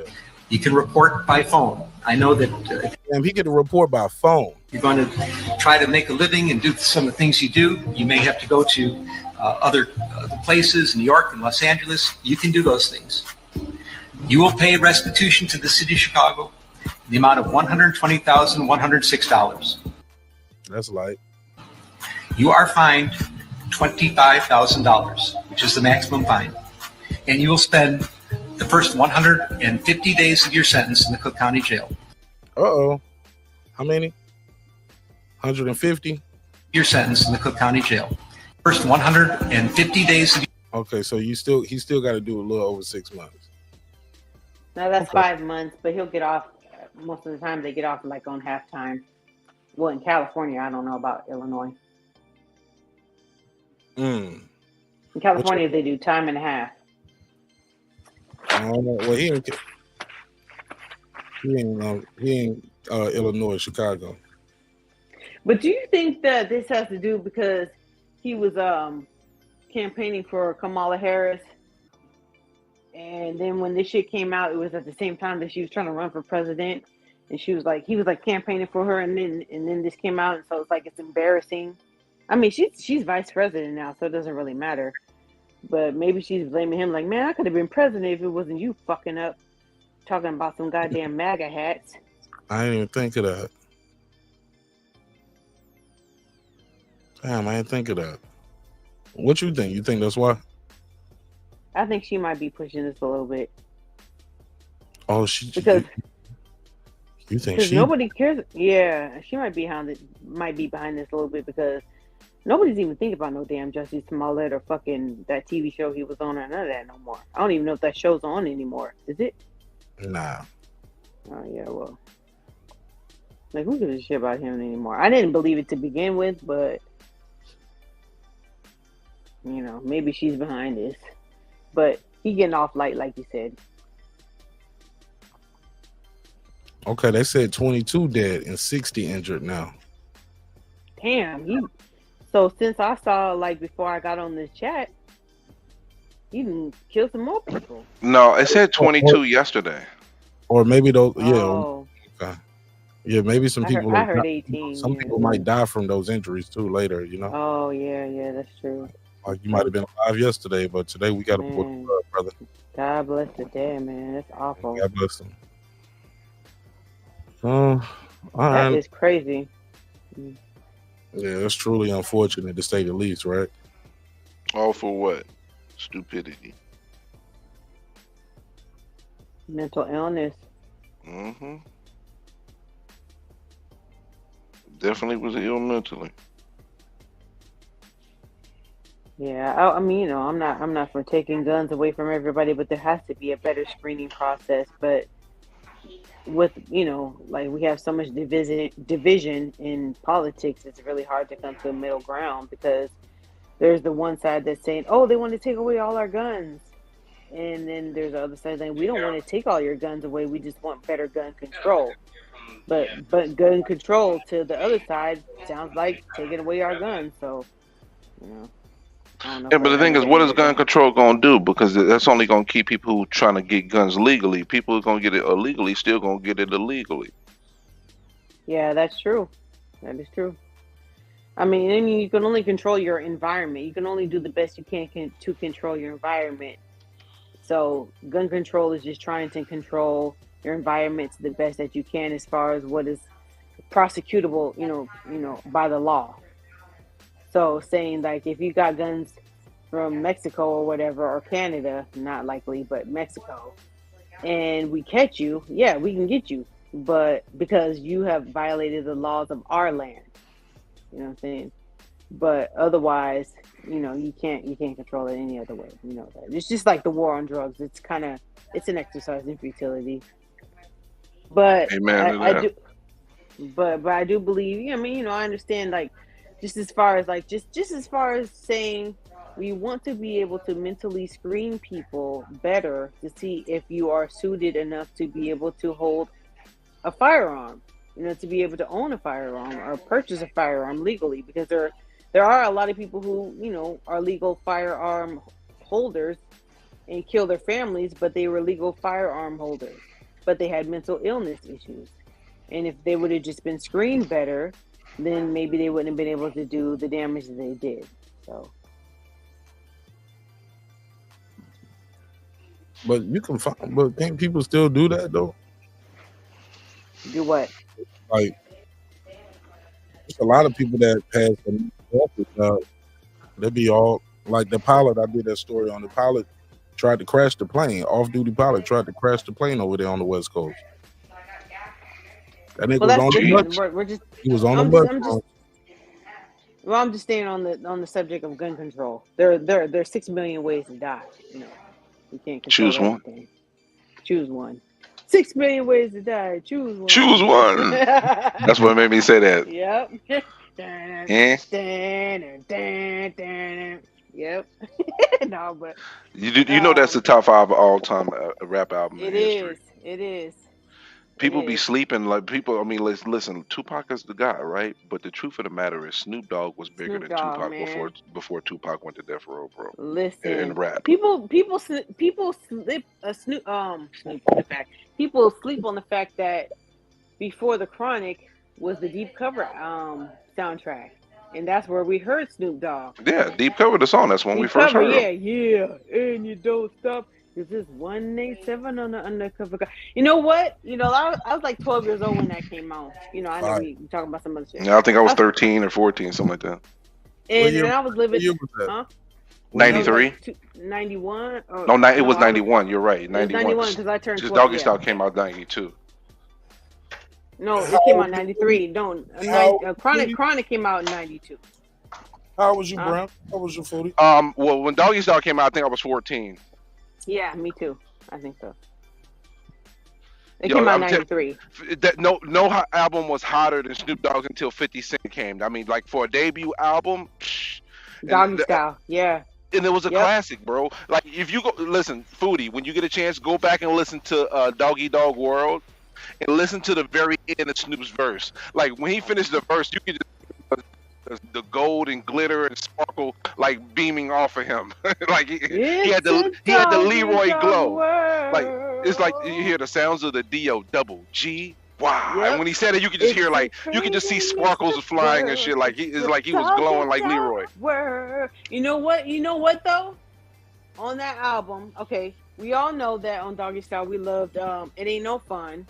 We liked all the interludes and all that shit with the nigga taking the piss with the what W balls. W balls. But you know what? When people sleep on, saying I want to be a motherfucking hustler. You better ask. This somebody. is for the G's and this is for the hustlers. Yes. Now back to the G's. Now you know what song for me was sleep on? That song pump it up and pump it for me, dog. And listen to the sounds of my nigga, know you know. That was my joint. That beat was so cold. That was my slept on joint from the album. Chocolate, yeah. Bump. Bump to the phone. Listen to the sounds of my nigga, doggy dog. Pump, yes. That was my These joint. Goes down and that, yeah, those two songs. You go hard to the for- woods, nobody you can't talks see about me. Is the G pump? We Yeah. pump, we thump, we pump. Follow me. Listen to the words that a nigga pump. Yeah.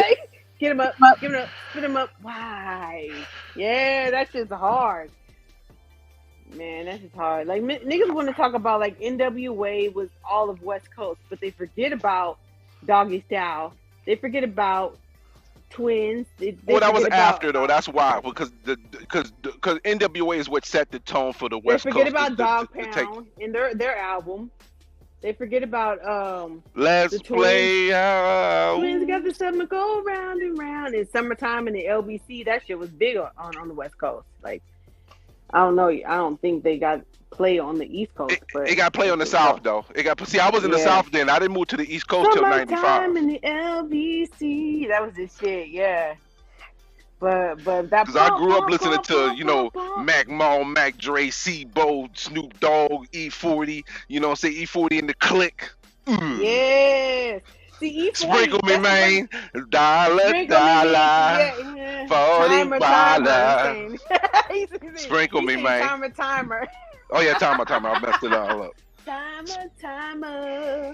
40 Wilder. Sprinkle me, man. Sprinkle me, man. Yo, his sister was fire on the low, bro. The Sugar T. Yeah. Sugar T was slept on. G-A-M-E. Say. What? Remember that? That was that. If you want to get some of this G-A-M-E, Say 40 man. I don't want Yep. you. Yeah, sprinkle me, man. Yep. Hey, and people forget about. And I was like, yo, that shit was like a little nursery rhyme. Yo, yeah, that's what they did. A lot of that. You know my favorite song from them though? You remember the song? Hold up. Captain Save a Hoe.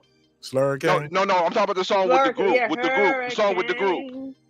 Yep. Hurricane. If you get slurricane, strong enough to stop an engine, man. That was the joint right there. That was the joint, boy. Yep, that was the joint. Listen, even LA wasn't even on E40 before that. Like, listen, I was about to say, I heard E40 before I ever heard of NWA. Like I heard Eazy-E, but I never heard of NWA. I didn't hear about Dr. Dre until The Chronic came out. Like I was only 11, 12 years old. It's two different worlds from the Bay to LA though. It is two different worlds from the Bay to because E40 started in the late 80s though. Yeah, so I was in Oregon at that time. I was in Portland, Oregon. They jump onto like what the Bay is on. That was like their hip hop sound. So I was on E40. And so that now I want to be saved. Now is that This is what I think you to do. Come around here around my company. Yeah, and talk about E40 come around here getting this skrill to scratch paper. You already know how we doing around this way around the Bay. You know what I'm saying? Now make that nigga feel make his work. Make that nigga buy you Dooney and Burt. Yeah, yep. Yo, he came up with so many different slangs. Skrill scratch. Yep. You know, them get the skrill scratch paper. You already know we can get them duckies, them different deals. Ooh. Yeah, ooh. And then so I was in Southern California. Nigga was like, oh, I don't get them, but most of the people in Southern California was like, oh yeah, E40's the shit. Like even Kendrick Lamar on Good Kid, Mad City, he talks about that shit. We say E40 had us on that. I can't remember what he said, but yeah, he gave a shout out to E40. But yeah, that shit was hard. Hey, you know what I was listening to on Apple Music. For some reason, I was just like, I'm bored of listening to all the old school shit I listen to. I need to hear some new shit. I was listening to it was called The Producers. It was a playlist called The Producers, and so they have a different producer, and it was what's his name? What's his name? Lil Jon. That nigga got hits, man. Duh. He got a gang of fucking hits. Like I remember, like when they were coming out, but I was like, damn, I forgot about. He had Sierra, he had E40, he had Blow the Whistle, which is one of my favorite shit. Blow the Whistle, yeah, Usher, yeah. Yeah, Lovers and Friends was my joint, bro. Ooh, that was the joint. Yeah, that was. You know what? It took me a minute to warm up to that, but I was honestly, as far as like Usher and like I like that shit he got with Chris Brown, that New Thing. That shit's better than Lovers and Friends to me. That din din din din din din din din din din din din. Yeah, that's no, that's cool. It's cool. But Lovers and Friends, and I've been knowing you for a long time. Show that. Fucking never crossed my mind. Show that. But not tonight. I see something in you. Made me want to get with you. I would never ever cross that ride. Show that. Yeah. Yeah. I gotta go see him in Vegas. Me and my sister are planning we gotta go see Usher like this year. We've been saying that shit for 2 years. She lives in Vegas. Go, man. We gotta go see that shit, man. Yeah. I forgot. It was told that shit might be triple. She been waiting for her because my brother-in-law's over there in Saudi. So every time he comes home for like a month, she's like, "Oh yeah, we're gonna do that shit for our anniversary." But then he goes back and they don't see it. So she's like, "No, we got to see it now." I'm like, he gonna leave. Like that residency ain't gonna last forever. We gotta do this. We gotta see that shit. Yeah, it's not. Y'all gotta go to that. Shawty. I'm going to this Atlanta Winterfest, man. This shit gonna be ratchet as hell. I'm being that bitch smoking big blunts. It's T.I., Jeezy, Lil Jon, Goody Mob, Young Dro, Yin Yang Twins. Listen, I will be there. I All would of be this, there. all of that shit, man. Let me see who else. I'm gonna not a big Jeezy fan, but everybody else, I like that shit. The Yin Yang Twins. I'm gonna see this Atlanta. 369. You so fine. Yeah, Wonder if yeah, I'm damn, through it. you Hit me one more fine. time. Yeah, Yeah, look, Yang Yang Twins, Yandro, Fabo, Lil Scrappy, Trillville, Young Insane Dro, Cosby yeah. Boy. They gonna do a freak neat bass set type shit where they just gonna, They keep trying to bring that shit back. man. Listen, a lot of these youngins Bro. don't want they don't want Spring Day to Hold on, come it's back more, because they it's might more, say their it's, mama on that shit. it's the boy Raheem the Dream, Kilo Ali, DJ Taz, MC Shadi. That's all that Atlanta B I set. don't know who. Yeah, I don't know That's them that. people. That's that bass music. I like that. I like that Kilo Miami had that bass. song but- in House Party that everybody used to like. I'm gonna tell you in a second. Bone Crusher, Pastor Troy, and more. Yeah, I know them. Yeah, And more. So I'm like, yo, that and bro, these yeah, niggas that affordable, Pastor too. Troy there. Are we Niggas might be like cutting? $1.50. Are we cutting? Are we cutting? Yeah, Pastor Troy was the shit. Yeah, I like that vice versa. yeah. Like But honestly, like Pastor Troy was the first one to do that. Yeah. Before Jeezy and Yeah, Lil Pastor Troy, Jon. man. Pastor Troy still walk around with his WBC belt. Oh. That nigga still got his WBC interim continental title. Shit, Nah, he I wasn't ain't no gonna hold you. That boxer nigga though, just, was he? yo, he just came out with Mike Williams Jr. or something like, or somebody at one of them fights, bro. He had the belt with him. I ain't lying. I like him and let's see, like from the South, like because it got to a point where, well, the West Coast was always like down South. We've always liked Ghetto Boys. We've always liked like 8-Ball and JG. We've always liked all the niggas, but like it got to a point like West Coast was like I was so tired of hearing West Coast. I just started listening to down South shit. Yeah, like Pastor Troy and motherfucking T.I. That's what we were talking about on Twitter. That fucking Urban Legend, that shit is a classic, and people don't talk about that shit. They talk about T.I. because he had the TV show with his family and all that shit and all the weird shit. he's After done. rap. Yeah, all his supercalifragilistic, terms and shit. But that Urban Legend was hard. Urban Legend and King were pretty good. King was the one that moved me the most, but Urban Legend was definitely dope. But you know what, Mark? Maybe you should have a show one time, maybe about the top 5 debut albums of all time in rap. No, That'd you got be to do it interesting by debate. region, though. You got to do it by region. No. You do. No. Nah, just expand the list, make the list longer. Just the best debut albums. We already know Snoop and 50 is in there. Yeah. Nas is in there. Snoop, 50. Nas is like, yeah. No, that wasn't his first album. No, I know. No, I just help you out because you know you Westy. I'm thinking of the video when NWA is in he's in the drop top and Nas was in the drop top bands. What was the song? Solo or group though? I don't know. Greatest debut albums, rap debut albums in history. Debut? Yep, debut. There's I'm so talking many. about debut. Well, that's funny though, because a lot of the debut albums I don't think are the dopest. Like I don't think, and I've said this before, I do not think that Reasonable Doubt is better than The Blueprint. I can agree with that, but I love Reasonable Doubt. That's when I like Jay the most. That's what's so crazy for me. I actually I will became less say of a that Jay fan as time went on. Jay's got 4 strong hits on that shit. He's got. I like the Dead Presidents. I was like, oh, this nigga's different. I like this shit. He's doing something different. Who You With? And then he came out with not Who You With, but okay, so it's Dead Presidents, Can't Knock the Hustle, Feeling It. Ain't no That's nigga. Was that on there? Ain't no nigga like No, that was on the Nutty Professor soundtrack. yeah, but it was on his debut album too with Foxy. Okay, I didn't know. Yeah. I don't remember. Got 2 for 1 off of that one. Yeah, that's just hard. I still got that on my playlist. Ain't no Scarface's nigga first like the album. one I got. Yeah, his Scarface's first album. His solo album. Mm-hmm. The Never Seen a Man Cry Till Seen a Man Die. That one. Yeah, the one that has that one. Yeah.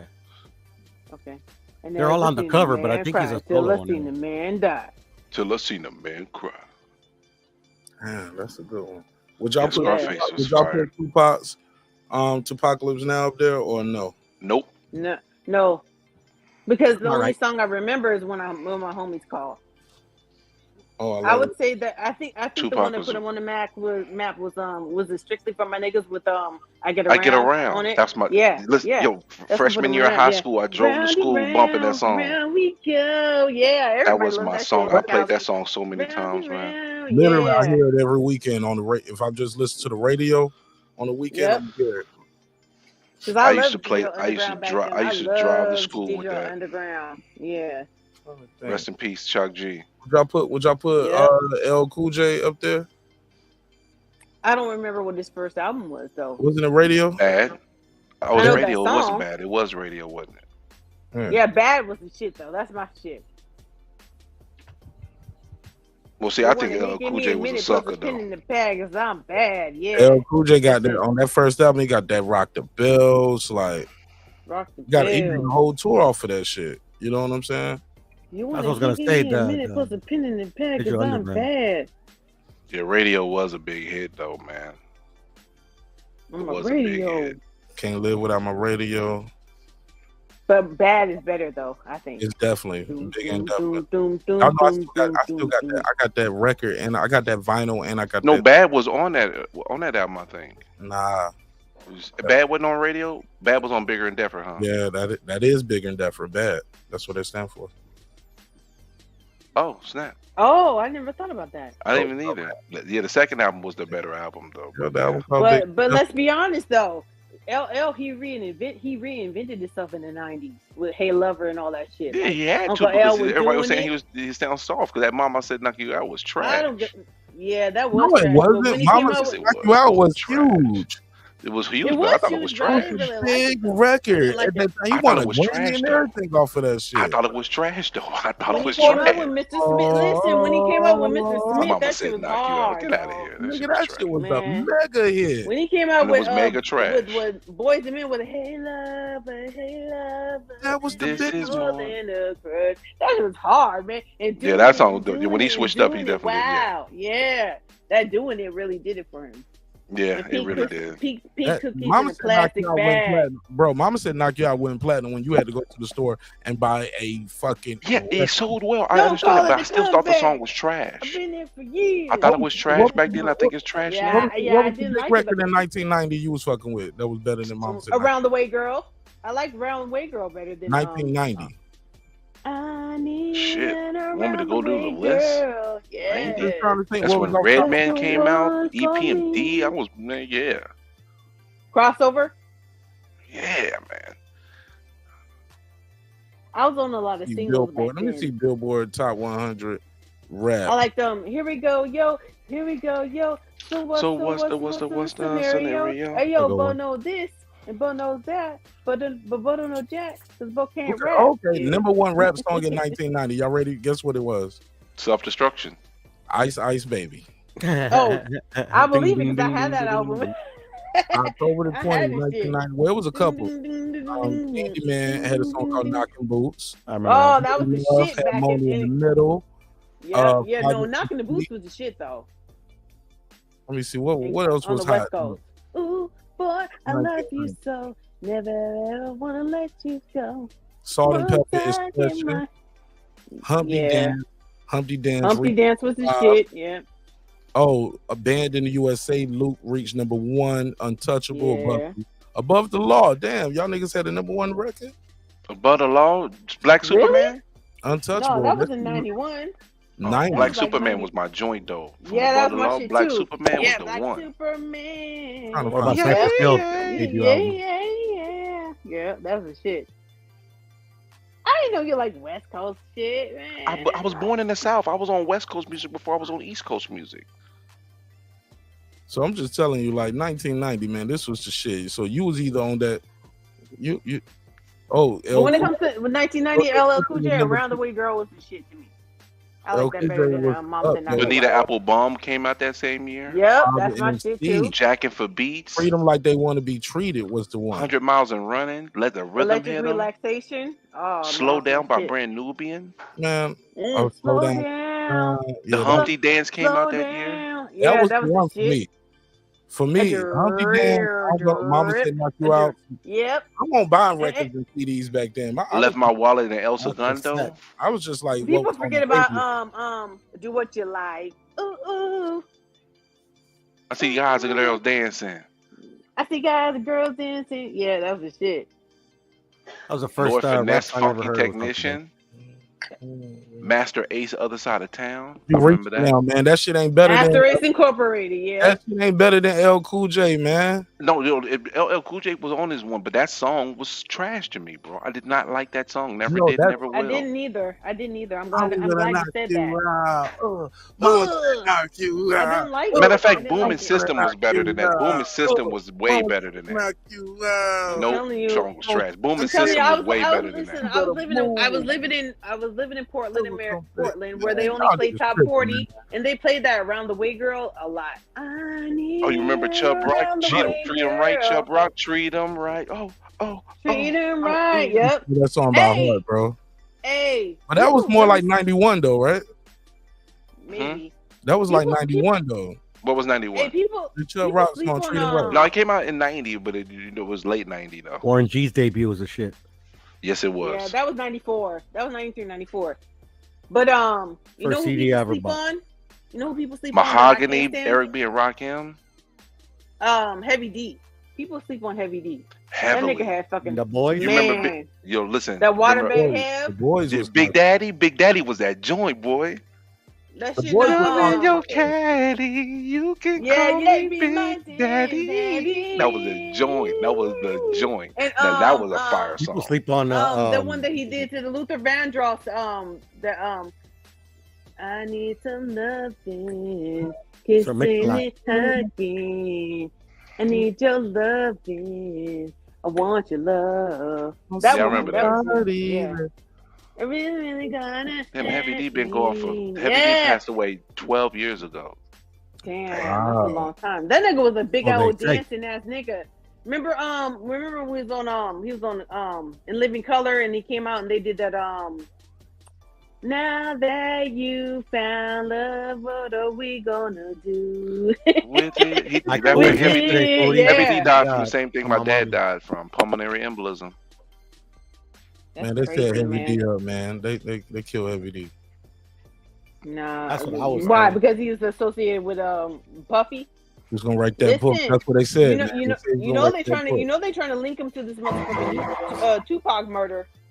You know they trying to link him to They it. arrested him. Like he paid Keefy D. They ain't gonna get him for Matter that. of fact, that Nah, album was they never that was gonna one of get his him. I last think they gonna late get him for that. albums. And the reason why 97, Waterbed Pal. PPD has no. Waterbed Hell was the shit. I got nothing but love for you, baby.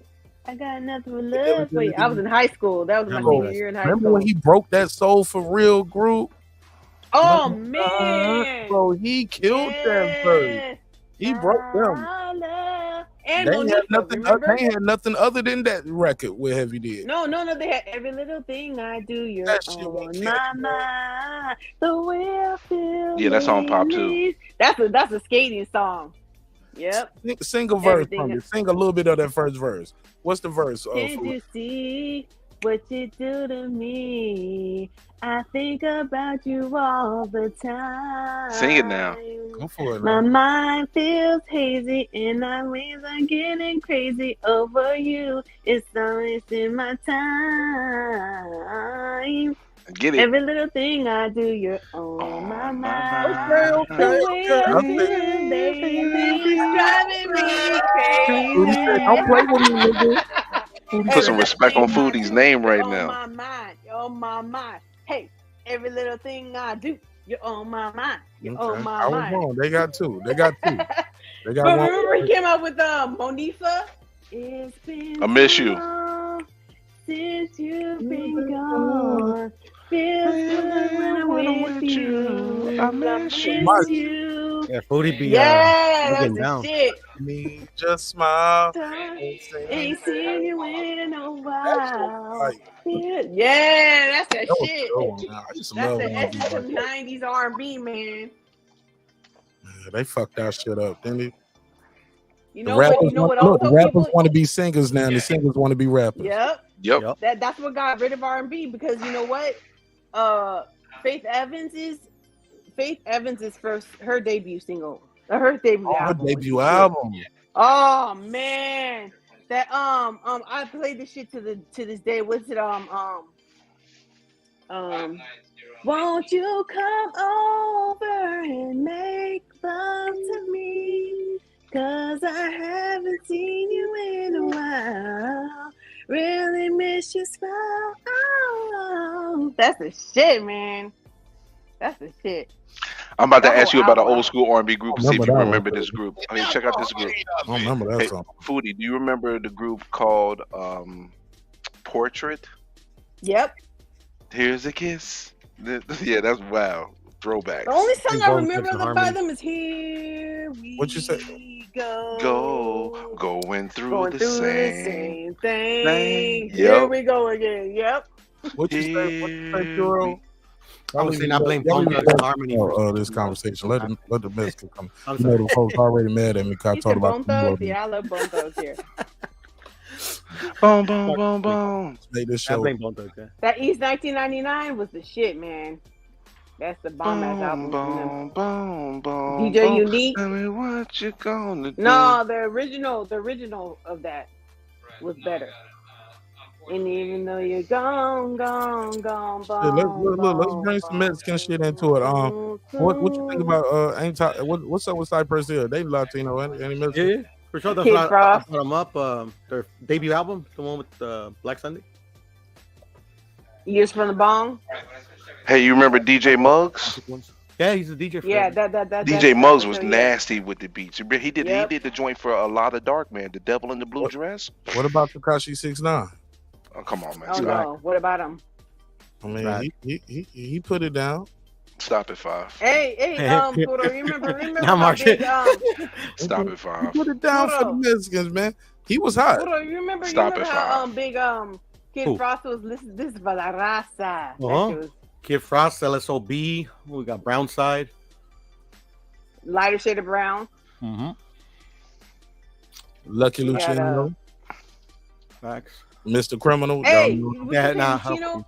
Hey, you know what? Hey, y'all you know, need to like, listen to the Mexican OT. He fire. The Mexican Alright. OT. He fire. Hey, you know, me and my son. This is so funny. My son's 24. You know what song he likes? Little Rob, Party into the Morning Light.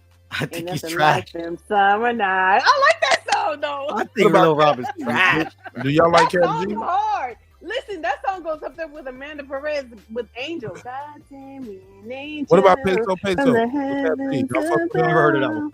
I've never heard of him. I mean, I've heard of him, but I've never heard of him. Yo, Cat Piro, Beat? you heard of the Mexican OT? I never heard of him. He's a newer artist. Go listen to the song with Paul Wall and Johnny Dang. The song is fire. I bro. never heard of Mexican them. OT, nice. I You know heard I of Paul live like Wall. a cholo. You know Paul Oh, I know Wall. Paul Wall. Yeah. No, but this dude named the Mexican OT. He got a song called Johnny Dang with Paul Wall. That song is dope. But Johnny Mexican Dang, OT's he's the drill dude. He's the one who does the grills. Johnny Dang. He's Yeah, Vietnamese. that's his name of the song. That's the name of the song. Oh, What okay. was Chino XL? What was his nationality? He He's was black and Puerto Rican. Dominican or something like that. No, he's I'm I a think he's Puerto creep. Rican. I'm a He's not black at all. loser. I like Chino XL. He's Puerto Yeah, I like Rican. I didn't really care for him. I gave him respect. He but was I didn't really weird. care for He him. was a little weird. Yeah. Like he was. You all gotta over think the about it. place, His like- biggest song is called "I'm a Creep, I'm a Loser." Hey, y'all remember what's his name? He was I That need a man gangster OT bitch was with a fat. gangster boogie. I need a gangster bitch. Who's that? Like I don't know, but I Apache. skip that shit every Apache. time they come on. Hey, look, but that dude, that He Mexican rolled with Queen Latifah and them. He was down with Yeah. the Flavor Unit. trash. Hey, look, that Mexican was. Did you say trash? He Disrespectful. was kind of trash though. Why? So that Because He was, but you why can't disrespectful. you say he trash? Yeah, rest in peace, Magoo. He was trash too. Oh yeah. Oh, I thought Up Canelo's jumps the walkout was boogie dope. though. Love to Love You was the shit though. That's that one though. That beat was. Suspension like a sports car. Johnson got big lips and handlebars. Put it on Tim like a porno star. She Run ate back the tape in the VCR. I come here, baby, like the big black kahuna. I wish you would have listened like a little sooner. Now I'm rich like silver spooner. You know Rich like a silver spooner. Yeah. No, Timberland was good. They was goofy as hell back then, boy. They was so damn goofy. yo, Magoo. Look, if y'all go back and watch that video, "Love to Love You," you can't tell me Magoo don't think he murking that motherfucker. And I ain't gonna lie, that's one of his best verses. Like he said, like the way he bobbing to the beat, like he blacked out on that one. That was like a out of nowhere. He was like Huckleberry Finn. Like, why are you talking about Huckleberry Finn right now? Like, out of all this shit, Magoo, the South Tempo. I beat the I'm chipping Dale. Give me one kiss. I just won't tell. Like, that nigga start talking about Chippendale and Huckleberry Finn. Yeah. Like remember Into Deep Food? Missy? Yeah. Missy was the big star back then. Missy was just amazing. She could she was. That's what I was about to say. Like miss, Missy, man. listen. I tell my son who's like, he's in hip hop. I'm like, this is what you need to sample. I told him like this is one beat he liked Cell Therapy by Goody Mob. He's like, oh, that's just hard. I like that. I'm like, thank you. Thank you. That's the one. Yeah. And then I was like, you need to window. Everybody free. We used to out of that shit for hours. Isn't that crazy how yes, definitely. That's crazy how that shit's for real now though. But even back then I believe that it was gonna be for real. But that song and then Hot Boys, what I want. Cause they be driving Bentleys and the Bentleys and the cars and cheaper, but the platinum Visa. Remember JJ Fad from back in the day? Yeah. Yo, Missy sound like a stalk in that song. If you listen to her lyrics, she was Yep. like, Yeah. Can I come too? I got some friends. We rolling with you. What you doing? I'll cook, boy. I'll do whatever you want. Like, man, just go home, man. Visa, yep. Like she just won't leave the nigga alone. But you forget like Nas spazzed on that shit. Oh, Escobar CBR pipes. I see. Yes. Yeah, Nas came. Bodies all chopped up. Yeah. Yep. And it was on those bikes. Bodies popped up. And all I ain't that getting shit. locked up. My Bentley cruised the Yep. block. Some Yeah, that nigga. jumping on my job because I blew up the spot, crushing it. That nigga Nas. Damn, that beat was hard. Eve went off. Even the video. Yeah, that. Here's another. In Little Mo. Hey, here's another one for you guys, Mark. Man, I gotta go, man. Y'all need Mark, here's another one. Yeah, Top 20 timeless rap songs. I'm gonna name 2 of them off the bat. Shit, I got 5 on that list. They reminisce over you, TR. They reminisce over you, Troy. Pete Roxy, L Smooth. Summertime, Will Smith. Yeah. How's I missed the bus? No. Is it crisscross? Is that crisscross? Jump. The Magnanimous. That was a hard one though. That jump is classic, yo. Yep. I remember I was listening to that shit. My uncle bought me a Sony headset, and nobody had that shit. That was like kind of expensive back then. And I was listening to that shit because I heard. You know where I heard that shit first? On NBA Inside Stuff. They had crisscross at the end of the NBA Inside Stuff. I was like, oh, this shit's hard. I went and got that shit from Target. Time for some action. Time for some action. Do you fuck with the rap rock, Mark? I'm sorry, the rap like Rage Against the Machine, shit like that. Not much. Not really. No. I remember them and I heard some songs from them. But I couldn't know their songs though. Hey, remember when Cypress Hill came out with But I did listen to Slipknot. Ain't that crazy? I used to record. Came up with... Okay. My bad. That nigga that killed Michael Jordan Pops I used to listen to that nigga's his masters. He used to record at that same studio. The guys who owned Slipknot, one of the members, his dad was a lawyer, and he built the studio. And after they blew up, they won't using that studio in Fayetteville, North Carolina no more. They global. And so the guy I was fucking with at that time, he was leasing the studio from the lawyer, and like they still had like the records in there from the niggas who killed Jordan Pops. Oh shit! Shit was crazy. That nigga was trash too. I was gonna say something earlier about Brian McKnight, but I'll save that for a second. But remember when Cypress Hill came out with Insane in the Membrane and B-Real was like, the nigga like me is going insane. Everyone's like, wait a minute. Is he a nigga or nah? Because he had the afro and shit. Everybody's like, what the fuck? He's Cuban, half Cuban. It's the Afro-Cuban in him that makes that fro. Insane in the membrane. I used to always Insane in the brain. I used to always think he was light skinned black. I think who's the light skinned black dude growing up. But honestly, though, he's the only one that, like, okay, he grew up in like Hawaiian Gardens, which is mostly like Mexican, right? Yeah, the Southgate area, yeah, around there, yeah. The Southgate, yeah. That's a lot. There's a very heavy Black and Mexican gang like presence there, but it's mostly Hispanic gangs, like real deep ones. And then they also have like the Booyah tribe, like the what they call the Samoans, Samoans over there.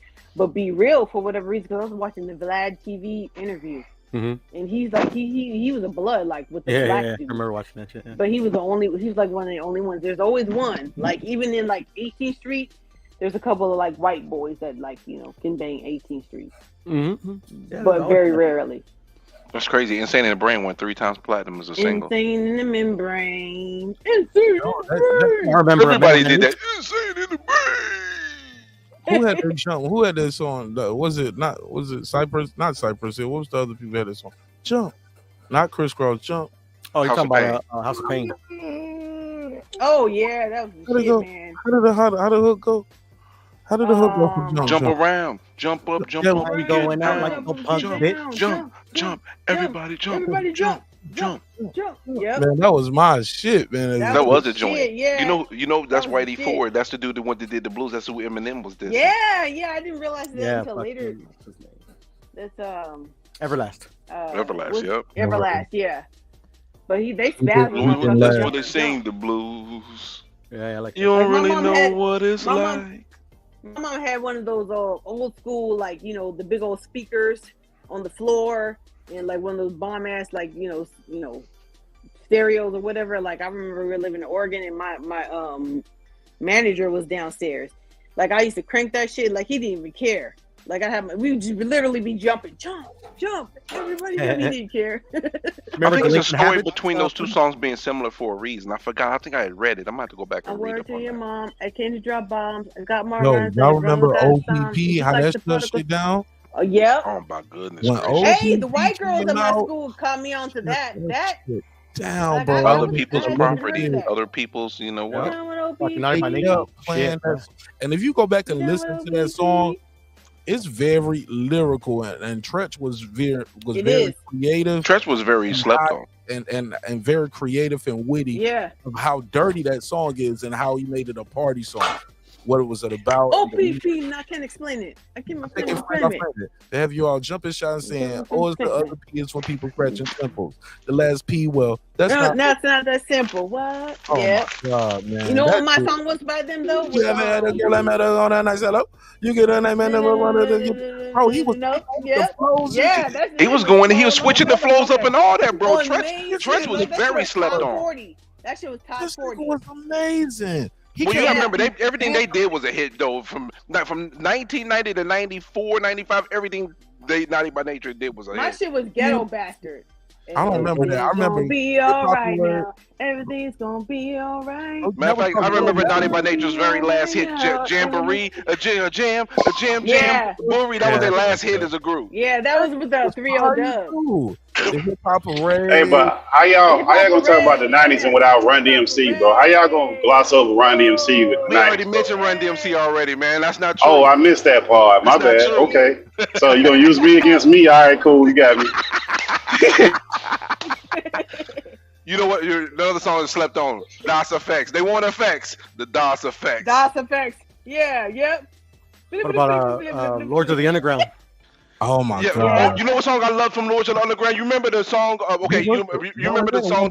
Right though? Didn't they have one hit? What was the? They hit? had one hit. You remember the song though? You remember the hit, the Chief Rocker, right? You remember the song they played at the end? Lord Jazz hit me one time, make it funky. That jazzy beat at the end. That beat was so cold, bro. Let me see, Lord of the Underground. I'm trying to remember how that song. Lord Jazz hit me one time.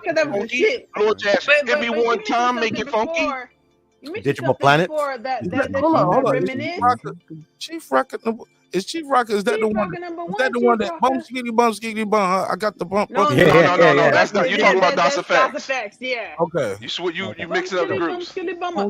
Hey, Chief Rocker, if you rock talk it about down. that, you got to talk about Something like that, right? Onyx. Oh, Slam. Slam. Dun, dun, dun, dun, dun, dun. That boy be boy. You want to know I'm a something funny? B-boy, Everybody knows standing Fool. in You my remember? B-boy stance. Anybody You gotta remember give me my cup of Fushnikins? Yeah. I was just about to say Everybody that knows too. Fushnikins because of Shaq, right? But there was one song they did. No. It was fire. The flow will break you down. Let the flow will break you down. That beat was Flow cold. will break you down. That shit was West No, Coast I'm down. not So we Digital got Planet. that shit. Yeah. I remember Digital Flow Planet. will break you down. Yo, The Digital flow will Planets. break you Digital down. Planets won a Grammy off of that shit. Did y'all know Who that? did? Digital Planets won a Grammy for because I'm cool like For that. Cool Like That? Oh, Hell yeah, man, Cool Like that That was shit fucking. But That it shit probably wasn't went the 3 or best- 4 times But platinum, it bro. wasn't the best record out QB at to that rap time. what QB But it to was like. so. That's what E40 sampled that shit. It won't On the Yay shit though. Area. Yeah, he sampled that shit. The BB choice to is yours. rap what QB to lock. Yeah, the choice is yours. BB to rap what QB to lock. Now, that's the hottest bar in that record too. Yeah. Cause I'm cool like And that. they dropped the beat Cool too. like that. Yeah. Y'all gonna probably laugh at me, but you know who's really slept on though, but he never really got a chance to get a buzz. But he had a song when he was with Draper and Suave House. Fucking Gilly the Kid had a song called "Bounce to This." That song was so fucking fire, bro. Yo, I'm like, yo, he's supposed to be on, bro. I'll never forget that song, man. Ooh, who said Aquemini, man? Don't get on my motherfucking Outcast. Gilly had I a song love that fucking Outkast. everybody slept on, bro. Gilly had one song that it was so fire. Gilly was spitting so much flames. And I told him, he actually he retweeted it one time. I said, Gilly, everybody sleeping on that song, something to bounce to that you did over there at Suave House, bro. That shit was crazy. That was before he even got up with Lil Wayne and before he went to Cash Money. You know what I remember from Suave House? Huh? Only thing I remember from Suave House was hoes with no clothes, showing love, shaking that club, nigga, what? Wow. Hoes with no clothes, showing love, shaking Hey, did y'all do Public Enemy? Yeah, we've been there and done that. That's Tila. Tila, I'm so tired of balling. I used to be like too many bitches on my dick. when I was coming up. No. You know what Tila came up with shit? You need to watch your girl like you watch your mail. She slick as jail. Sending headshots and you can't tell. That shit was fucking hard. Tila, man. You know what else was hard? You remember Big Mike? I'm just a player. I'm just a player. That song was so fire. Doom, doom, doom, man. Y'all ain't got no love for UGK Pimp C? Yeah, we do, but I had to bring up Big Mike though, because that song struck a chord with me. Hey, what? Let me That see. friend, What was it? I didn't. Yo, you know how old that Friend of Foe song? When did Friend of Foe come out? By A-Ball MJG. And Pocket Full of Stones. Okay, here we go. Friend of Foe came out in '95. I didn't hear it until 2001. Wow. The first time I heard it in 2000. A nigga in the army was rapping it, and he was rapping it like it was his verse in the cipher. And biter. Yeah. I'm not a writer. I'm a biter. He was doing one of the hottest verses, and everybody caught on that MJG verse. He was like, "Who can I trust? Where can I go?" All of that shit. Like it was like, hey. MJG, top slept on rapper of all time. Yo, MJG was so slept on. I hated on it when they was popping and out. I thought 8-Ball was the best. Yeah. Then I got older. MJG was the man, I bro. got older and I went back. MJG's the skinny one, right? MJG's the skinny one. 8-Ball's the fat one, right? Yeah. Fat man. Yeah. You remember Delinquent Habits, Rudy? Who? Delinquent Habits back in the 90s?